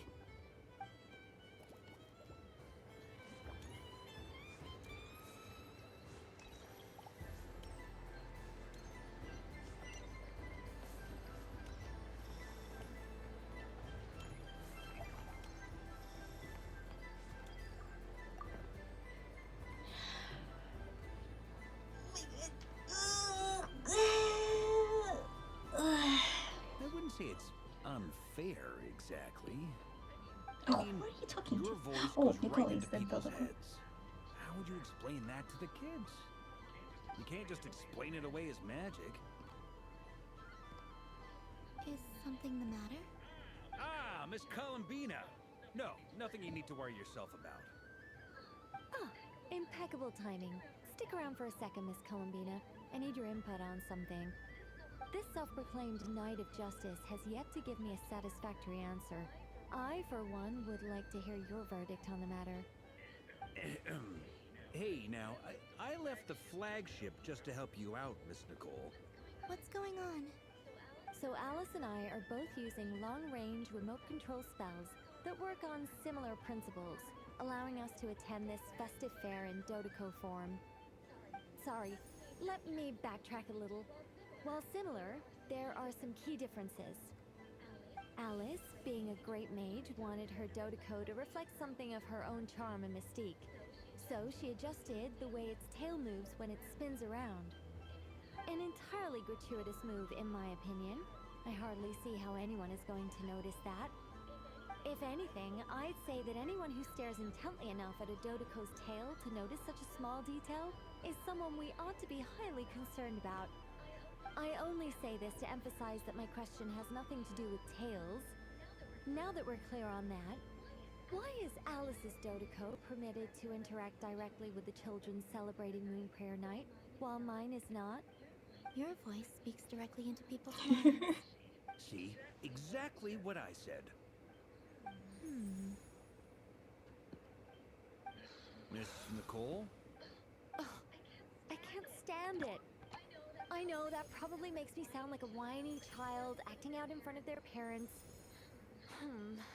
And it's a little embarrassing now that I think about it. But hey, I said it now, I can't take it back. That would be even more embarrassing. Also, don't go reading too much into that analogy. It was off the top of my head. I'm actually an awful lot older than either of you. Miss Nicole, are you saying that you'd like someone to play the game you've prepared? I'm not so invested in that. It's just something cobbled together using items I borrowed from Alice. She probably didn't even make them herself. The point is, I want to know everyone's thoughts after they receive their prizes. But as you've said, I can't just ask. I've been biting my lip for so long, and I've had no one to vent my frustrations on. I thought this was going to be a nice, straightforward festival where I'd get the chance to guide people to treasure. Well, can I play? I can't guarantee that I'll win a prize, but... You will? I'd like to try. Then what are we waiting for? Let the game begin! It's like they forgot I was ever here. Oh, a dungeon.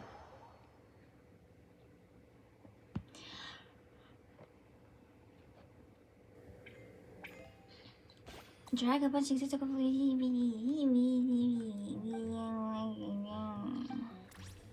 Oh, it's a thing. Sting. Oh, ah, I see.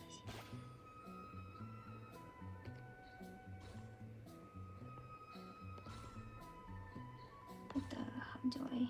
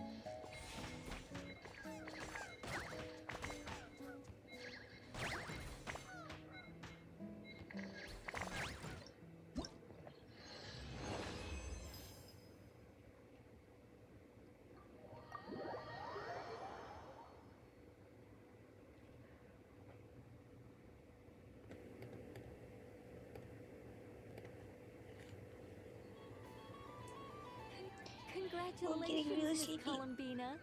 With your great wisdom, you have overcome every obstacle in your path and conquered the great challenge posed to you by fate. Fate? Well, something to that effect. If you prefer something more poetic, it could be the icy winds or the dawn. Anything you like, really. You could even go with the challenge posed to you by Dodoko, if that's what you're into.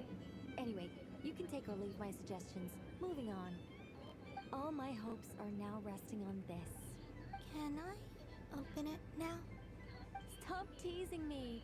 Please, I'm begging you. No more talk. Just open it. Wow. What a lovely sculpture. Classic and cute at the same time. Thank you, Miss Nicole. I'll always treasure it. Ah, there we go. Music to my ears. You have my sincerest gratitude, Miss Columbina. Thank you for sharing your precious time with me and fulfilling my wish. Don't mention it. You've all done much to help me. And still, I'm the one receiving all these gifts. What did she get? I don't suppose you'd like to play again, by any chance? Don't get me wrong, once is plenty. You're under no obligation to indulge me any further. And besides, I don't have any other prizes for you. Alright then, happy Moon Prayer Night.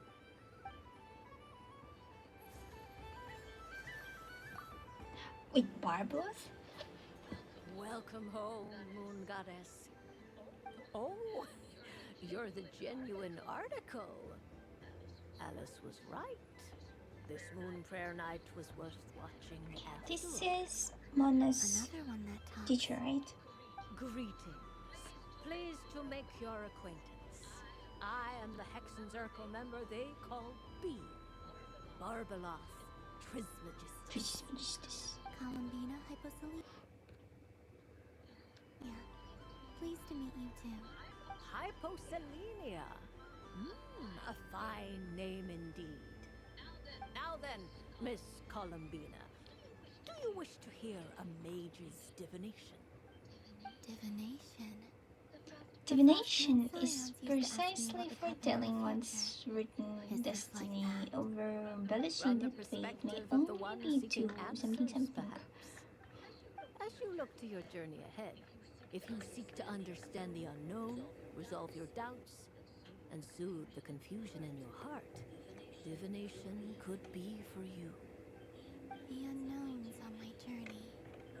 Of course, if one wishes to peer into fate, then hydromancy is the more precise option. But that is a complex affair, and to relegate that majestic art to the status of a festive amusement would seem somewhat uncouth. Besides, it is sometimes better to not know fate with great certainty. Hence, I shall use the suitably festive Luna Arcana to tell your fortune instead. It is more popular with the youth. Oh my god, she's a tarot reader. Lunar Arcana. Indeed.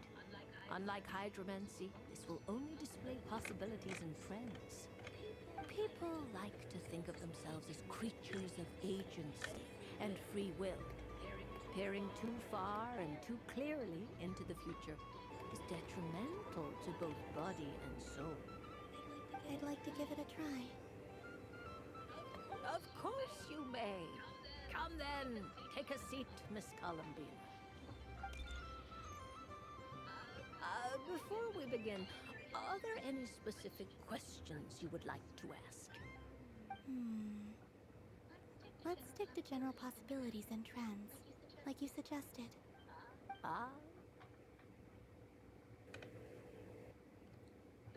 Very well.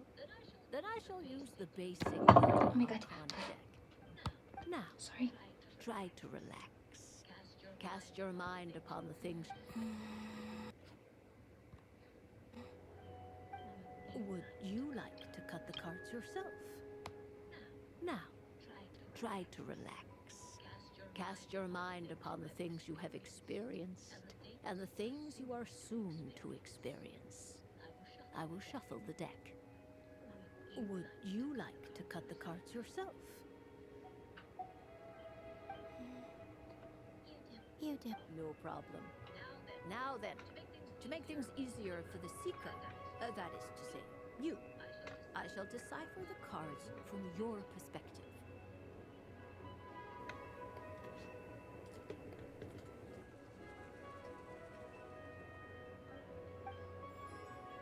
Start divination.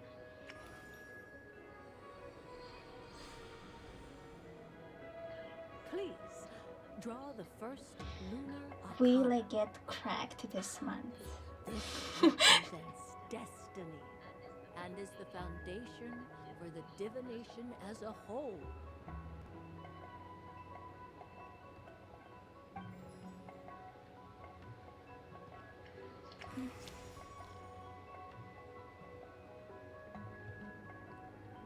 Now, draw your second card. This will stand for the past, the sum of all your experiences that have come before.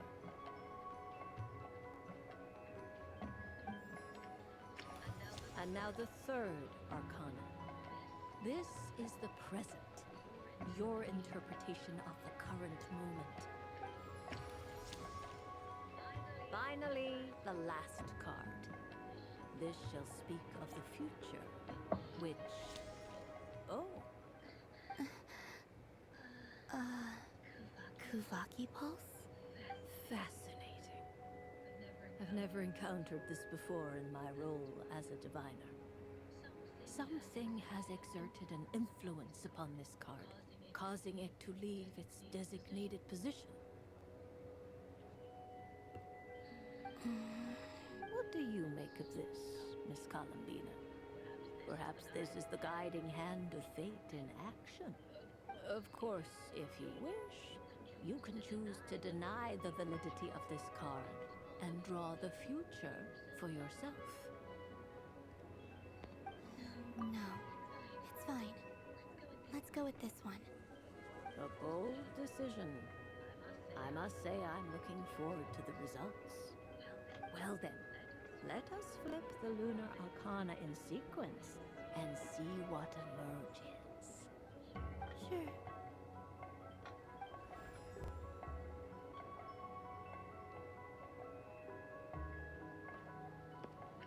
First, destiny. No surprises here. The card that represents yours is the moon. The moon. Indeed. The moon can represent the truth at some times, but deception at others. False peace, destructive calamity, and the world-changing power that lies within.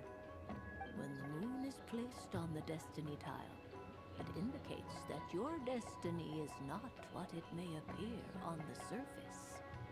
Instead, it may yet have a hidden side. It symbolizes a journey through the fog, fraught with uncertainty and deception, where one must face inner challenges head-on. I don't understand. Patience, my dear.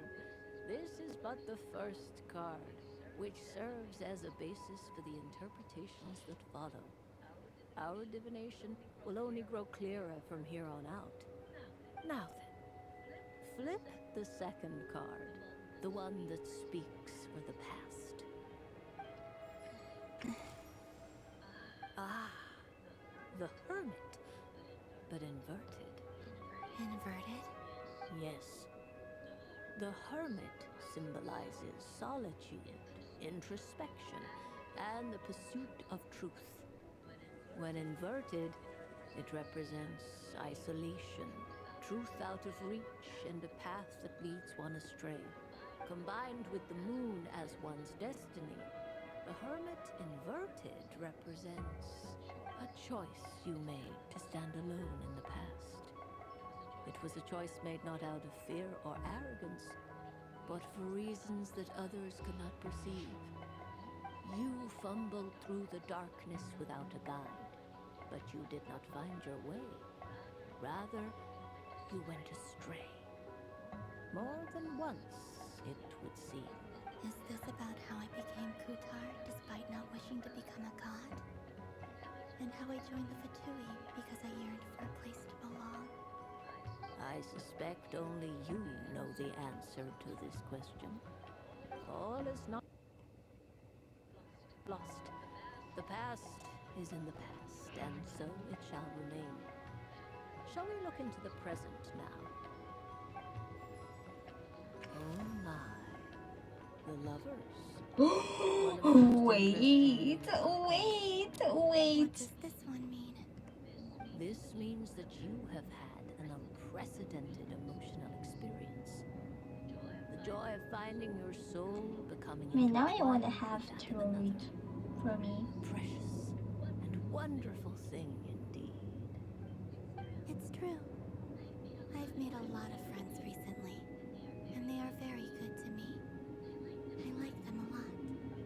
That sounds lovely. I am most delighted for you. The lovers can also represent important decisions, perhaps related to a parting of ways. Now, if I were to guess... Yes. My return to the moon. I understand. Parting with friends is never easy, Columbina. But rest assured, this is not the end of your journey. There is always another story waiting to be told. The future always lies ahead. The future.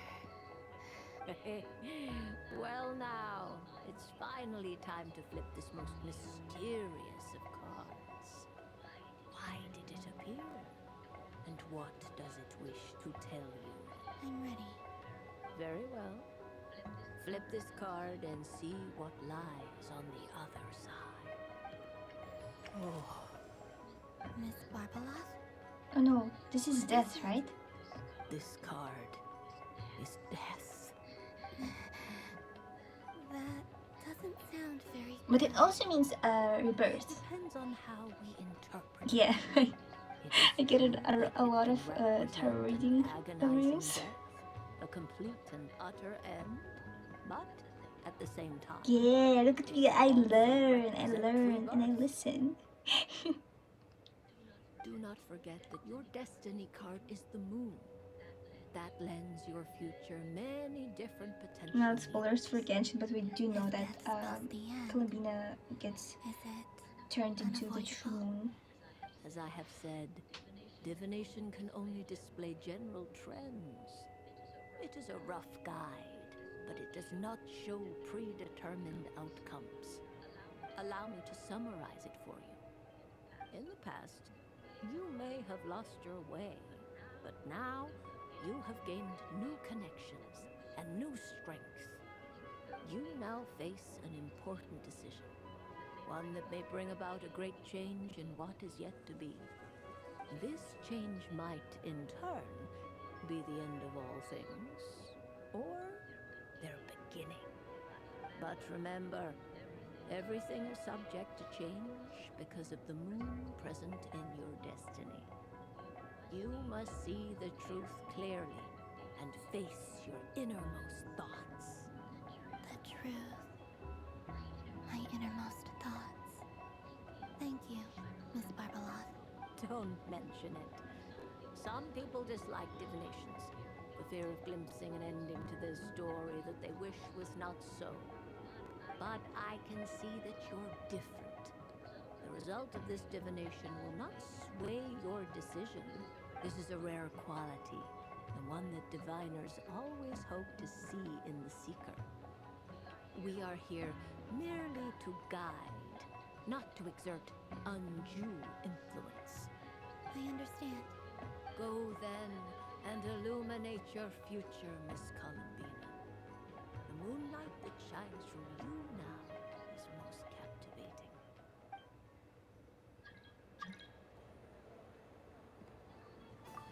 The death card made a most enigmatic appearance. The moon for which Miss Columbina is bound, I fear. Fretting is of no avail. I will have a chat with Alice about it sometime. I'm so excited for Barbaros to have this like mature lady voice, only for her to look like 60 years old when her character actually comes out. Hello guys. It'd be rude to just leave without saying anything. But at the same time, I don't want to barge into their lively conversation just to announce that I'm leaving.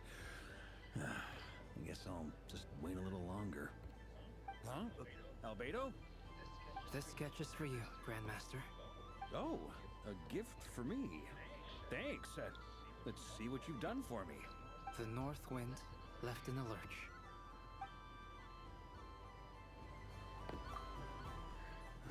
Huh? Albedo? This sketch is for you. Oh, a gift for me. The north wind left in the lurch. Okay, Albedo is such a dreamy guy. He draws, he's educated. Oh my god, Barbello, you fell! You fell through!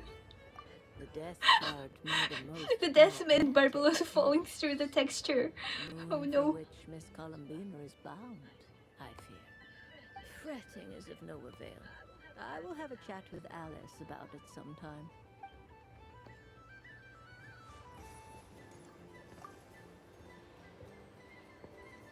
A soft and furry creature that bounces and jumps. Welcome home, Moon Goddess. This one talks too. Allow me to introduce myself. I am a Dodoco from a distant archipelago, the most mischievous of all my Dodo brothers and Dodo sisters. When the going got tough, I powered through, and when I met obstacles, I boomed them away. That sounds like a lot of fun. Doesn't it just? Oh, but then the trouble started. Recently, I found a lovely beach, the same beautiful jelly color as my hometown, and so I dove in to have a look. Only to find it overgrown with seagrass and nasty little spiky fish everywhere, looking to turn me into a Dodoco kebab. Dodoco kebab, I made it yummy. back to shore by the skin of my teeth, but my tail was sorely hurt. Couldn't you just boom them away? Oh, I wanted to believe me, but I've heard that you, Moon Goddess, can understand animal speech. The last thing I wanted was to cause a gigantic fuss and get taken to court by a school of spiky fish. I'd be driven out of these waters for good, and my winter holiday would be ruined. And so, dear Moon Goddess, I was wondering if you might lend me your allegiance. Are you roping me into a crime? Oh, let's call it a once-in-a-lifetime carefree adventure. Oh my god. Does that sound all the festival goers tonight are dressed up as the Moon Goddess. But there's nothing to say that the Moon Goddess can't disguise herself as a Dodoco, is there? Besides, this is your home. You should be free to be whoever you wish. Barbello is still in the fucking thing. Madam Mage. Oh, that's quite all right. We Dodocos are innocent, happy creatures with a free-spirited nature. Many, like myself, are mischievous troublemakers. Others are lazy souls who like nothing better than to lie down on a nice rock and take a nap. In our eyes, every creature who yearns for happiness and freedom is a Dodoco. But perhaps in yours, we Dodoco are a fluffier and more mischievous breed of Kuhenki? Yes, that is a much easier image to follow. Oh, wonderful! Then let's play! Grab onto my tail and follow me into the sea! Time to settle some scores with the bad guys!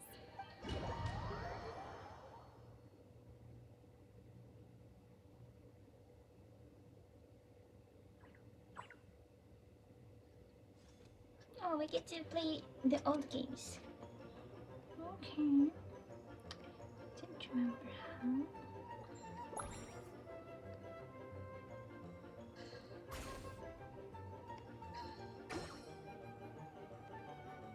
Do you have to kill the guys?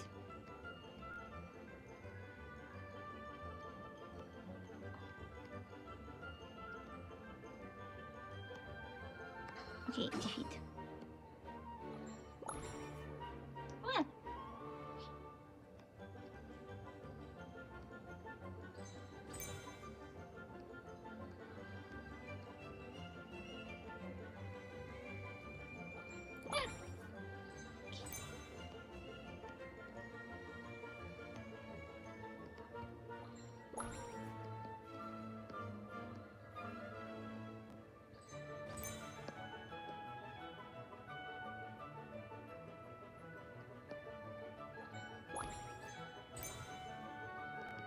Oh no!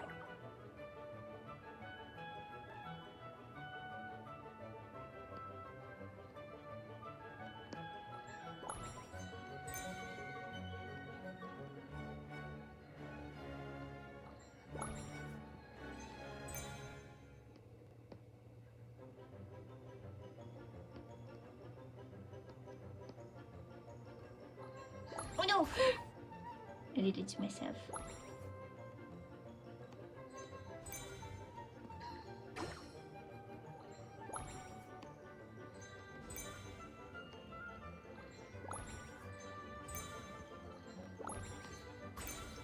Yeah.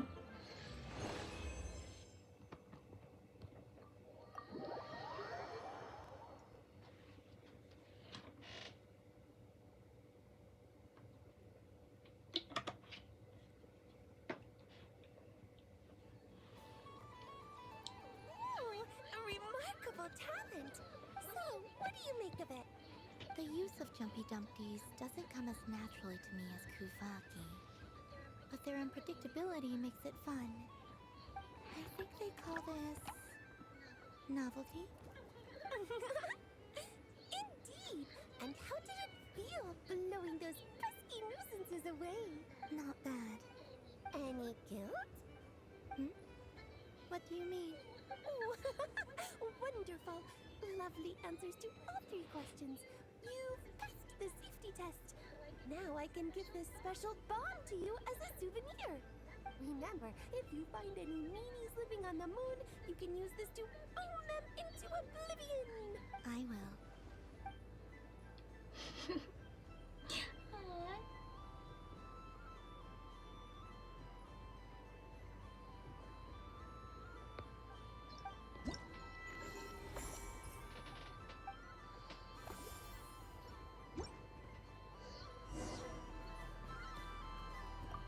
Up for another round of fish blast? Oh, I mean, of bye-bye, bad fishies. Of course. Feel free to come back whenever you like. There's always time for a dodo venture. Man, people like Alice are just born to be parents. She's so much fun.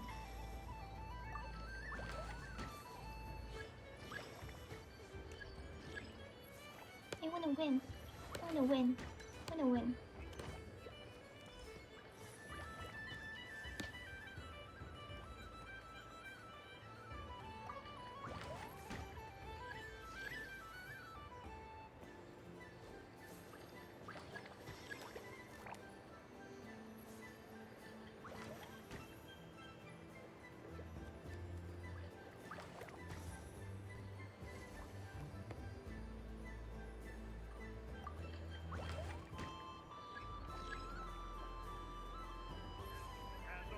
Yay!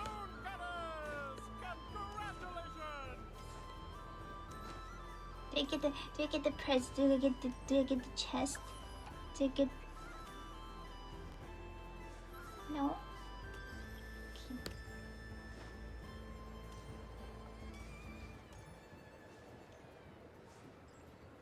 So this is the Frostwing Scions area.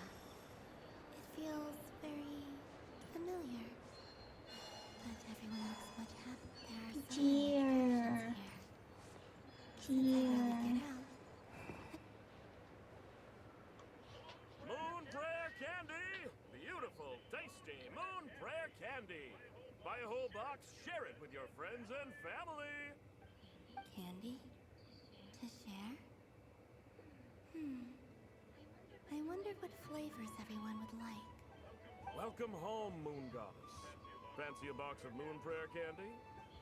Sure. I knew you would. Now, what flavor would you like? I'm not sure. What flavors do you have? Is this for yourself or as a gift? A gift for my friends. Ah, I see. In that case, I'd recommend apple, lockaberry, or midsummerberry. Those are the most popular. Do you have nocturnal blossom flavor? Huh. I've seen couples give those as Oh gifts my God. before, but I did. No? Okay then. Moonfall silver? You did say this was for friends, right? I mean, Maybe smetana then. Hey, now that's a creative idea!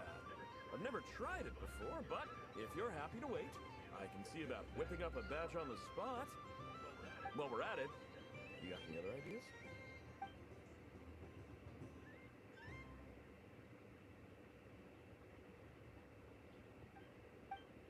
scent of exotic candy sent Jira's over the nearby children who are excited for Malai. Before long, everyone is brainstorming ideas for flavors.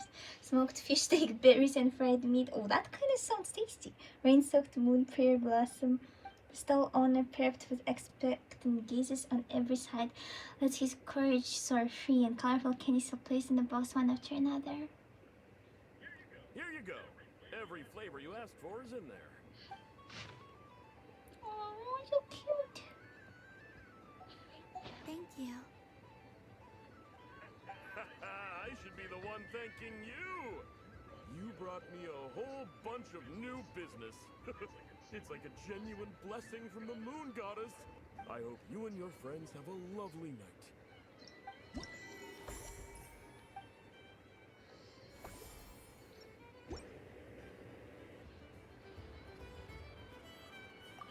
Assorted moon prayer candy. All your favorite flavors in a box. All right, kids, just line up over here.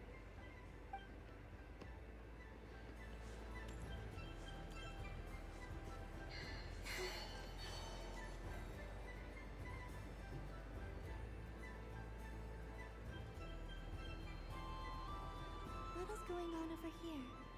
It looks like fun. Hold it right there! You can't run away from me, moon goddess. Are you talking to me? Of course. Do you see anyone else here dressed up as the moon goddess besides me and you? Hey, come on. Call me by my title. Happy Moon Prayer Night, Moon Goddess. And the same to you. Anyway, there's no time to waste. Get ready for the duel of a lifetime. Duel? Meet my partner, Stacko. Come on out, Stacko. Oh. Well, don't just stand there.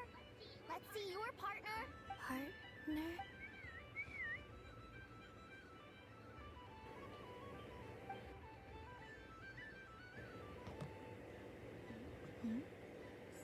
So we need to select a partner and command them in battle. Partner. I need a partner.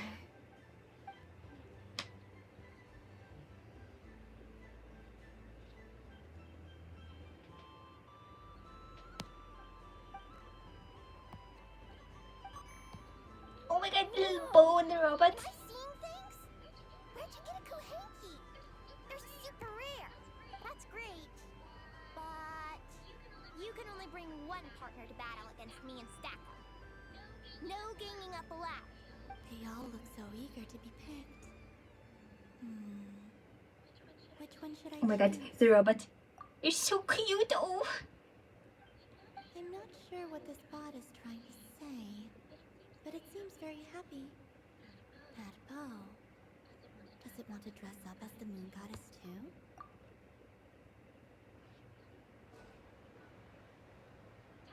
Testing. Testing. Oh, This is an emergency broadcast. An exciting battle is about to take place right here at the Nashatown Special Arena. In this corner, we have the Moon Goddess and her robot partner. And in the other, we have the Moon Goddess and her other robot partner. This announcer stuff is harder than I thought. Why does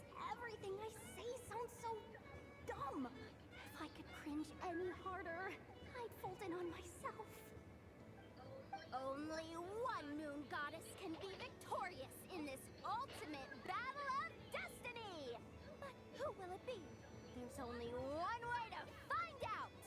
Now, without further ado, let the Battle of the Moons begin! I don't care who we're up against. Stacko and I ain't gonna lose! Let's strike first! Stacko, formation shift! Ho-ho-ho! The robot has kicked things off with a change of formation. But how will this affect the battle? Nobody knows. The other party chooses to attack. Let's see how their partner Let's beat up this child. Beat. Stacko! The attack lands! And if those sizzling sounds are anything to go by, it was very effective. Okay then. Stacko, maintain formation and enter your empowered state. Empowered state? There we go. Now we're talking. Absorbing the immense Kuvaki present on Moon Prayer Night, this lean, mean machine has greatly increased its offensive power.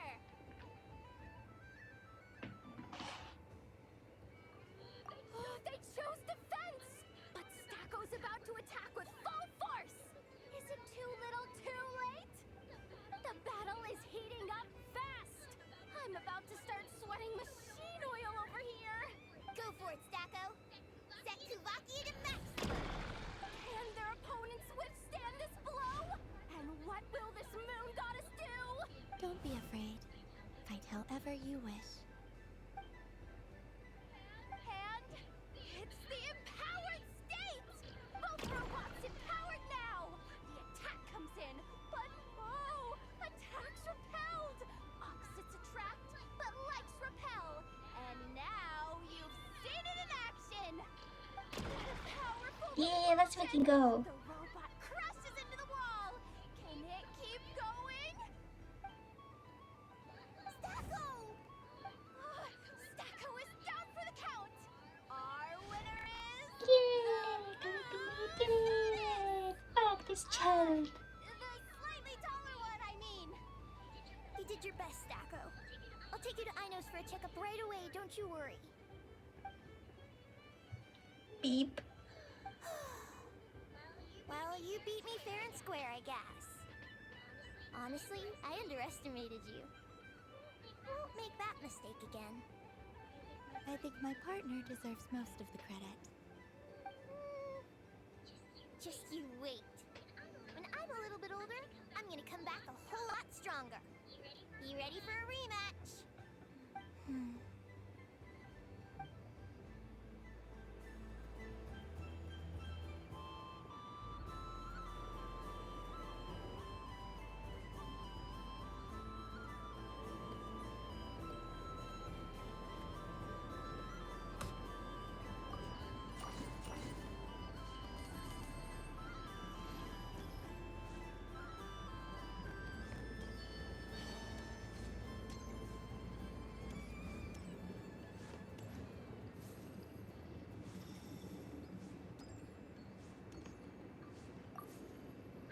I'm gonna come back a whole lot stronger.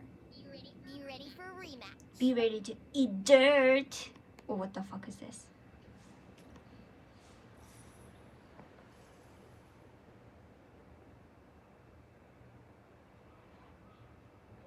Well, well, look who it is.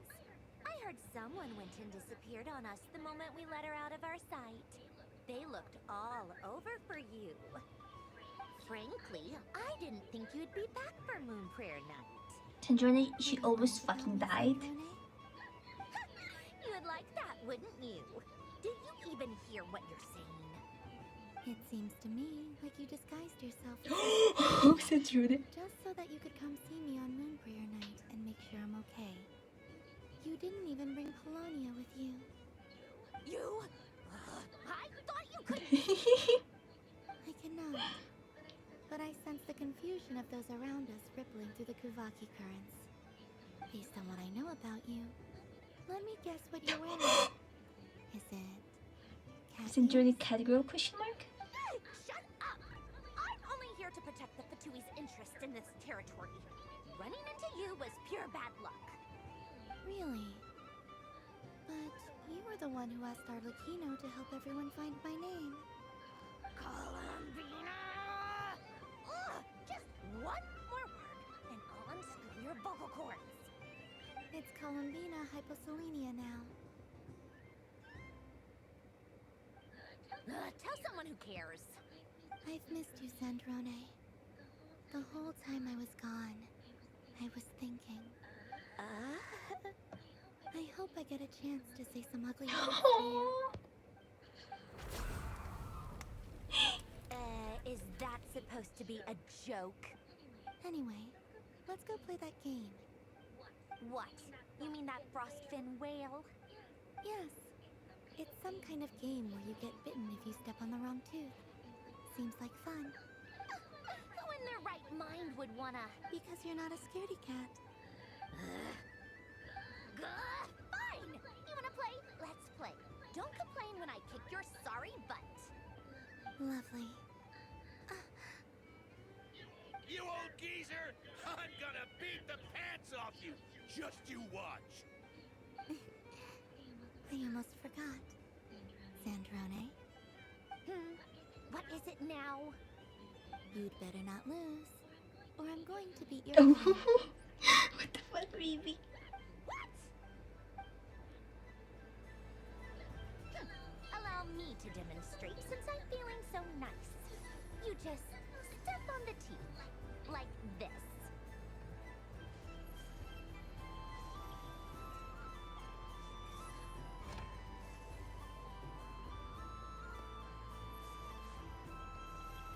Which should I pick?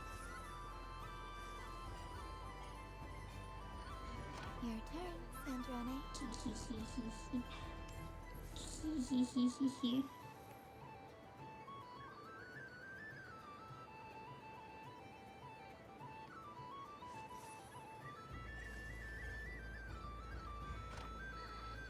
Don't come crying to me if you get bitten.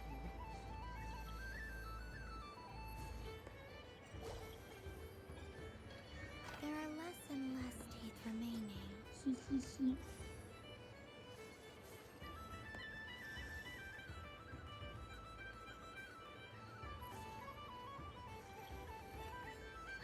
Huh?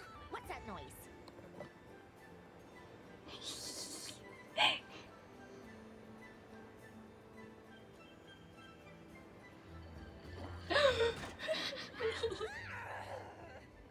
I think you might have picked a bad tooth, Sandrone. Oh no, help me! Stepwood goddess, I'm stuck. It seems like you're stuck. No! It's just a blasted toy! How is its grip this strong? Stop laughing! Alright. Well, you lost. So just like I promised. Hey! What are you doing? Are you seriously? Hiya! Why, you... Oh, just you wait! Rematch! Are you alright, Sandrone? That was quite a strong bite. Are your clockwork parts? Quit your fussing! I don't need it! Alright. I'll go first this time.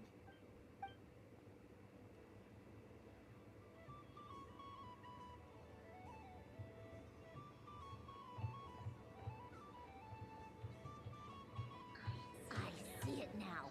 She can sense which teeth are red. So I just need to avoid the same ones that she does.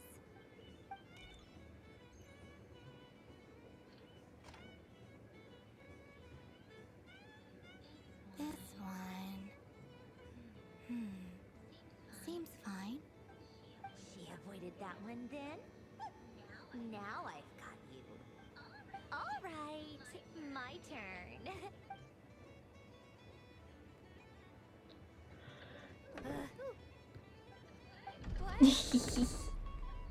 Looks like you lost again, Sandrone. Wait! There's more than one bad tooth! Bonk. You're so cute. I don't know, I ship both Sandrona and Columbina and Traveler. Stupid game! What idiot came up with this? Are you alright, Sandrone? You said some nasty things just now. Oh, I'm peachy. Should I let you bonk me on the head as well? Ah, forget it. Come on, bonk away. It can be your consolation prize for losing so badly. I told you, forget it. Gah, you've always been so annoying. Singing right outside my door, inviting yourself to my tea parties, going AWOL. And now you're off to the moon or something. Oh. Of all my days with the Fatui, the times I spent with you, Arlecchino, and Rosaline, they were my favorite. I will not forget them, just as I shall not forget this moment. We'll always be friends, no matter where we are, right? Who'd want to be your... Oh, so cute.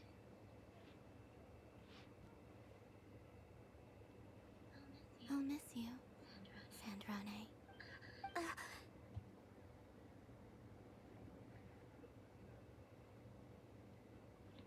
Hello, Ruki.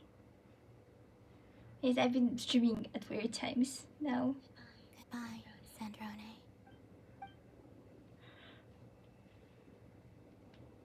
How are you doing? I've been lurking in your streams from time to time too, using them as a background.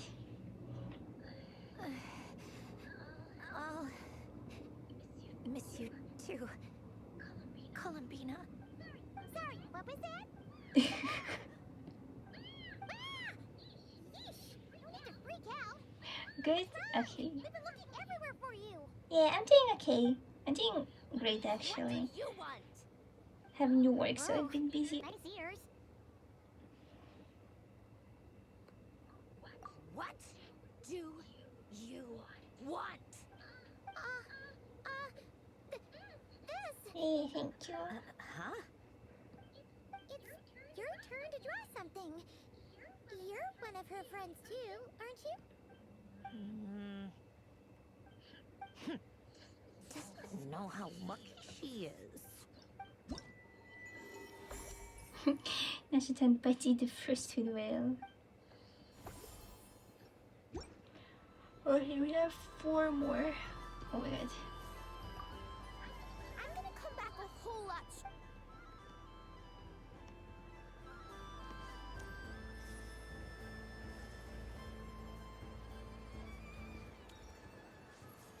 Oh, Columbina, you're getting eaten. Oh no.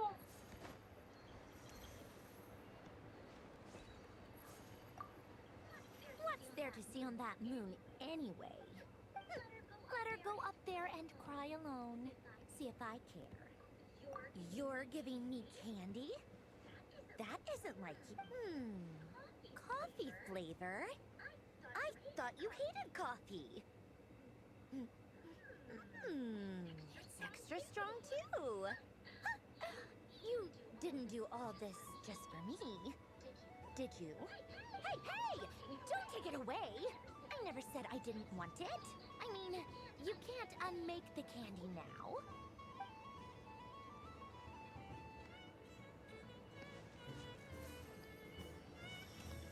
Okay, I've already been here. How pretty. Oh my god, look at the moon. The moon is crazy. I like the deer statues. They're kind of spooky.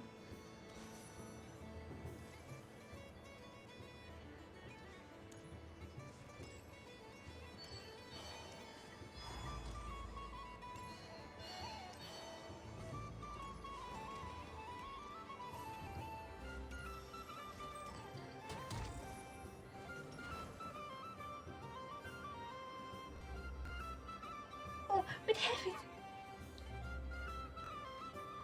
This doesn't make any sense. How am I losing every single time? Wait, you know, not cheating, I know. Uh-oh, sounds like Inepa's turning into a big baloney bot. I think it's time for some serious maintenance. Moon Goddess, help me. Miss Columbina, I know, is attempting to cheat. What the? I'm not the cheater. You're the cheater. How dare you throw it back at me?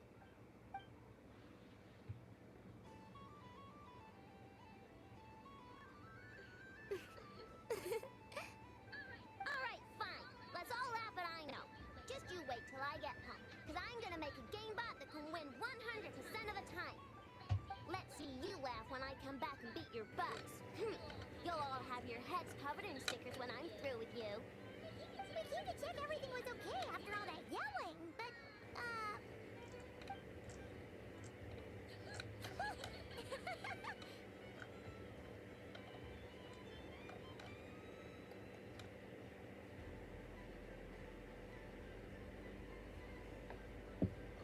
Whatever it is, it sounds like cheating is allowed. Kuhenki concentration. Each player starts with differently colored kuhenki. Each round, they draw one kuhenki from their opponent. When a player has two kuhenki of the same color, they make a pair and can be discarded. Any that can't form a pair must be kept. The round ends when a player can't form any more kuhenki pairs, and that player gets a sticker.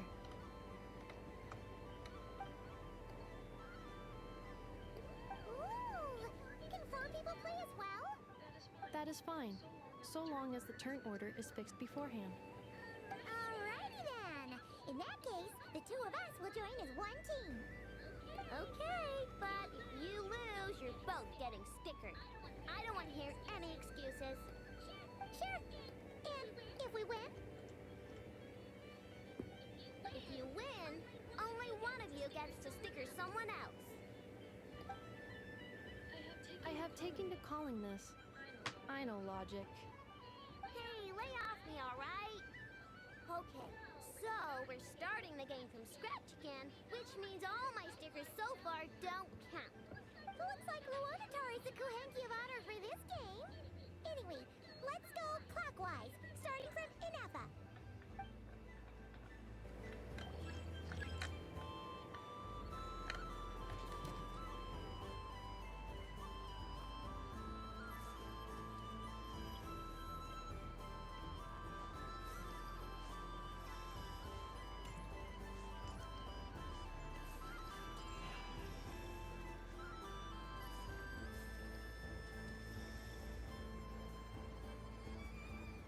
Nice! That's a pair!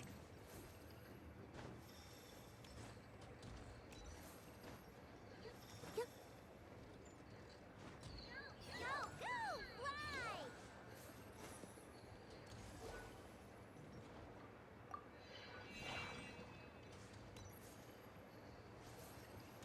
Go on.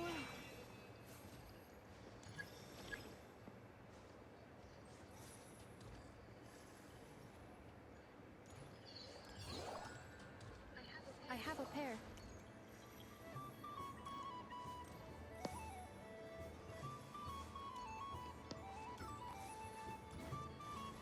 Uh-oh!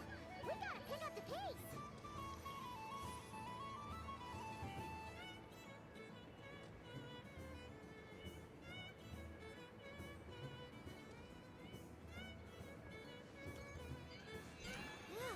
That was too close. I thought I was gonna lose. Let's see who's gonna be the unlucky one.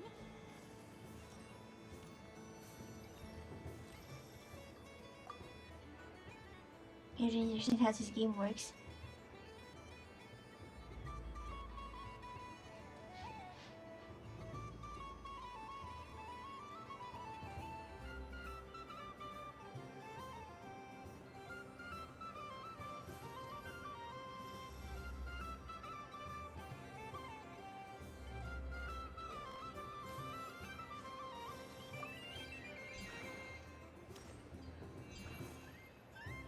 Do you win?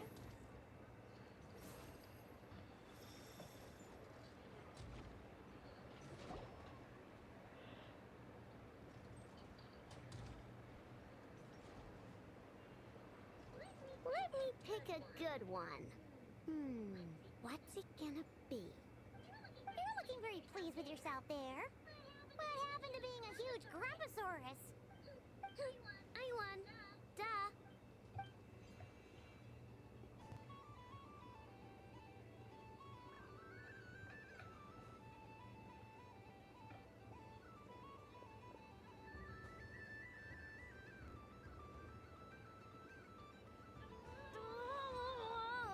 Me again?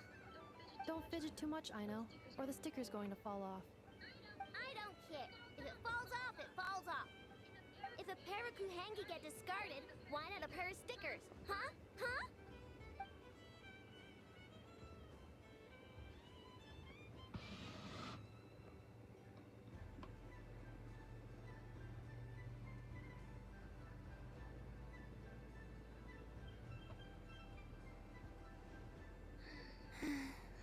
I've lost.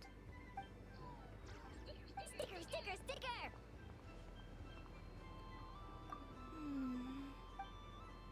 Oh my god, they're so cute. Cute!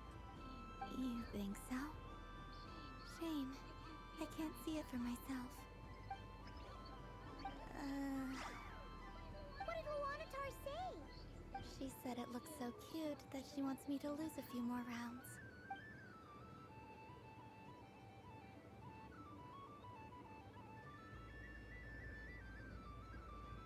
Who put these stickers on Paima's eyebrows?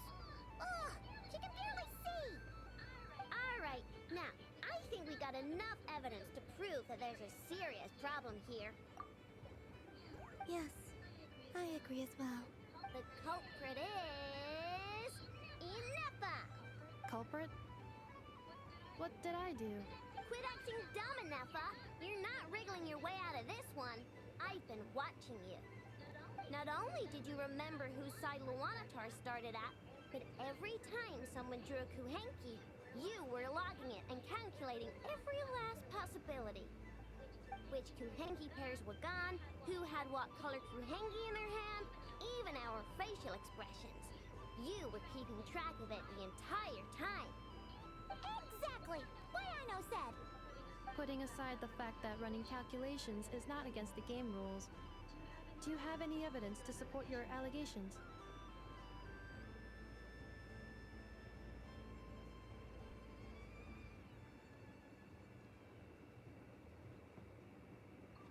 But that's not against the rules either. So she admits it. She certainly does. Alright, everyone grab a sticker.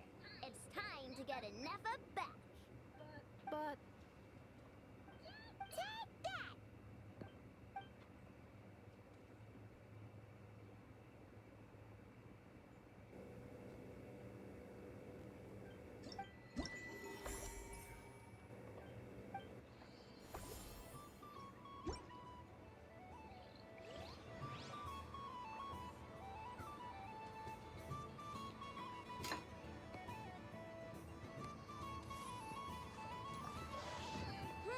I'm never playing games with you ever again, Inepa. Ooh, moon prayer candy. Sweet. Is it okay if I grab a whole bunch? Columbina, turn around. Use your huge cloak to block Inepa's vision. Yum. Oh, this one's even yummier. Oh, the flavors are blending in my mouth. Ew. Wait, can we feed everybody the candy? Ashram.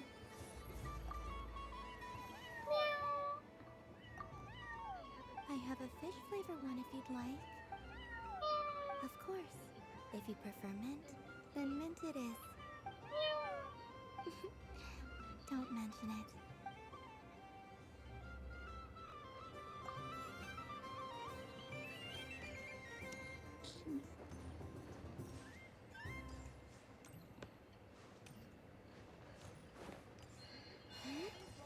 Stage. Cool your jet, Stucky.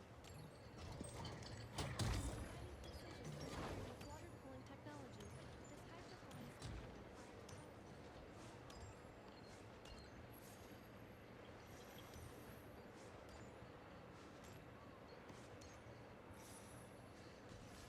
shortcut to defeat St. John Candy? What's there to see on that moon anyway? Let her go up there and cry alone. See if I care.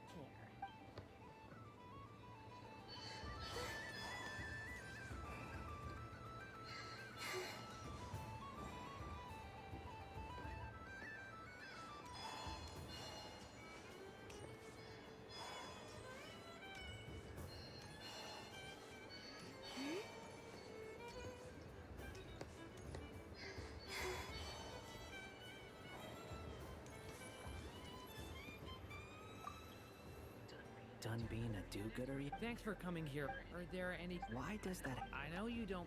Even if you wanted... Okay, Otherwise, you... Looks like Albedo's socialist... A moon prayer candy... Oh wait, I can.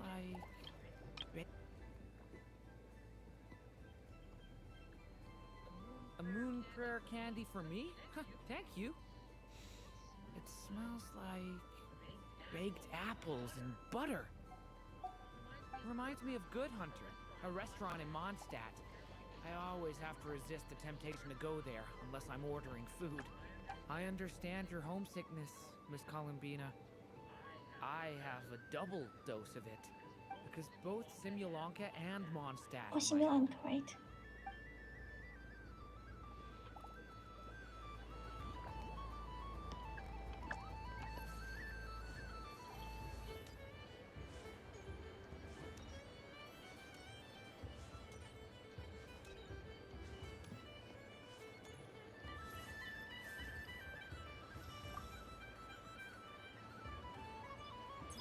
He's so cute.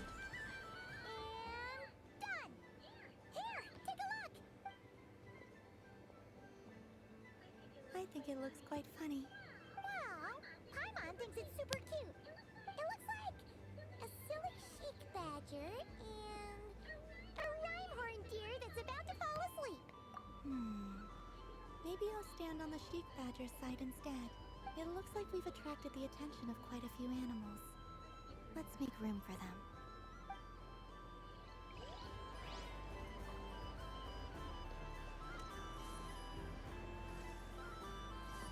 Why would I invite Lamo to take a photo with me? I once had Joe to take a photo with me. Oh.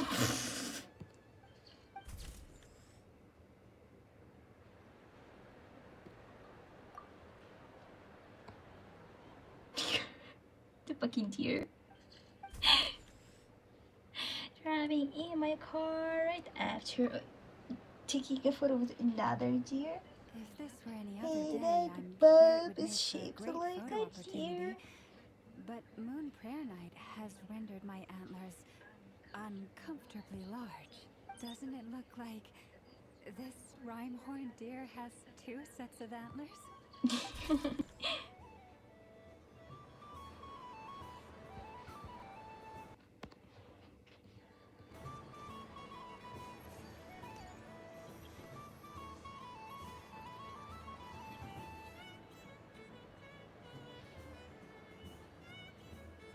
Wow, the frost moon sign on the star looks kind of plain, but it's pretty cool once you get into it. I don't go to Hisi Island much, but it's got that, like, old world cultural feel. And if culture means we get more festivals, I'm all for it. Hello, Yahoda. Columbine? Hello, moon goddess. That was too close. I almost gave the game away in front of the staff. Oh, wait. What's the deal with her shoes? They don't make a sound when she walks. I could do with a pair of those. Do you like balloons too? Balloons? Oh, you mean those? What's so fun about balloons? I'm not a Hello, femtilistic trans girl that knows how to stream Genshin. Well, learn something new every day. About these strange flying objects. I was drawn here by their voices. I recently learned a fun Gotta spend my time somehow before chapter 6 comes I out. decided to come and give it a try. A new game? Thank you for the follow.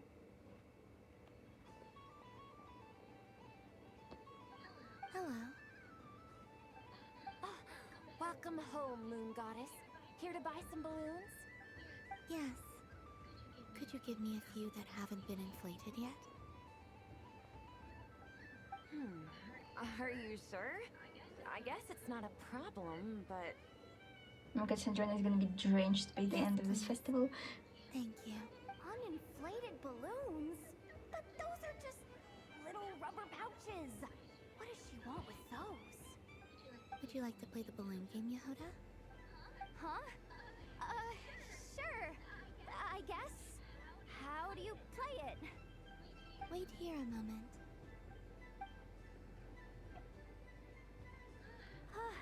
Oh. This is so weird. What have I got myself into now? I thought I saw Columbina nearby. Oh my god, there's a Kino. Oh, that's the fourth harbinger. Although she's helped us out quite a bit, she's good people, right? Is she looking for Columbina? Oh, guess that's my ticket out of here. I'm not sure my heart can take being sandwiched between two harbingers.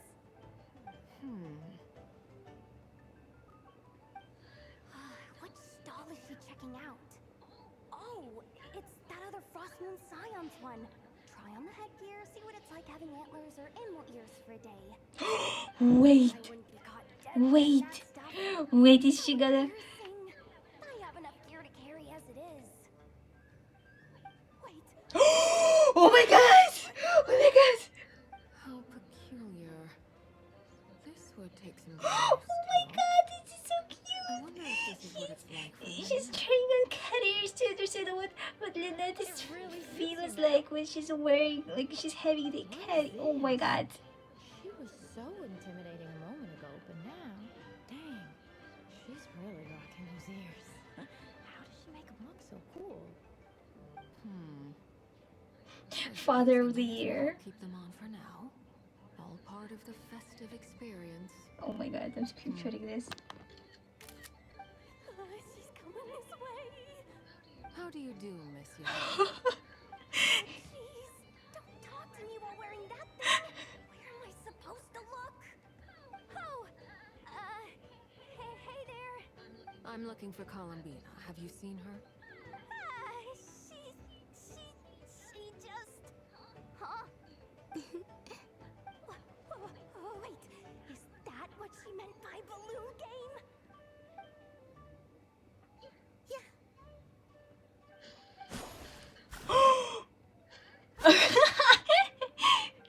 No fair! How come I get caught in the crossfire? An ambush from the rear? Is this a declaration of war, Columbina?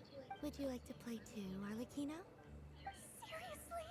Are they gonna start some beef right here, right now? Gladly. That said, I believe there is another who would like to join. Boss Nev! Thank goodness! You've gotta get me out of here! Things are kicking off big time! Hello there. I'd like 10... no, make that 20 balloons, please.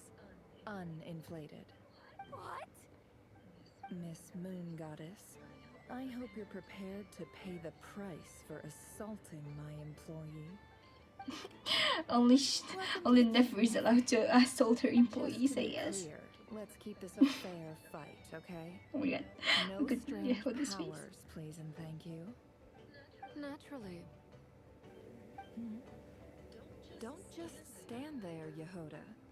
Aren't you going to team up with me? Huh? Do I have to? Of course. Don't forget, the Curatorium has a reputation to uphold. I knew something like this was gonna happen. Oh, so cute!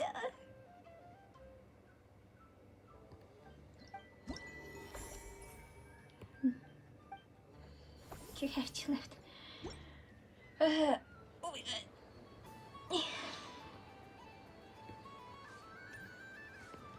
This is insane! I've seen Linny and the other children play this game before. It would seem that it's not a bad way to relax. Once in Candy.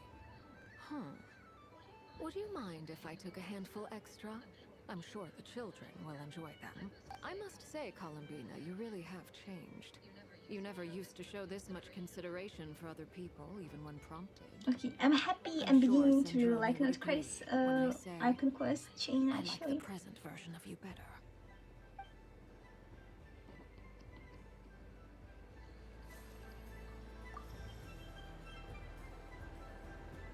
Welcome home, Moon Goddess. Would you like to try on some animal-themed headwear? I always hear Llama saying how heavy her antlers are. I wonder how it feels. Let me give it a try.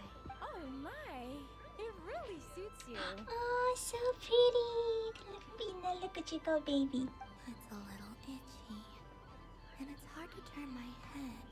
Should I keep wearing it? How does this look? Oh my god! How does this look? How does this look?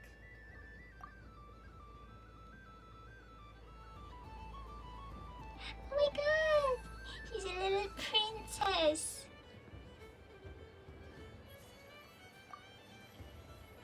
I've seen Linny and the other children play this game before.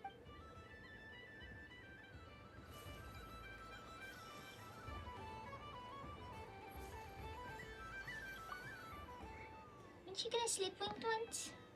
No, wait, this is Moon Prayer Night. No one sleeps in Moon Prayer Night. No one sleeps. No one sleep. Sleep, sleep, sleep, sleep, sleep. Shh, be quiet. You're hurting my head without that racket. Wait a sec. That's the Moon Goddess. The real Moon Goddess. And she's looking this way. Idiot! You're blocking your way.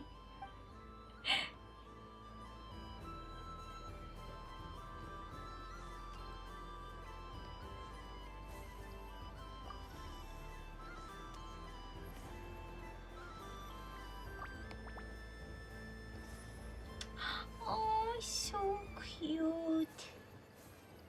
I like this one. How many times do I have to tell you? When you spin around, look up at the moon. The moon got it, not at me. You look like a moon to you. Sorry, teacher. And again. Stop. You're at the back. You're behind the beat. That's supposed to be simple. Focus up, or you'll be practicing till the next Moon Prayer Night at this rate. Again. I guess you're angry because of what I said, right? I can't tell because you're going too fast. You're ahead of the beat. Sorry, teacher, it's so noisy here. I can't hear the beat. Miss Kohenki? Are you sure it's no trouble? Then, thank you. Yes, we'd love to have you play the accompaniment. Right, look sharp, everyone. Time to step up. Show me your best moves. 5, 6, 7, 8.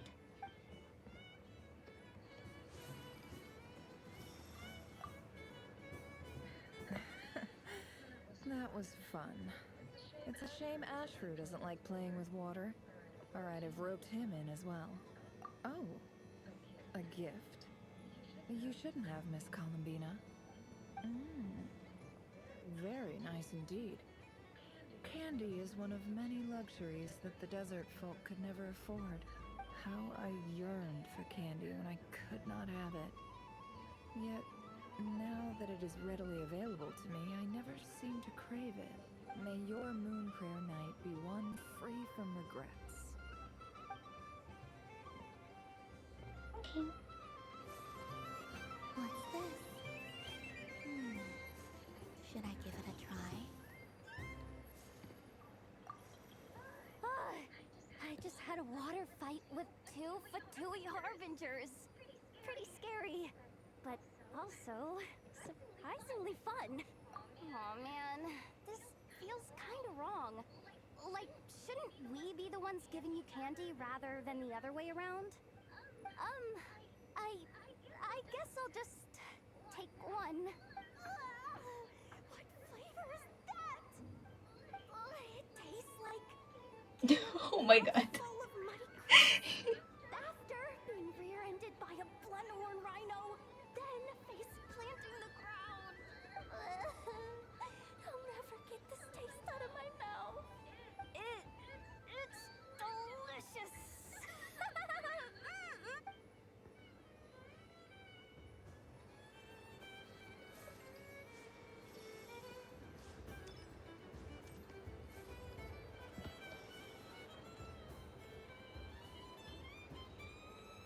I wish for a never-ending supply of latke berries.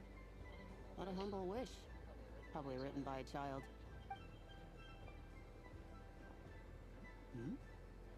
Is that Lauma the Moon Chanter?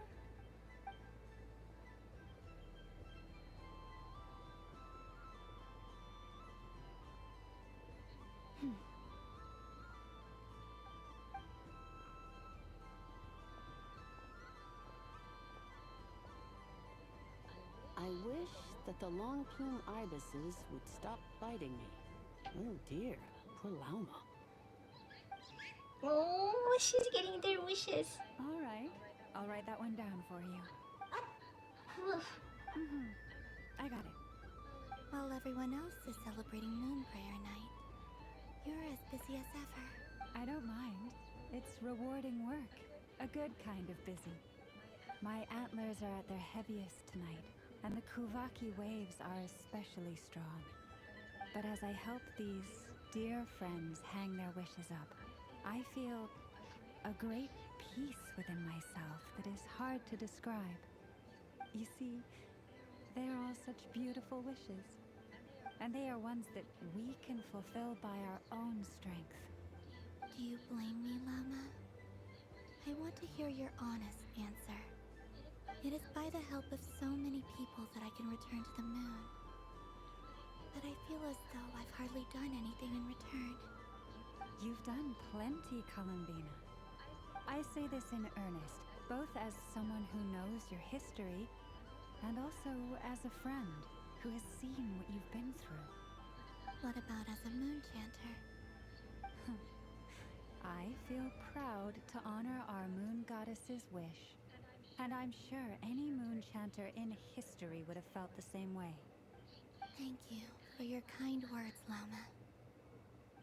But...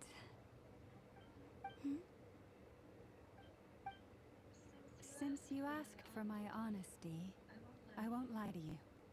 My feelings are mixed right now.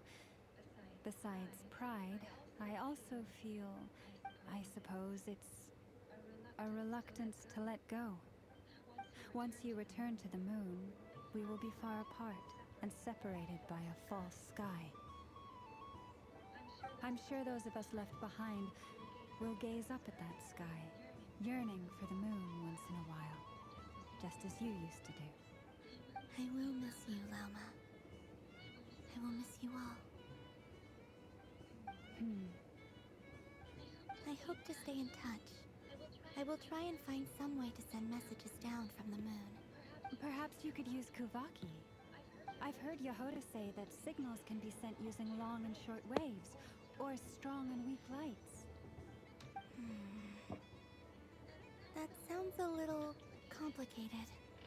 What if we forget what the signals mean? We could prepare a codebook beforehand, but...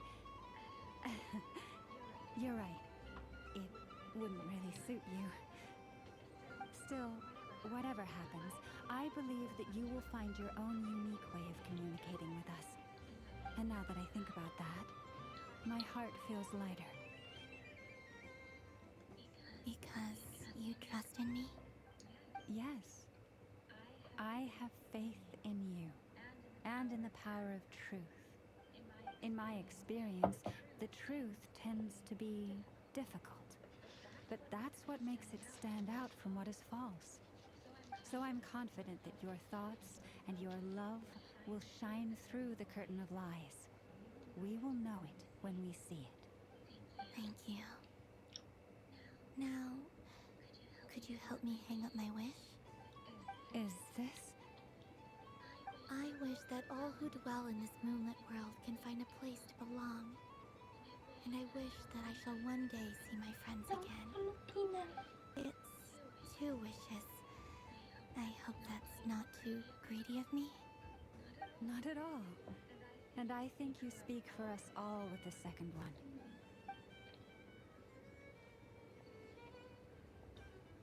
I shall continue to pray until the day that all of these wishes come true.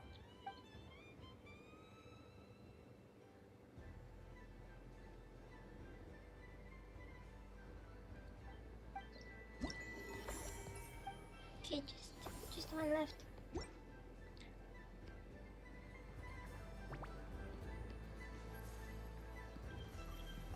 I wish that all who dwell in this moonlit world can find a place to belong, and I wish that I shall one day see my friends again. If only Miss Luliki would notice me. Hope things will go smoothly on the journey with Abu, and that Columbina's travel goes well too. I wish that long plum episode was supporting me. I want to adapt to human society more quickly, huh? Is this Jordan's wish? I really hope my boss gives me a raise. I want to adapt to human society more quickly. Okay.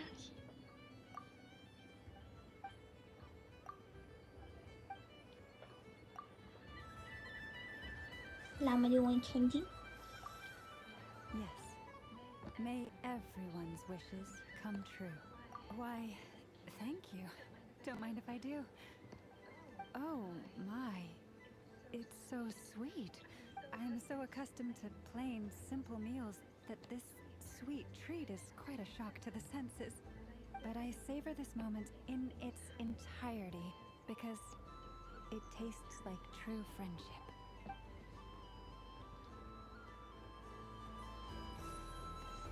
Oh, Luliki. Miss Luliki! Akin's been following you all this time. Oh, so it has. Hello there, little kitty. May the moon light your path. Did Lady Llama send you? Or was there something you needed? No.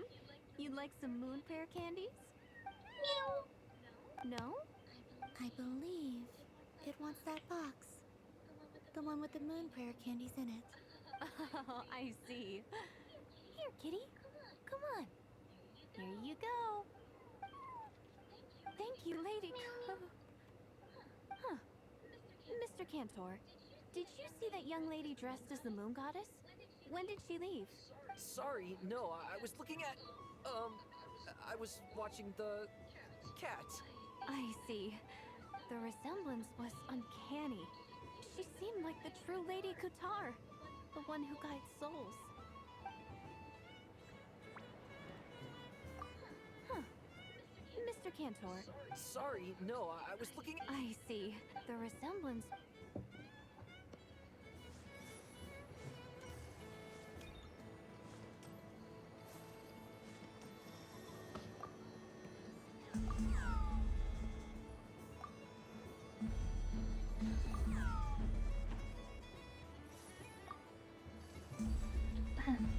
Bam. Bam.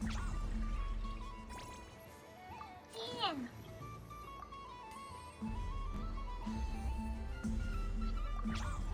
Yeah.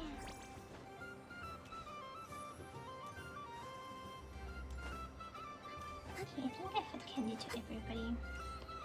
Except for Albedo and Orca. Sunny days! I prefer sunny days.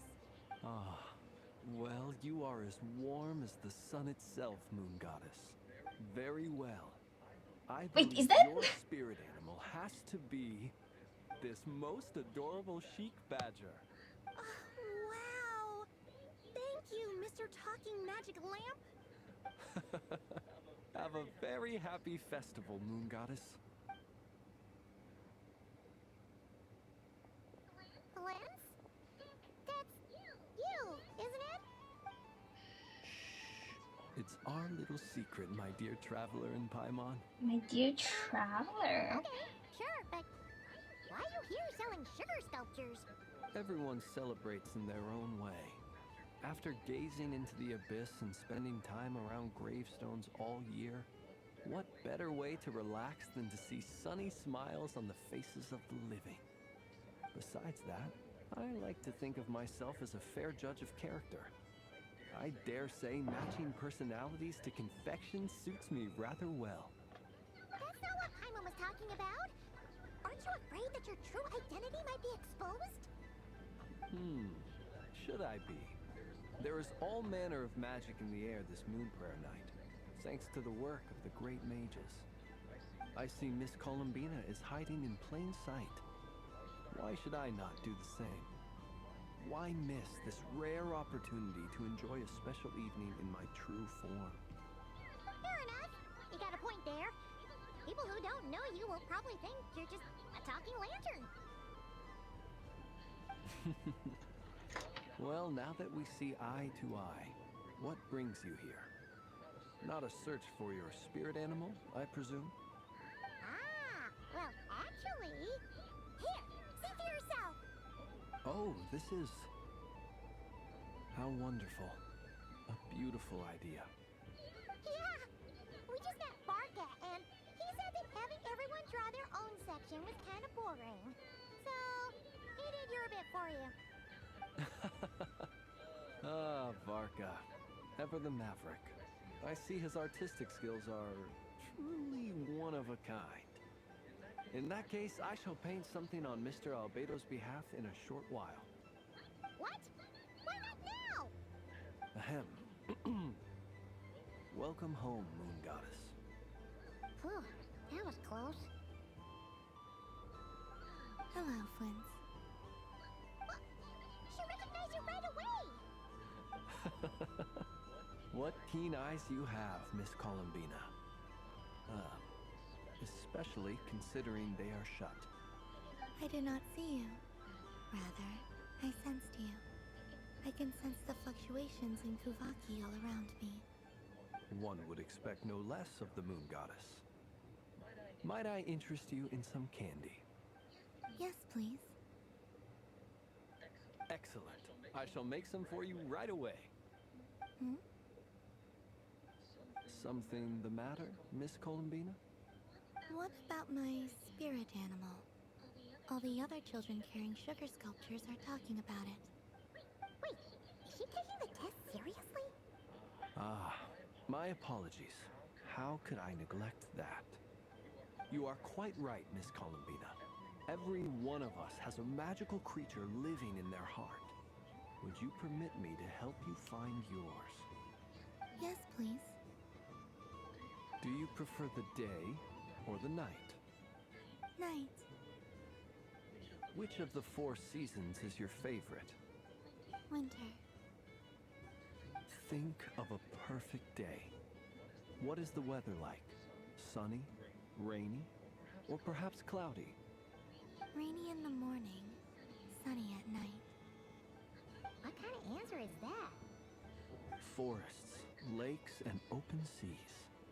Which do you prefer of these? Oh, that's actually her story. Imagine you opened your very own I shop. didn't realize that was a part of the What app. would you sell there? Moonlight, I think. Wow! My mom would totally shop there. It wouldn't cost anything. You'd just need to visit. Aha! I believe I know what your spirit animal is. Here, for you.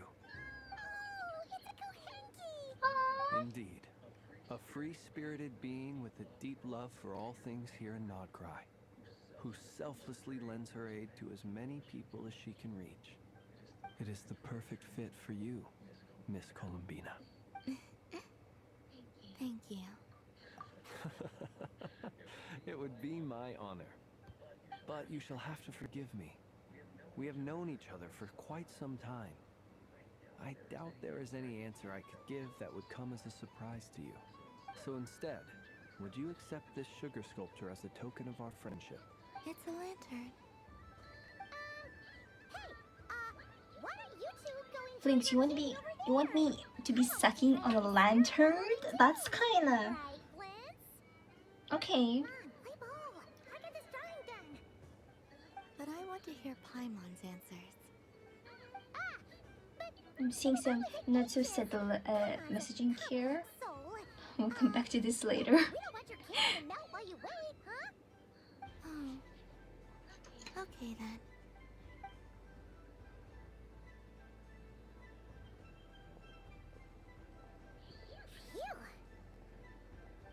Nice excuse, Lady Paimon. That was some quick thinking. Yeah, no thanks to you. Although, help next time.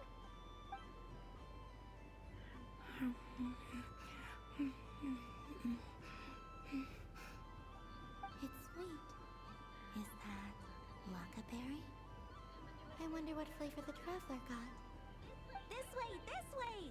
It's the candy-selling lantern! I'm coming! Of course. Traveler, maybe we can share? Yes. I found out recently that people share their food sometimes, so I'd like to try it. Or is that a no? Thank you. Aww, so cute. Yours is a little more sour than mine. Here, you try it.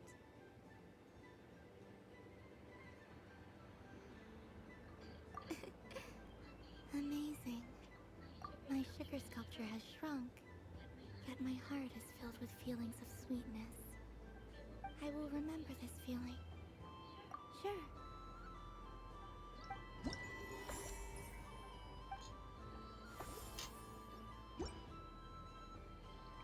Read my rewards. How do you check my book?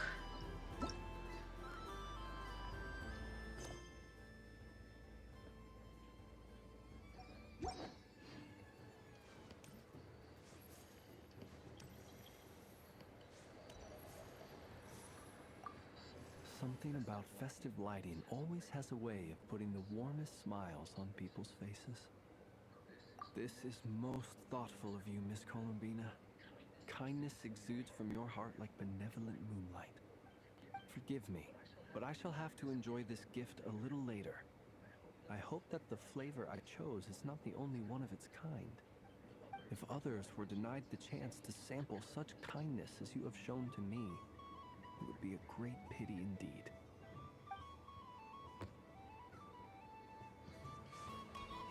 Okay, let's give the last remaining candy to...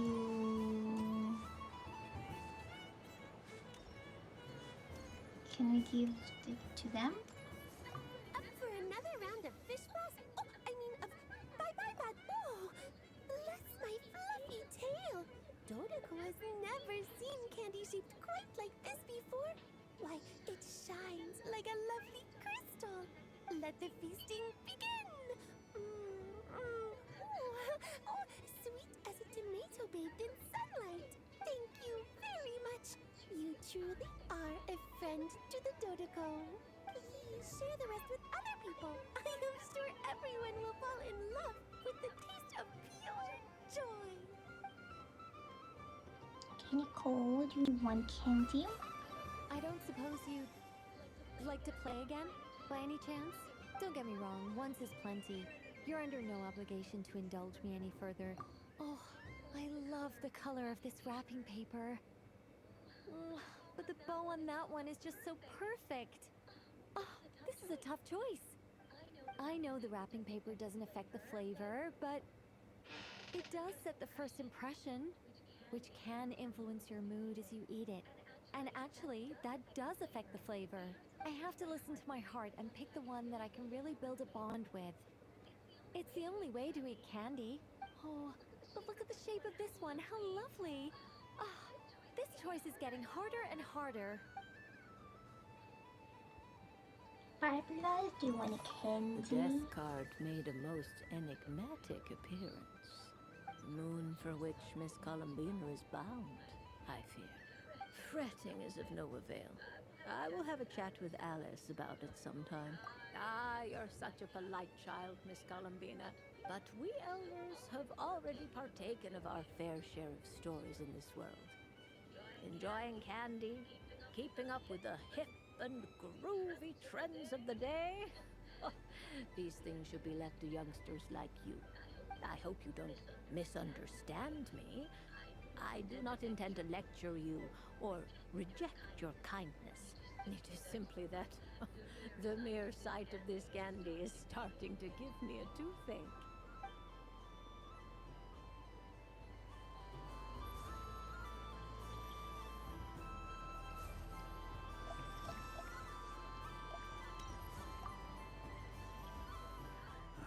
It'd be rude to... Huh? Albedo?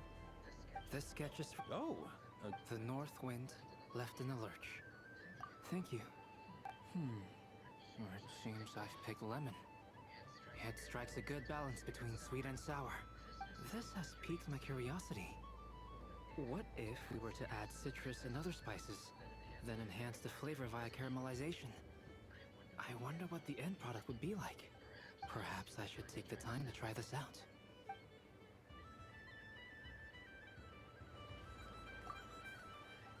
Huh? Albedo? This sketch is... Oh! The north wind left in the lurch. Ooh, I get one too? Nice, thanks. What is that? So familiar. Don't tell me. Oh, I got it. It's like the candy jar dropped into a vat of today's boon. Seems I'm a proud recipient of today's Feast of the Moon, huh?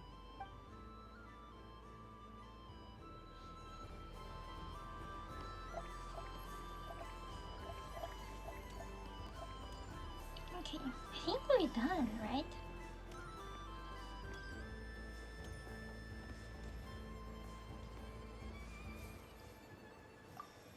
Has he had a Thanks for great coming here. weekend? Are there any... Why does that happen? I know you don't... Even if you won't... Otherwise, you'd... Looks like Albedo's socialism. I thought you'd actually spend your precious time doing Oh, something more worthwhile. Everyone has to take one? Well, fine. I'll take mine. Catherine, do you want a candy? Happy Moon Prayer Night, adventurers. May you have a lovely evening. Oh, okay, I guess she doesn't want it.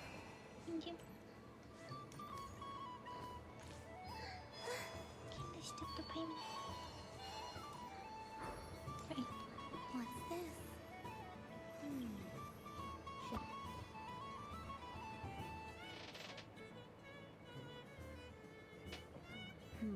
I don't have enough data. Need more samples. But who should I ask for help? Is this one of the amusements? Or is it a research project? Bit of column A, bit of column B. I'm currently running A bit of a synchronization column tests on these B. bots. Nah. Basically, you need to press the button to help them successfully obtain the treasure. But you've got to time it right. I'll record your data, which will be used to improve the robot's accuracy. But, ma'am, I mean, Moon Goddess, don't you think you should take your eye mask off first? There's no need. I will be all right. Okay then. Whatever you're comfortable with. Great. Then let's begin.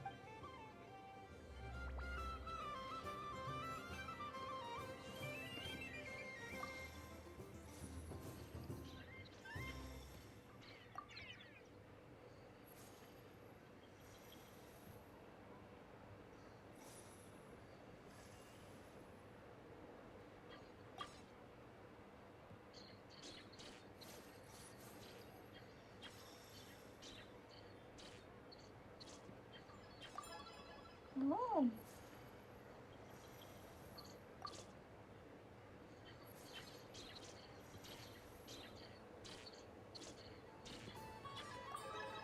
Can I get a prize?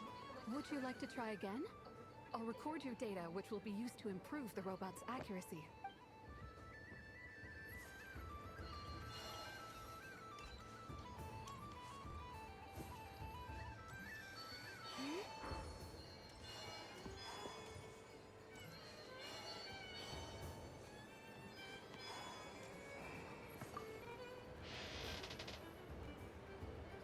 Traveler.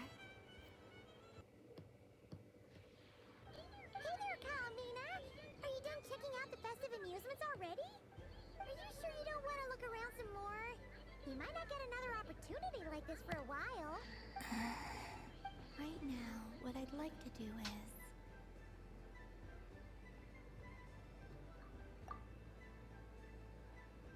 Oh! Candy for us? Thanks a bunch, columbina! Don't mind if we do! Whoa! This one's intense! But it's so tasty! What about you, traveler? How does yours taste? Oh, sounds good!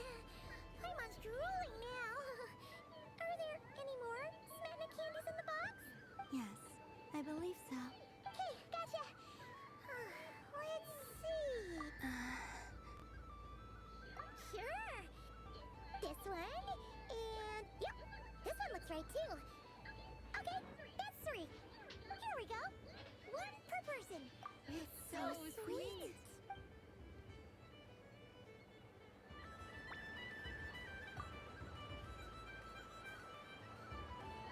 Traveler.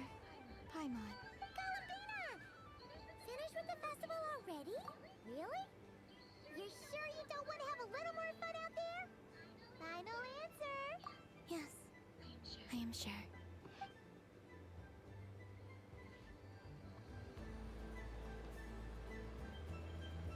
Catching time?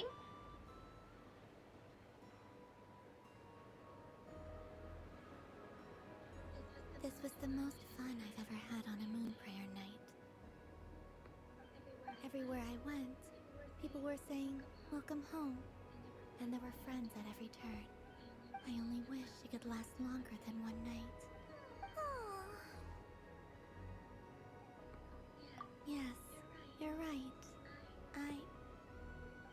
The moon prayer blossoms. Ooh, look!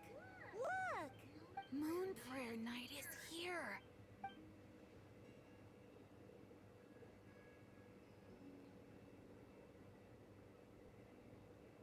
The moon. It's so beautiful. Happy Moon Prayer Night, dear. Happy Moon Prayer Night. Happy Moon Prayer Night.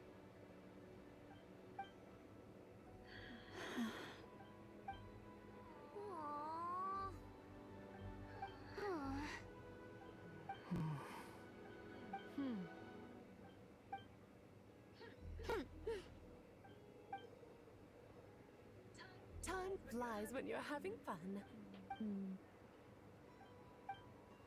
Oh, they said the cool plushie. Looks like the time has come. Columbina. You'll be heading off now? Yes, to the ruins you mentioned. And from there, back home to the moon. Wait! I know? At least... Take one of our craft shops crumb-cookies up to the moon with you.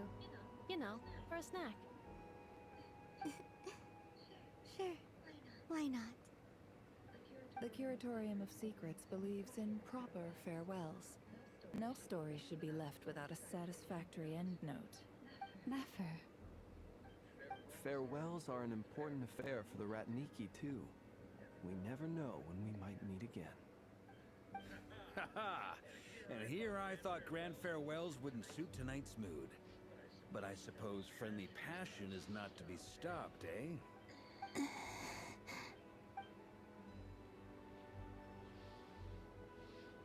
Oh my god, so many people. Just for you, Columbina. We made a little something for you, Columbina. What is it? A Moon Prayer Night greeting card. With drawings by all of your friends. You did mention that you'd like a portrait done, so I took the liberty of creating one for you. Oh, this is so beautiful. It's so cute. Oh my god.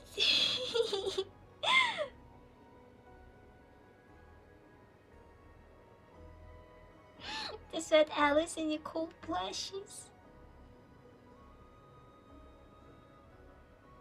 Aww.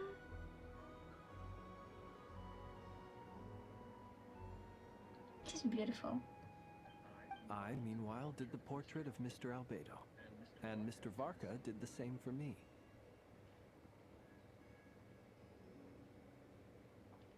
Flint did the portrait of Albedo, and Varka did portrait of Flint. I mean, I think my work was pretty true. I mean, to yeah. life, don't you think? The picture of Ashfuru was my doing. The two of you seem to get along rather well. Wait, was I the only one who did a full-body picture? That's so embarrassing. I did pictures of me and Anefa. I did my own portrait and one for Hat Guy. Plus, there's the two mages, Arlecchino and Sandrone. So, if you ever miss us, just flip the card open and we'll all be right there with you. I don't know what to say. Thank you so much, everyone. This whole Moon Prayer Night was more than I could have ever asked for. It is the greatest gift I have ever received. Lama, I figured it out. Figured what out? Remember how the Frost Moon Scions used to use milk as invisible ink to write hidden messages? That was a very long time ago. Oh, are you saying? Yes. When I miss you all, I shall use moonlight in the same way to write words that only you can see upon the moon itself. Wow, that sounds lovely. Quite. But how will we see them? Simply open your windows on nights when the moon shines bright, and the moonlight will naturally flow towards the words I have written.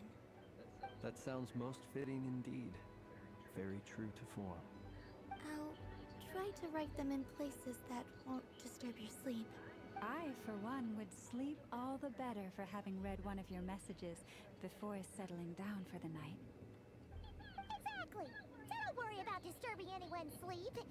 Just promise you'll write to let us know you're okay, alright? Alright. I promise.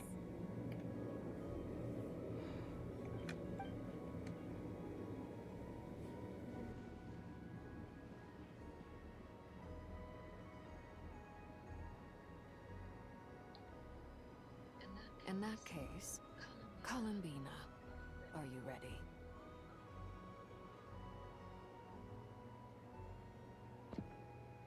I'm ready. Very well. Let's go.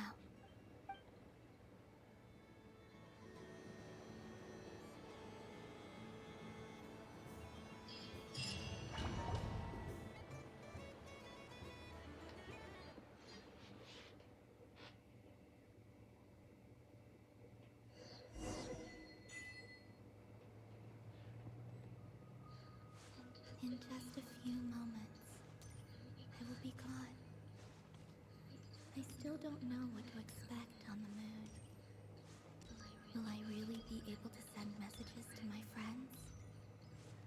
The Kuhenki, the animals of Nodkrai. I'll never get to see them again.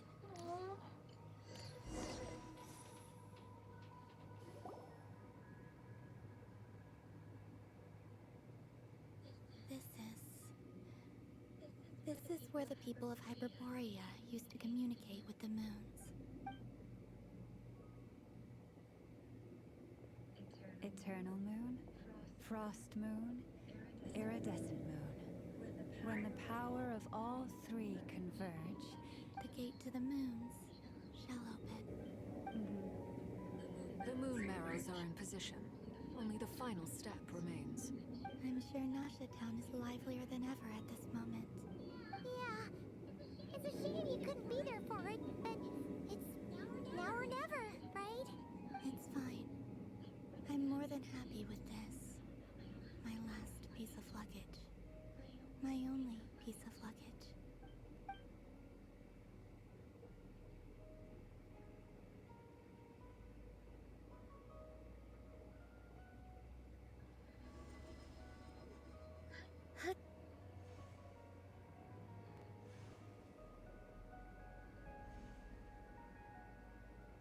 I can already feel the moon calling to me.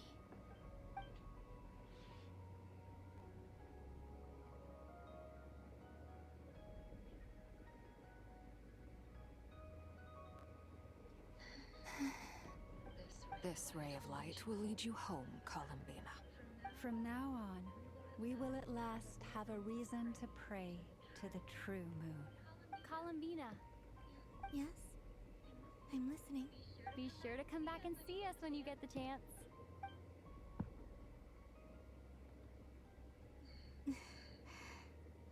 Of course. But if that chance doesn't come, then remember that you have friends on this planet. People who will miss Columbina. Yes, I will. Thank you for everything you've done for me. And remember.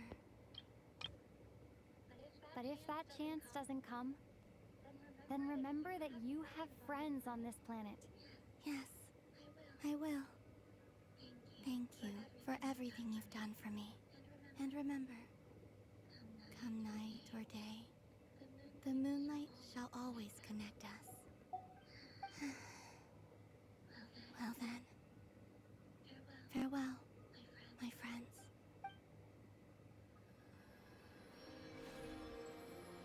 Oh my god, it's happening! She's going away!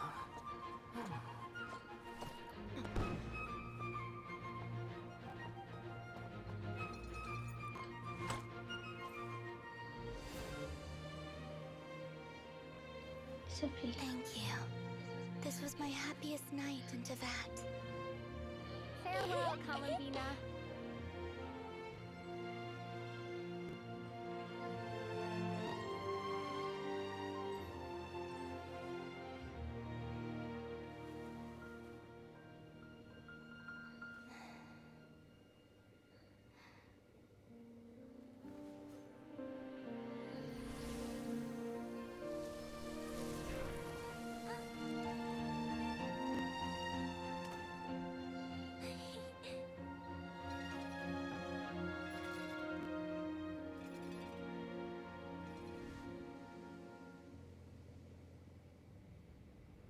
The moon really is closer than ever tonight. Oh, what the fuck?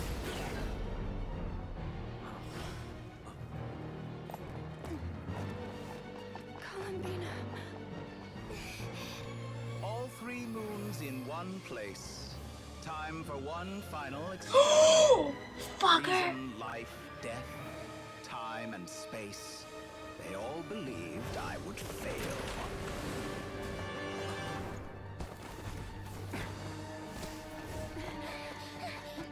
How could this happen? But Tevat's primordial power never did belong to the throne of heaven. And now, they are mine.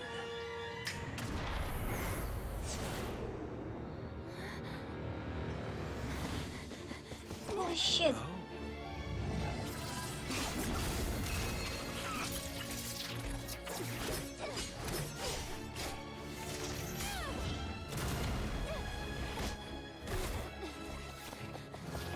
I completely forgot about him. No, as long as I'm here. The doctor is free to wield the 3 moons' power.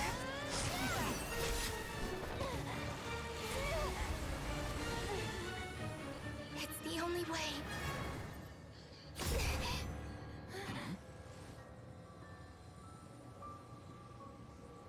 I guess I won't be going home today. Columbina! No!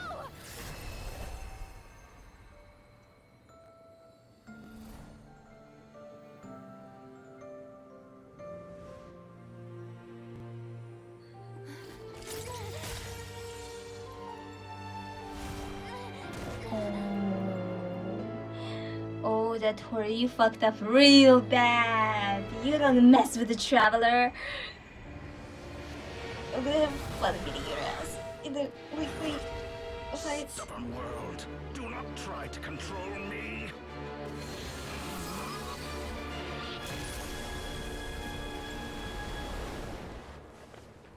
Columbina. No!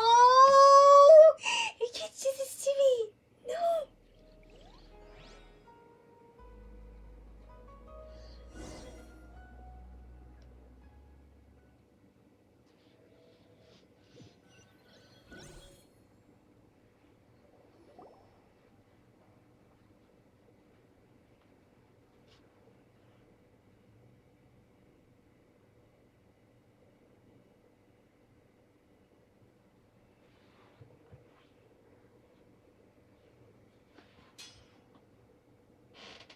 Are you alright?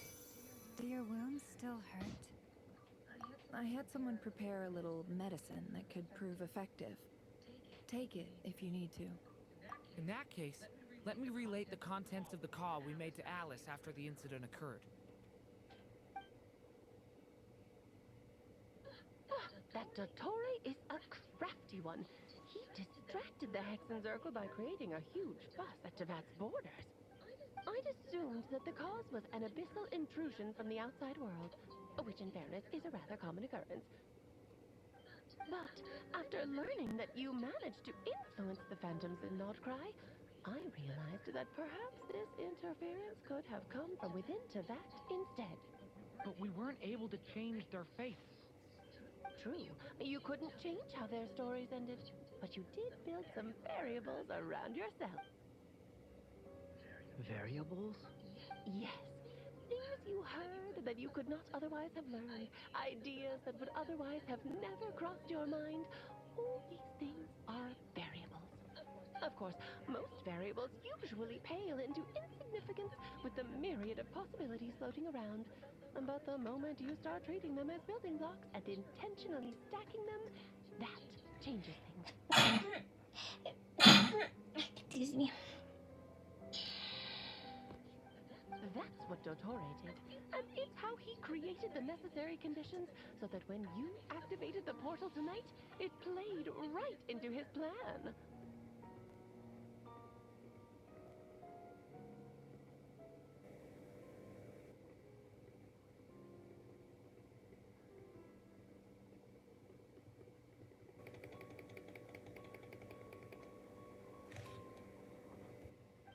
However, we have no way of knowing exactly what he did. Yeah, we also need to ascertain Columbina's status. And that about sums it up. As I suspected, Dottore has disappeared completely. If it's any consolation, he wasn't able to control Columbina as he might have wished to. Oh no! What? She did what? All we saw was Dottore appeared and used some kind of power. The next thing we knew, he and Columbina were gone, and you were falling into the sea. I see that the doctor first time, which is why only I could move freely. Because I'm the main character. From their perspective, the battle and Columbina's decision all happened in a single instant. So that's the power of all three moons. But why wasn't I affected? Is it because I'm at the center? So, Columbina intentionally opened the moon gate and escaped into the same mysterious world as Rerir and Thalindis. Sounds like bad news.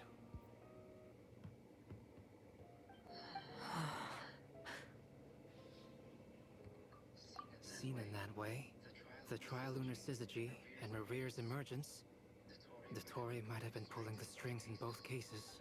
According to Miss Alice, he is attempting to transcend his destiny and finish an experiment that only a god might complete. An utter lunatic. Lunatic. Seems like he'd want to be here for this. He took off with a Dodo communication device after we spoke to Alice. He said he had a hunch that he wanted to investigate by himself. The look on his face was terrifying. I've never seen him like that before. Relying your frustration on the fact that Dottore was one step ahead despite his best efforts. Honestly, I feel the same way. I'm back. That guy! I went to look for the Hyperborean phantoms again. I think I've gotten to the bottom of it. I got them to talk to Nicole on the other end of the communications line. Turns out, the history they describe is different from how Nicole remembers it. What? Really? But how? Surely Nicole can't have been wrong. Because the phantoms are the ones who are deceived. They speak of a savior who appeared in their history. One who never should have existed. This savior promised to create a new moon within the false sky, and even bring back their moon goddesses. Foolishly, they believed in him, and told him everything he wanted to know about the moons. It's obvious that this was Dottore's doing. Now you mention it, the first time we entered the Hyperborean ruins, we heard the phantoms discussing their history, and I remember Nicole commenting that something sounded a little strange. But Dottore shouldn't have been able to get in there in the first place. He didn't. Nicole said that this was an anomalous state triggered by disruptions in the causal connections between phantoms from the same era. The variables that Dottore put in place were substantial enough that they even affected phantoms that he never met. So it's not that their memories were unclear. They'd been tampered with.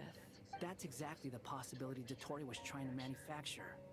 He turned these variables into knowledge, and engineered the situation so all that knowledge would fall into his hands. Then, he harnessed that knowledge on Moonprayer Night to truly create a false moon. How is that even possible? To be precise, he exploited a weakness in the way the spell works. The spell senses Kuvaki to detect the moon's location.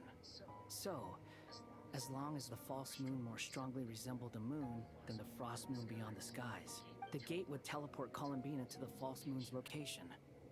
In other words, to Dottores' side. Oh shit. Once he had her under control, the teleportation spell remained active, and he manipulated her power to seize both moon marrows. At that moment, the moon marrows disappeared right before our eyes. It was already too late, even as we were leaving the ruins. By then, Dottore had already amassed the power of all 3 moons. So, where does that leave us? What do we do now? I'd certainly like to know what Her Majesty thinks, now that the concerns I expressed to her have come to pass. But we cannot simply sit and wait for her to decide the matter. And in any case, it is not the Fatui Harbinger Damselette who sees us as her friends, but rather Columbina Hyposelenia. If, even in such extreme circumstances, Her Majesty will not lift the prohibition on Harbingers drawing steel against one another, then I will do as my heart demands. I will fight as Peruware instead. Arlecchino. Oh, Arlecchino! Time is short, so I'll make the first move.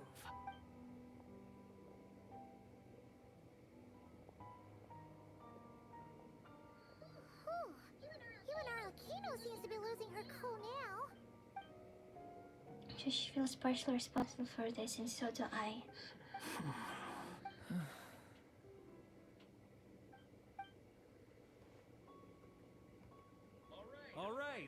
All right. Lose those dejected looks for a moment and let me get a word in. It looks bad, I won't lie. Very bad, in fact. So Dottores pulled some real dirty tricks to gain the upper hand. For now. And yeah, it's to the point where even the mages say that his variables have affected destiny. I'm not so sure, though. Many have told me that Tevat's destiny is fixed, and that does appear to be the case. Well, what makes Dottore so sure he'll be the exception? And since he was able to stack these variables up, who's to say we can't do that? You of all people should not be discouraged, traveler from afar. This isn't over yet. And you're not alone in that. Everyone here does, whether they've spoken thus far or not. But none of us are the type to sit back and wait for the sun to shine again. It's exactly how a knight should roll. If they knock you down, you get back up and get back in it. Don't forget, Honorary Knight, you're a legitimate member of Mondstadt too. Mark is right. This is far from over. Dottore's already way overdue a butt-kicking given his past shenanigans. And after this, he's earned himself a double dose. That's what I'm talking about. How's everyone else feeling? I'll use Kuvaki to investigate Columbina's whereabouts. I am not ready to give up either. Leave the intel gathering to me. Whatever happens within Nodkrai's borders, when the Curatorium of Secrets wants to be in the know, we always find a way. Anno and I will do all we can to support you. We will attempt to reverse engineer Dottore's actions and seek a breakthrough that way. Alice and Nicole are busy dealing with an emergency at Tevat's borders, so they can't return just yet. But they're both very angry about this. They've asked Albedo and me to act on the Hexen Circle's behalf and do everything in our power to fight back against Dottore. Are you ready then? We're going to have to conduct a lot of research, even in the early stages. I'll do my best. As for me, I'm pretty familiar with Dottore's way of doing things, so I can try to predict his next move. I'll help with your investigation. Nice! Looks like we have our basic division of labor. I'll get in touch with Flints and Itlua, get them to have a chat with their Starshiner. It couldn't hurt to bring the Lightkeepers on board as well. At the same time, I'll pass on instructions to the Knights present in Nodkrai to assist the Lightkeepers and other organizations in ensuring the safety of those living here. Yeah! We'll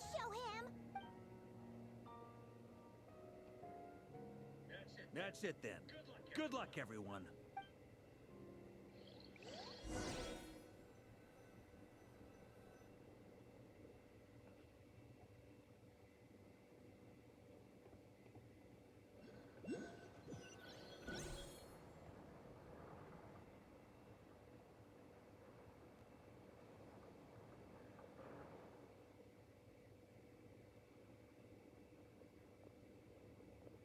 I never thought that Columbina would become my real name.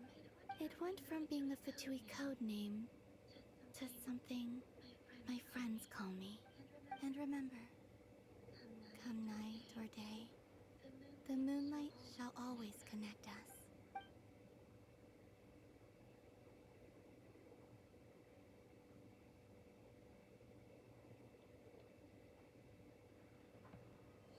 Yes!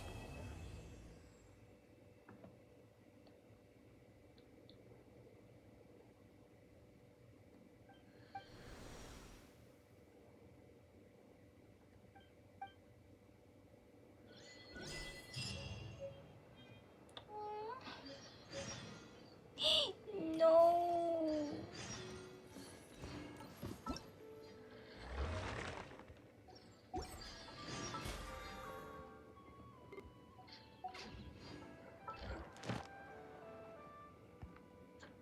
Oh, shit.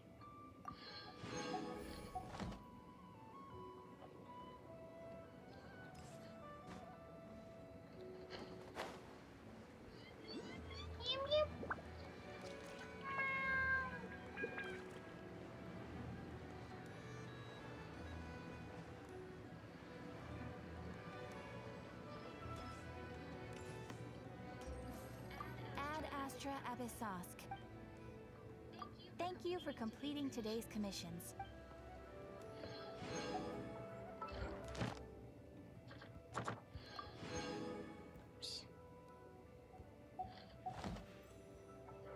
Oh, they have two of them.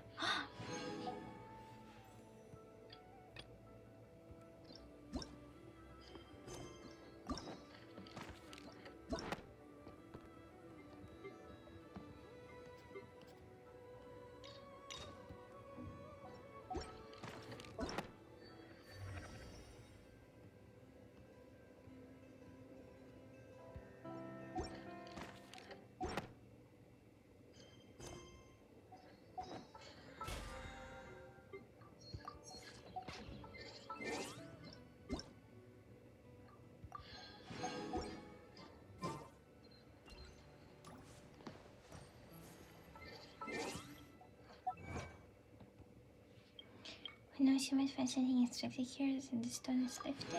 Witness the history that once unfolded here. Vision of a new converging path. Somewhere in time you once crossed paths. Nocturne of the far north. On a board day, the whole point of a holiday is to kick back and have fun. One prayer night is the last night in the sublunary sphere, between the eternal and the ephemeral. The moonlight will always find a way to connect us night or day. Mountain moonlight in the morning mist. Yes, show me James.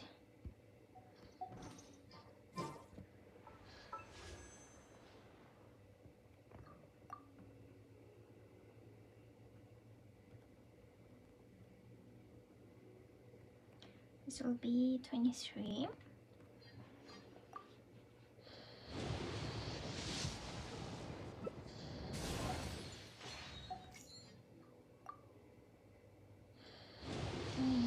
Four. 25. Yes.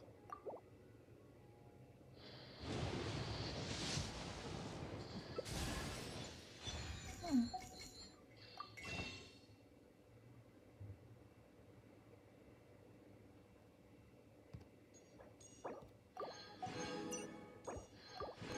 Okay. 26. 27.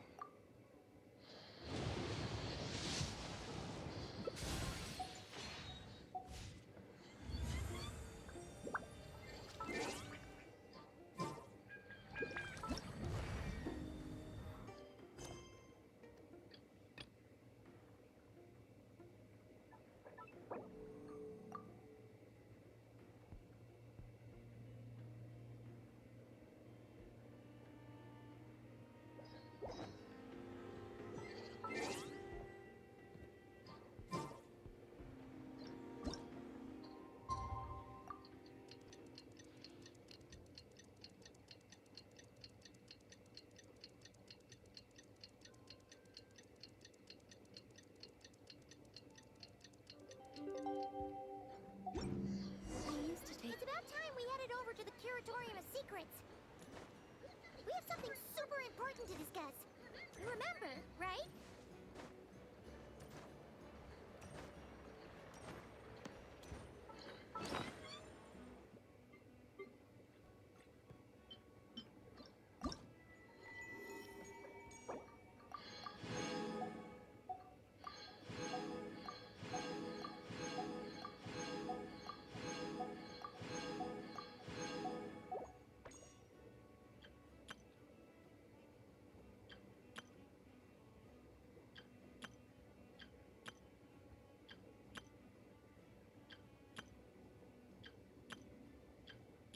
Oh man, Columbina, baby. I failed you. 28.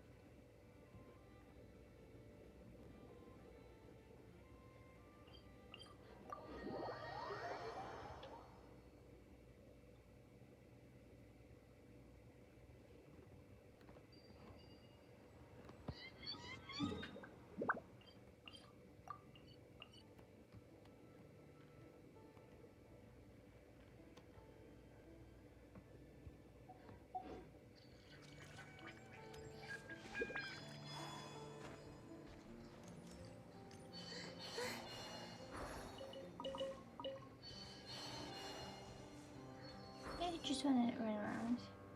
Second first before going to sleep.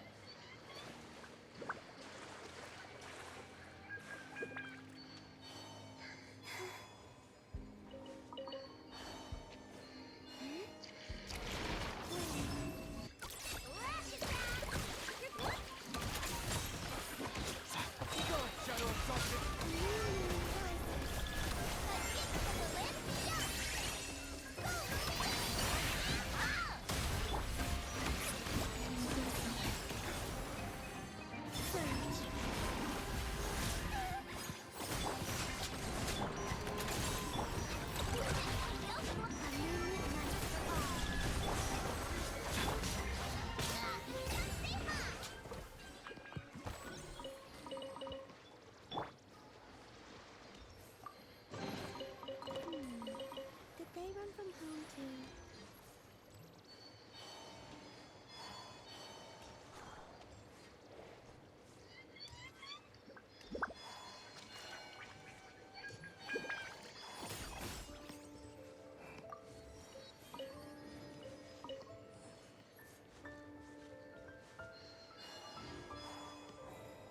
It's a tree, it kind of look like crystal, but it's not glowing at all.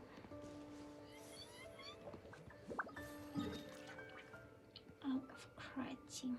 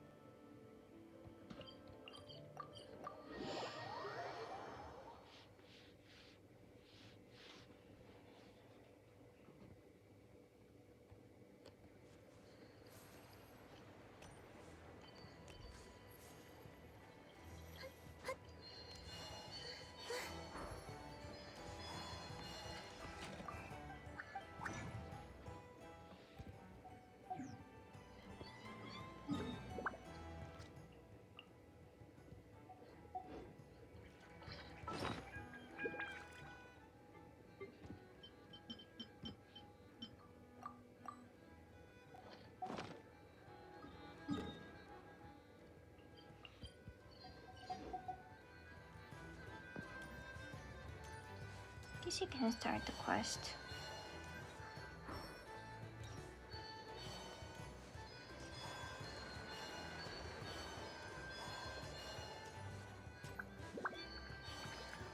Nice, columbina is right here with me.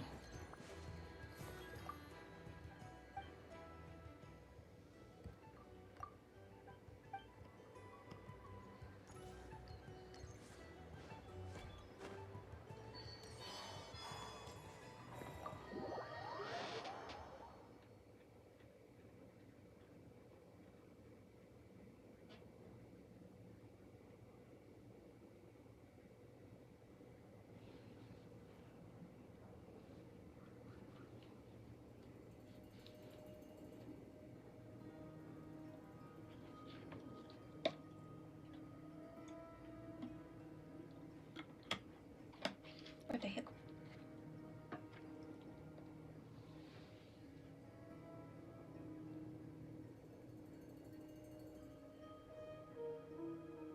Looks like the gang's all here.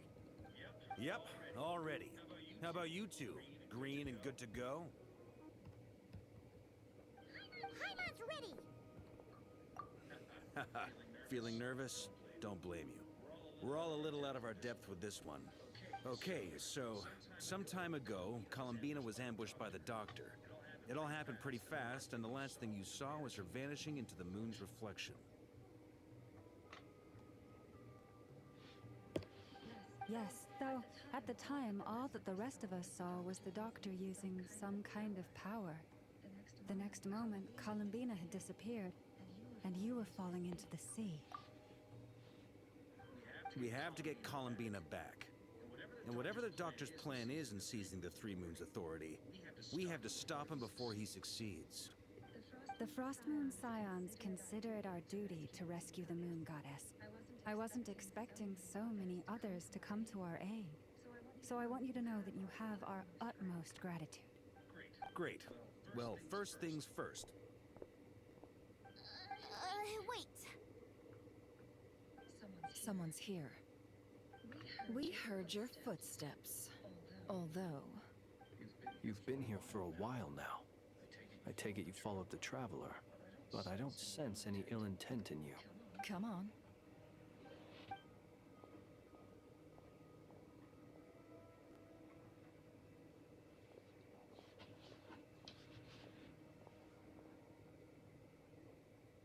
I figured it wouldn't take you long to notice me. I come bearing news from my lady, the Knave. Dottore went through the motions of returning to Snezhnaya, but it was obviously a facade. However, he has not returned to the Kuvaki Experimental Design Bureau, nor has he made an appearance in Nasha Town. Well, in that case, he'll be in his lab way up north. I always wondered why he applied for his own private pad. He was planning this all along. Tell them that Sandrone and I will go on ahead. If they still intend to pursue this matter, they should meet us at the research center in the northern tip of Nodkrai. Nice of Columbina's two best friends to think of us. We appreciate the heads up. Our sincere thanks to the Fatui for your aid. Lady Damselette may have left our organization, but at least some of her colleagues remain genuinely concerned for her well-being. Not to mention that the Doctor's increasingly cryptic conduct gives us great cause for alarm. We have crossed swords many times before, but it's not personal. We're just on different sides. We don't lack humanity. And so, as fellow friends of Lady Damselette, it's only right that you should be in the know about this. Arlecchino's situational awareness has saved us a lot of trouble. I'll leave the map here with you. If you do decide to head to the research center, please proceed with caution. And remember, at least while you're in nodkrai, Lady Arlecchino's subordinates are your comrades if you want them to be. This is very accommodating of you. We can't thank you enough. Just doing my duty. I shall take my leave now.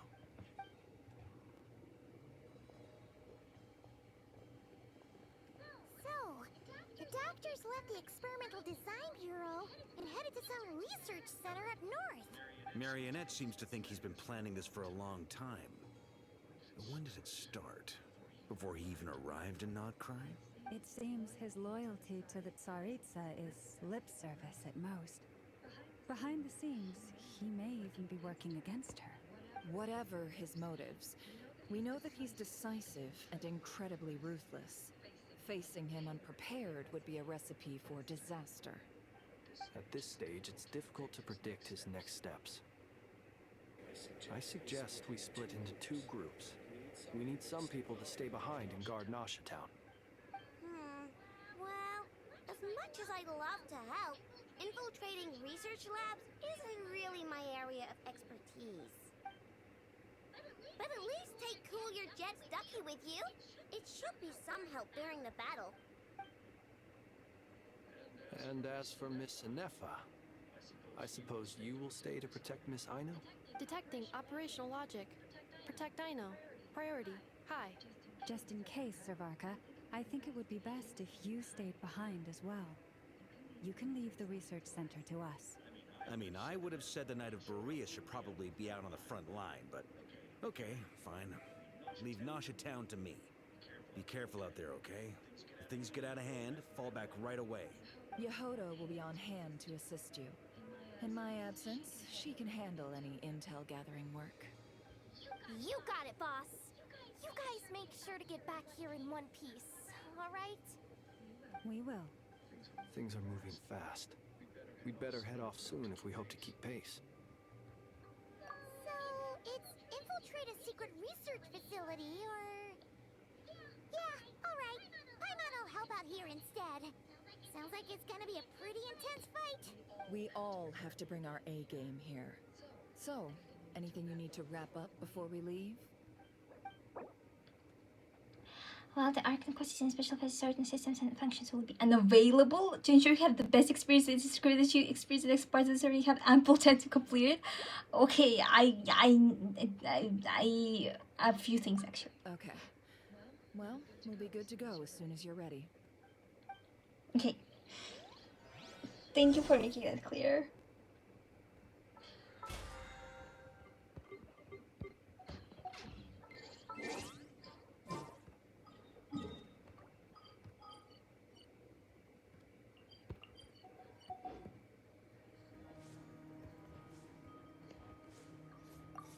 We all have to bring our A game here. So, anything you need to wrap up before we leave? Okay. This is convenient.